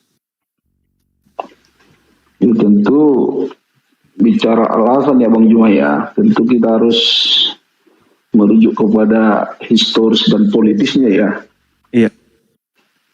Tentu di sana kan kronologisnya jelas tuduhan penghujatan. Dalam hukum Yahudi Yesus dituduh menghujat, kan begitu? Berarti bukan karena dosa waris. Ya makanya kita alasan historisnya dulu. Iya, itu historis. dosa waris kan itu Alkitabiah dong. Bukan. Ya, kalau berbicara mengenai Alkitabiah, terus yang Anda maksud Alkitabiah ini sasarannya adalah kitabnya orang Yahudi yang menyalib Yesus itu, Anda tahu? Dia itu ahli kitab. Imam kepala loh yang hadir di situ, bukan ecek-ecek, bukan pendeta pastor yang modal terjemah yang hadir di situ. Tapi mereka yang paham betul dengan kitab mereka, ahli kitab. Orang-orang. Iya, makanya tadi saya nggak setuju abang bilang bahwa ya, tapi kan imam-imam kepala itu kan abang bilang tadi bernubuat. Masa sih imam kepala bernubuat? Malah orang itu mencemooh Yesus pada saat itu. Bahkan mereka mengelolok Yesus dong. Dalilnya di situ mengatakan bernubuat. Imam kepala bernubuat. Itu kan secara historisnya kan mereka tuduhan penghujatan kepada Yesus karena Yesus. Imam kepala bernubuat bukan dari dirinya sendiri. Berarti ada pewahyuan di situ, ada ilham. Kan abang tadi yang bilang bahwa imam kepala bernubuat. Iya. Nah, kapan imam kepala bernubuat dan di mana itu tertulis dalilnya? Yohanes 11 nomor 51-52. Sedangkan imam kepala justru apa yang Anda pertahankan kalau tertulis seperti itu? Percuma aja menangis, Bang. Tangismu tidak akan menghentikan kebenaran. Tangismu tidak akan menutupi kesesatanmu. Percuma nangis. Itu jelas loh. Kok abang bilang bernubuat imam-imam kepala? Bahkan Yesus diolok-olok sama imam-imam kepala. Dalilnya begitu. Bukan menangis. Artinya abang itu jangan memframing yang enggak benar begitu. Abang paham arti nubuat? Dalilnya begitu. Dalilnya seperti itu. Ya harus paham kita apa arti nubuat itu. Jangan kita salah. Imam kepala bernubuat tahun itu juga Yesus harus mati untuk bangsa Israel. Kalau mau menangis abangku jangan di sini. Nangis itu di kamar aja, tutup kamar dari dalam, jangan di sini. Dalilnya di mana? Orang dalilnya seperti di Matius 27 ayat 1 dan Mazmur itu jelas bahwa kenapa jadinya ke Mazmur? Bahkan para imam-imam kepala mengolok-olok Yesus. Tidak berlaku Mazmur di situ. Bukan masalah tidak berlaku. Artinya kita harus survei dong. Tidak menggunakan Mazmur, malah dia bernubuat. Imam kepala tidak pernah bernubuat. Masa imam kepala bernubuat? Di situ tertulis di Yohanes 11 nomor 51-52. Makanya Bang, kau harus ngerti apa arti nubuatan. Begitu. Artinya ketika kita nggak paham definisi nubuatan, itu sangat. Jangan menjual kesedihan di sini. Curhat aja di pendeta. Pendeta, kenapa ternyata Yesus itu disalib oleh ahli kitab, ternyata bukan untuk dosa-dosa kita.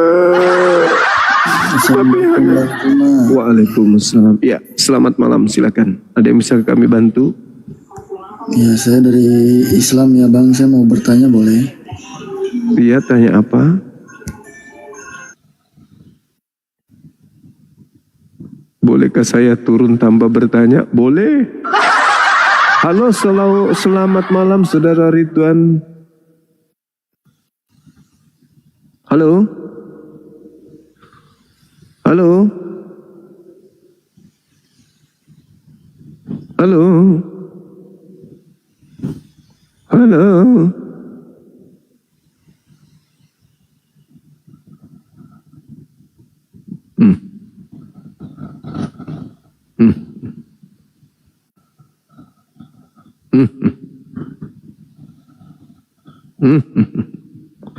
Halo, selamat malam.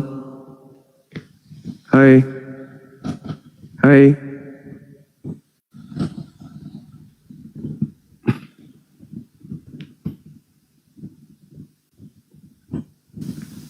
Oke teman-teman sekalian, mungkin Bang Handi bisa naik, yang lain juga boleh naik. Kelihatannya saudara-saudara kita Kristen sudah ampun, sudah angkat tangan, tidak bisa lagi. nggak ada lagi perlawanan.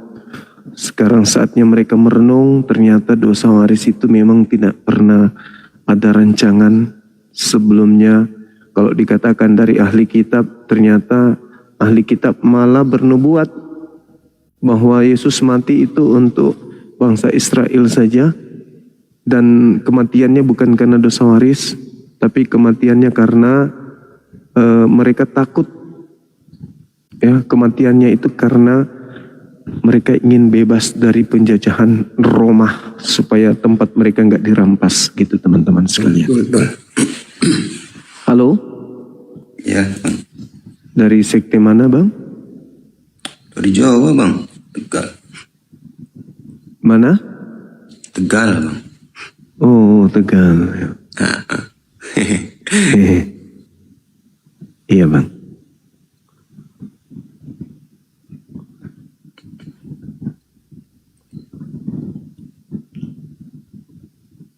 Gimana, Bang? Berkemana semua nih? Berturun. Siapa itu, Bang?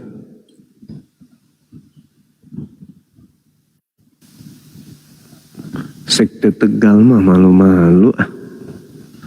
Agama baru kurasa itu. Halo saudara Leo. Apa kabar, Bang? Halo. Halo saudara. Dari sekte mana? Halo.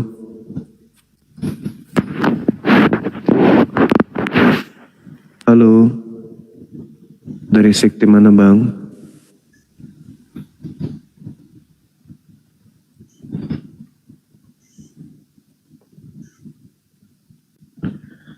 Saudara Zio, Saudara Ude, Dek Nara Kepeng. Ayo, Halo, Assalamualaikum. Pak Juma. Waalaikumsalam. Iya. Apa kabar? Assalamualaikum Bang Juma. Waalaikumsalam warahmatullahi wabarakatuh. Iya. Iya, saya Muslim nih dari Bogor. Salam kenal. Salam kenal. Assalamualaikum Bang Juma. Waalaikumsalam Saudara Alex. Apa kabar? Alhamdulillah baik Bang Juma. Baik, alhamdulillah. Masya Allah. Dari mana ini, Bang? Kok salto sih? Jangan buru-buru turun, Bang. Ngobrol dulu. Kan baru kenalan kita. Baru mau ditanya udah pergi. Halo Saudara Heb. Halo. Halo. Halo. Minta pertemanan, minta naik, tapi kayak gitunya.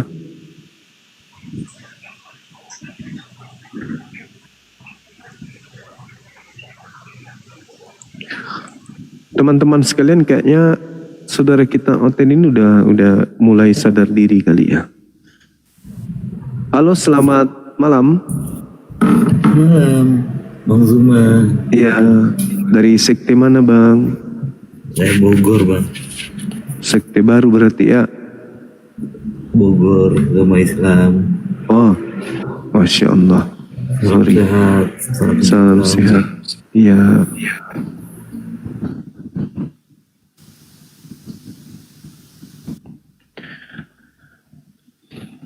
Aduh, maaf Pak, kemarin tawaran Bapak untuk saya jadi Menteri Bahasa Daerah, terpaksa saya harus menolaknya Pak. Tapi kalau ditawarin sebagai Menteri Pembebalan, mungkin tawaran Bapak akan saya terima. Tapi yang kemarin saya tolak Pak. Iya, saya ditawarin jadi Menteri Bahasa Daerah, kurasa saya agak sulit Pak. Gimana Bapak selama memerintah beberapa saat ini? Ada kendala? Bang, ya? Ini bukan Prabowo asli Bang ya. Oh, sorry. Aduh, saya pikir presiden saya yang mencintai. Hampir saya terima laporannya Abang. Iya. Abangku, aku mau tanya nih Bang. Siap. Tapi salam dulu saya. dari Kalimantan Timur abangku. Siap. Ini bang, saya mau tanya, ada saudara saya yang keluar dari Islam, kira-kira gimana meyakinkan kembali gitu bang? Kalau dia mau buka diri untuk berdiskusi, kalau mau buka diri bisa diarahkan ke kita, ke Apologet Islam Indonesia untuk berdiskusi. Dengan saya boleh, dengan anak-anak didik kita boleh, dengan adik-adik saya dan guru-guru kita yang ada di API juga boleh. Kalau di Kalimantan kira-kira anak didiknya abang ada? Di Kalimantan itu ada Ustaz ada Ustaz Yusuf kan di situ. Tapi saya lupa dia Kalimantan apa ya. Sering live juga beliau. Malah dia lebih kuat kemudian live-nya daripada kita. Beliau kuat live dan penggemarnya itu jauh lebih hebat daripada kita yang ada di sini, Bang. Nah, kalau misalnya nanti ada yang mau buka diri untuk berdiskusi bisa diarahkan ke Ustaz Yusuf PI namanya. TikToknya Yusuf PI bang ya? Siap. Karena banyak teman-teman saya dan saudara saya di sini bang yang hampir lah rata-rata mereka keluar dari agama Islam. Oh iya. Silakan aja diarahkan. Siap. Mungkin itu aja saya mau tanya bang. Oke. Siap abangku, terima kasih bang. Terima kasih. Salam dari Kalimantan Timur. Iya, sama-sama bang. Assalamualaikum. Waalaikum.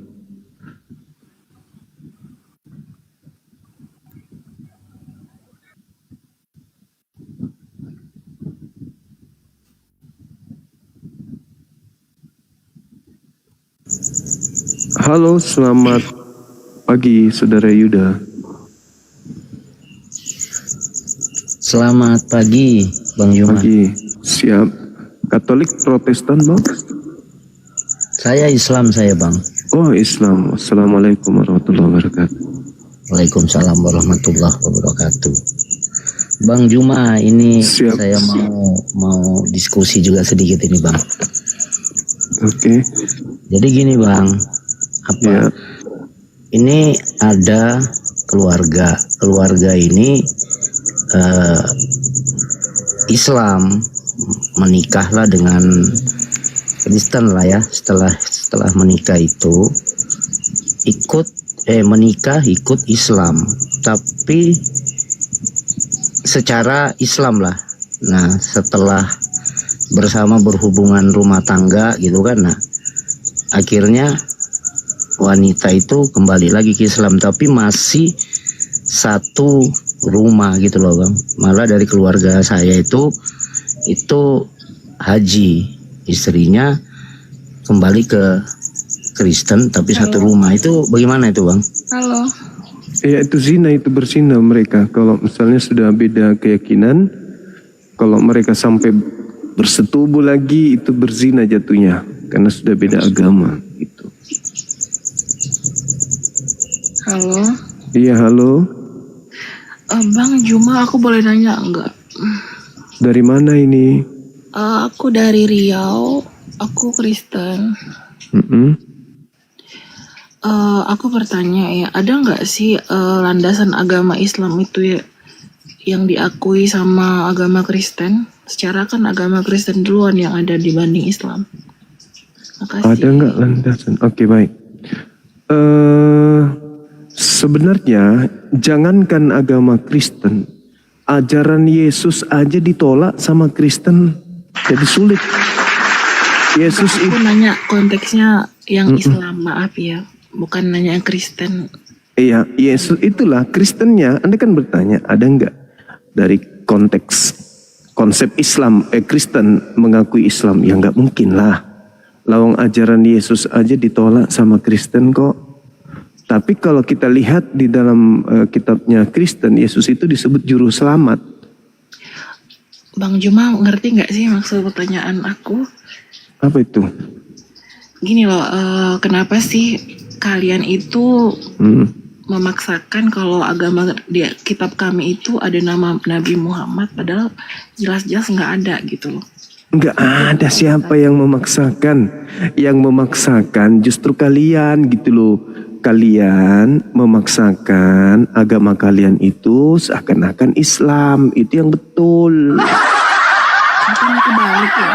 Enggak dong. Banyak yang komal-komal gitu yang bahas kayak gitu soalnya. Enggak dong, tidak ada masjid yang bernama Masjid Yesus Kristus. Tapi gereja banyak atas nama Gereja Isa Al-Masih.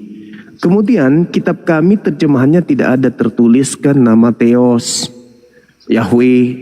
Tapi di kitab kalian itu bertaburan nama Allah di situ. Bahkan sampul kitab kalian itu kalian sebut Alkitab. Kalian tidak pernah menyebutnya, kaku menyebutnya Bible atau Biblika atau Biblos. Kalian lebih familiar menyebut Alkitab. Sementara Alkitab itulah kitabnya umat Islam. Kalian yang mengklaim diri kalian itu tampil seperti Islam, padahal kalian itu ajaran dari Barat, gitu loh. Abang. Nah sekarang coba sekarang kamu lihat kitabmu. Apa sampul tertulis dalam kitabmu itu? Sampulnya apa yang tertulis? Itu Alkitab baca. Nah sekarang pertanyaan saya, dari mana Kristen mengambil kata Alkitab ini? Emang dari sananya Alkitab. Hah? Kitabmu itu bahasa aslinya apa? Ya Injil. Bahasa asli kitabmu itu apa? Bahasa Inggris kah? Yunani. Hah? Bahasa Yunani. Bahasa Yunaninya yang ada di sampul kitabmu dalam bahasa Yunani itu apa? Aku kurang merhati. Nah ini makanya bahasa Yunaninya itu bukan Alkitab. Alkitab itu nama lain daripada Al-Quran. Alkitab itu kitabnya Nabi Isa. Al-Quran yang mengatakan itu Inni Abdullah atani Alkitab. Nah sedangkan di dalam Bibelnya orang Kristen dalam bahasa Yunani tidak ada kata Alkitab. Di Indonesia, Kristen masuk ke Indonesia itu nanti di abad ke-16. Islam masuk ke Indonesia di abad ke-8. Lebih duluan Islam masuk ke Nusantara daripada Kristen. Ketika Kristen kitabnya datang dibawa oleh penjajah Belanda, diterjemahkan ke dalam bahasa Indonesia, kitab yang tadinya bahasa Belanda, bahasa Inggris ini dirubah menjadi Alkitab. Jadi yang ingin tampil menjadi ke-Islam-Islaman itu ya ada Kristen. Emang ucapan-ucapan ya? Gimana? Emang ucapan-ucapan Bang Juma barusan yang bilang dibawa sama orang Belanda itu ada buktinya. Lah siapa yang membawa agama Kristen ke Nusantara ini kalau bukan penjajah Belanda? Duluan agama Kristen Bang memang. Kenapa?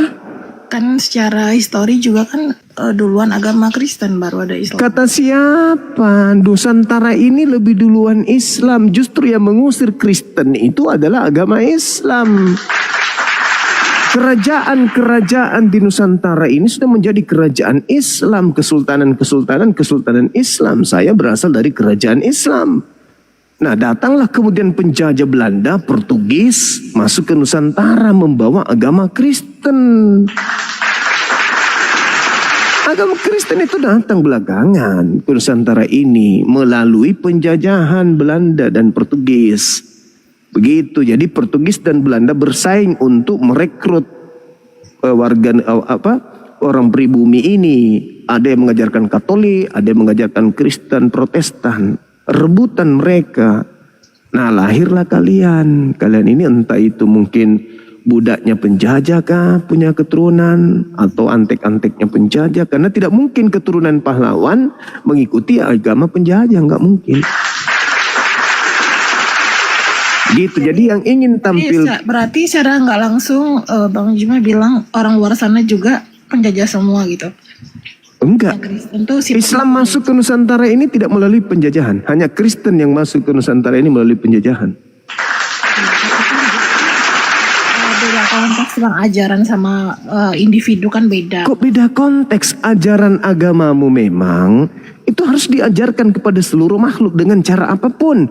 Coba Anda baca Filipi 1 nomor 18. Agama Kristen itu diajarkan dengan cara apapun boleh. Dengan menipu, dengan mengelabui, dengan Itu Baca. larangan perintahnya nggak boleh. Baca Filipi 1 nomor 18. Baca. Enggak, itu beda, itu enggak. Kok beda? Itu isi kitab sendiri kok beda. Belum lagi kalau Anda melihat di ulangan. Kalau Anda membaca ulangan 20, kalau Anda membaca, oh enggak dong, saya enggak membaca setengah-setengah. Tapi tidak mungkin saya sekali mengucapkan langsung segepok Bible itu keluar dari mulut saya. Ketika saya berbicara, maka isi kitab itu terurai seayat demi seayat. Tidak mungkin satu gepok langsung keluar dari mulut saya. Kok tepat? Itu enggak mungkin. Bilang aja kalau Anda nggak ngerti Bible. Belanda mempraktekkan ulangan 20, nomor 10, nomor 11. Taruhlah saya memang nggak pintar, tapi aku Nah makanya wajar Anda jadi Kristen. bawah dia ilmu. Udah gitu. Wajar Anda menjadi Kristen kalau gitu. Iya, wajar Anda masih Islam juga. Iya, karena saya paham Bible makanya saya tetap Islam. Siapa yang mau jadi Kristen kalau sudah paham Bible? Nggak ada. Tidak ada orang yang mau bertahan di agama Anda kalau dia sudah paham kitab Anda. Kecuali mereka yang sudah terlanjur menikmati materi.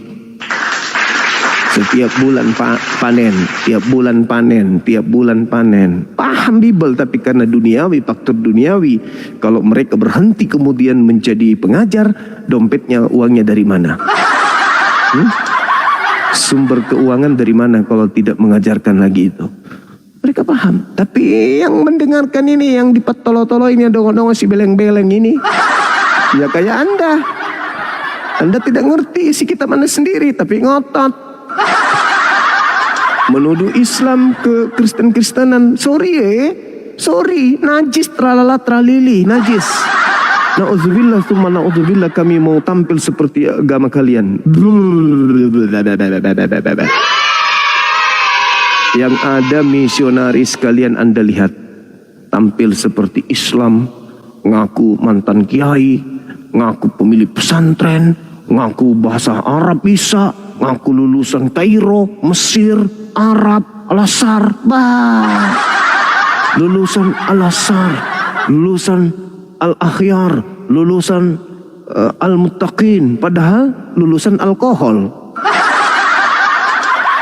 Itu ngaku-ngaku menggunakan istilah-istilah Islam. Kalau kami mana mau najis tralili 7 turunan. Aku tampil, aku ini adalah mantan pendeta. Nauzubillah min zalik, mantan pemakan babi dong. Aku ini mantan makan babi dong. Najis, siapa yang mau? Bodoh. Oke, teman-teman sekalian, saya rasa sudah cukup sampai di sini dulu ya. Kita istirahat dulu, besok lagi kita ketemu. Mudah-mudahan apa yang kita beritakan pada malam hari ini sampai subuh hari ini bisa menjadi pelajaran bagi kita semua, khususnya anak-anak Islam, generasi Islam, anak-anak saya dimanapun berada.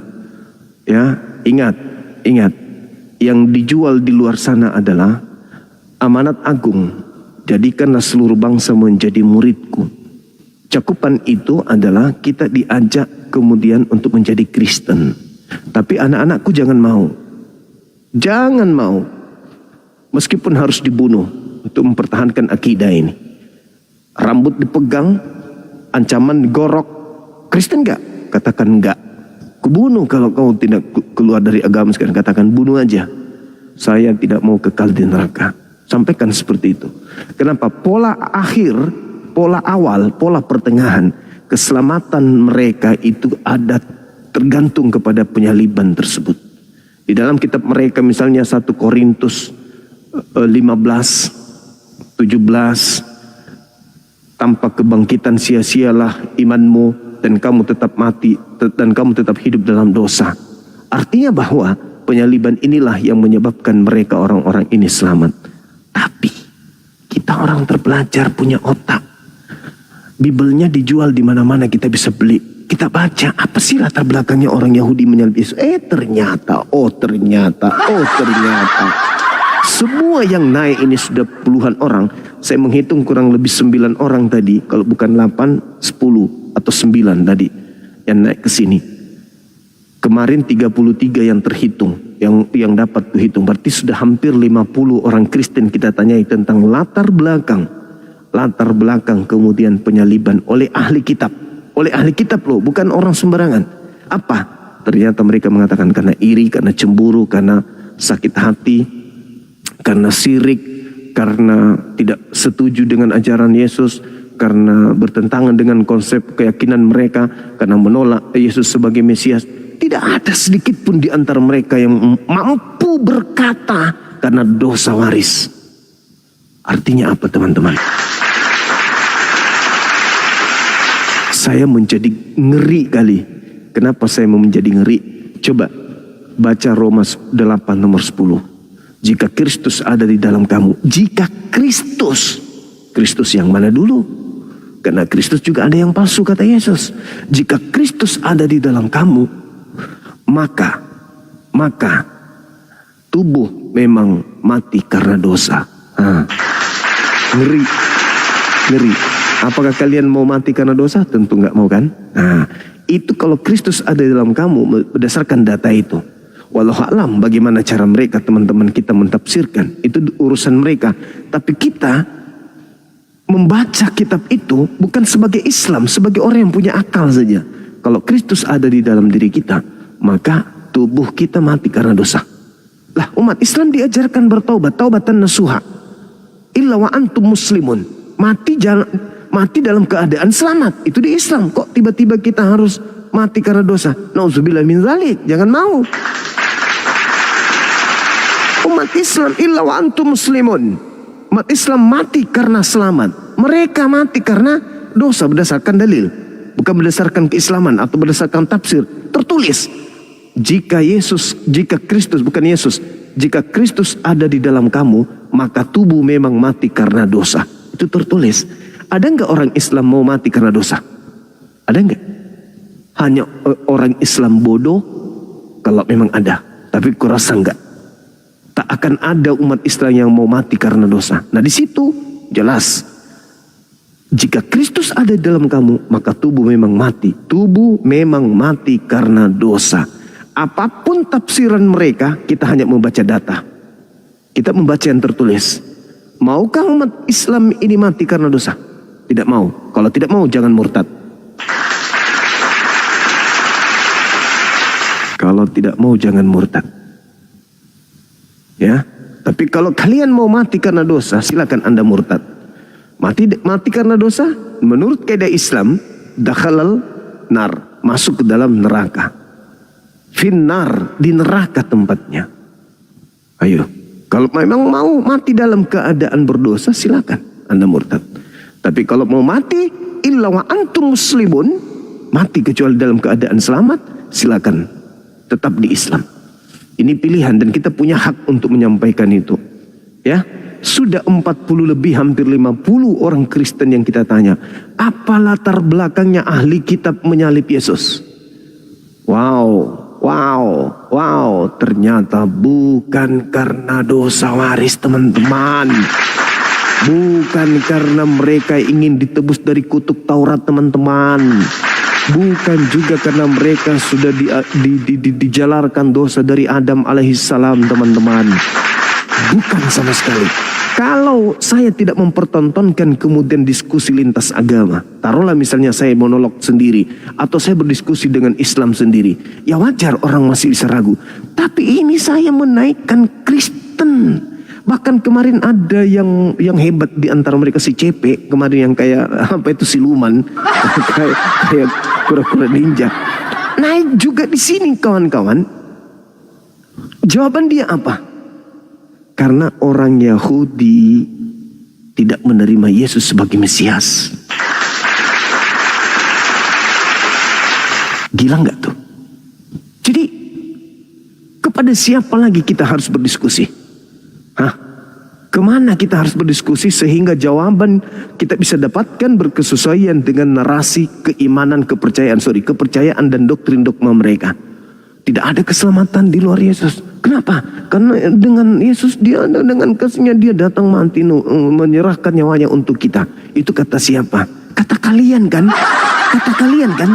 Kami tidak mau kata kalian. Kalian bukan ahli kitab. Kalian bukan pengikut langsung Yesus. Kalian bukan pemegang kitab. Kalian bukanlah ahli kitab. Kalian bukan orang Yahudi. Kalian bukan orang Nasara. Kalian bukan orang yang dikatakan di dalam kitab mereka Yeremia 31 sampai 33. Bukan. Kami ingin tahu ahli kitab. Al-Quran kami sudah tahu. Sekarang melalui kitab kalian, ahli kitab mengatakan apa ketika mereka ingin menyalib Yesus? Wow, ternyata Yesus mereka ingin salibkan karena mereka takut bangsanya dirampas oleh penjajah Romawi.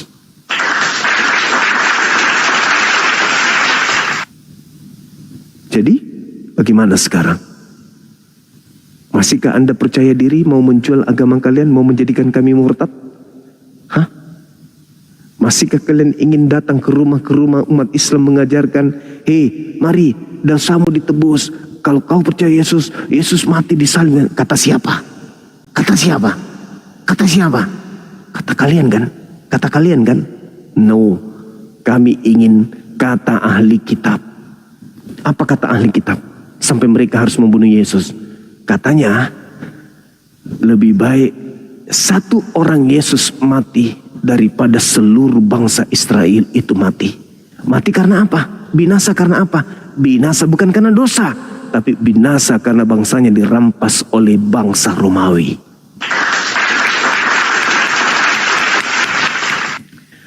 Anda panas, netizen saya puas. Saya kira begitu sahabat-sahabat sekalian. Di sini sudah hampir pukul 3 subuh. Besok lagi kita akan kembali berdiskusi, menaikkan teman-teman kita Kristen. Tolong yang Kristen yang mendengarkan ini, mendengarkan diskusi ini, sampaikan pesan saya kepada pendeta, kepada pastor kalian, lulusan S1, S2, S3, S4, S-tontong, S5, S7, S neraka jahanam. Tanyakan kepada mereka, Bang Suma menunggu kalian berdiskusi tema landasan kebenaran agama Kristen dan landasan kebenaran agama Islam ditinjau dari perspektif penyaliban. Karena Tuhan kita berbeda kan? Tidak mungkin kita berdasarkan itu. Kitab kita juga berbeda, rasul kita berbeda. Satu-satunya persamaan di antara kita adalah sama-sama mengusung tentang penyaliban. Maka ini yang harus kita bahas. Begitu saudara-saudaraku ya. Udah jam 3. Apakah sahabat-sahabat saya dari API masih mau melanjutkan? Di bawah masih ada Bang Kian Santang. Apakah mau melanjutkan saya rehat? Bisa naik di sini? Atau mau rehat juga? Kalau mau, berarti Kian Santang minta permintaan. Kalau tidak, berarti beliau juga mau rehat. Saya kasih waktu sampai 1 menit untuk untuk minta permintaan. Kalau tidak, berarti beliau juga mau istirahat. Begitu ya saudara. Jadi teman-teman Kristenku yang saya temani tadi berdiskusi, renungkan itu, renungkan, pikirkan, apakah memang ada orang-orang ahli kitab. Kita kan hanya membaca terjemahan. Ente hanya disuguhkan terjemahan. Yang paham itu ahli kitab. Apakah ada di antara mereka? Oh, di kitab kita ini Mesias mati untuk dosa-dosa kita. Ada nggak? Ada nggak? Nggak ada. Apa yang ada? Mereka ingin membunuh Yesus. Karena apa? Karena dosa? Bukan. Tapi karena benar-benar takut bangsanya dirampas. Ini berulang akan aku ajarkan, akan aku sampaikan, dan aku akan ajak seluruh orang Kristen di Indonesia ini untuk berdiskusi. Susun diri kalian, cek. Hari ini ada kurang lebih 10, kemarin sudah 33, hari ini ada 9 atau 8 orang, berarti sudah berapa itu? Sudah 50-an. Besok insya Allah akan kita buka lagi. Kita buka minimal 10, berarti sudah 60. Sampai mereka kita aja semua diskusi. Ada nggak yang bisa membantah Bible mereka sendiri? Yesus disalibkan oleh orang-orang Yahudi. Kalau Edis murid saya kan sudah mengakui itu rencana iblis. Oke. Rencana iblis katanya. Oke. Nah sekarang rencana iblis ini, adakah di antaranya orang-orang yang menyalibkan karena dosa? Cakep kan? Saya kira begitu teman-teman sekalian. Terima kasih banyak kepada seluruh netizen yang ada di YouTube, yang ada di TikTok, yang telah memberikan infak sedekahnya melalui gift dan seterusnya. Semoga antum semua mendapatkan rahmat hidayah, berkah, dan juga mendapatkan syafaat Nabi Muhammad SAW kelak. Dimudahkan urusan kalian, dipanjangkan usianya, dibahagiakan di dunia dan di akhirat. Anak-anaknya menjadi anak yang soleh dan soleha, rezekinya mengalir, kesehatannya terjaga, dan seterusnya. Doa-doanya diijabah oleh Allah, doa yang baik diijabah oleh Allah. Saya kira demikian. Kita tutup. Subhanakallahumma bihamdi, asyhadu an la ilaha illa anta astaghfiruka wa atubu ilaih. Salam tauhid, salam satu Tuhan. Jayalah Islamku, jayalah Indonesiaku. Assalamualaikum warahmatullahi wabarakatuh. Teman-teman, silakan di follow akun saya ini, akun kedua, akun keempat. Mudah-mudahan kuat meskipun sedang dalam peringatan, bukan peringatan Maulid tapi peringatan pelanggaran katanya.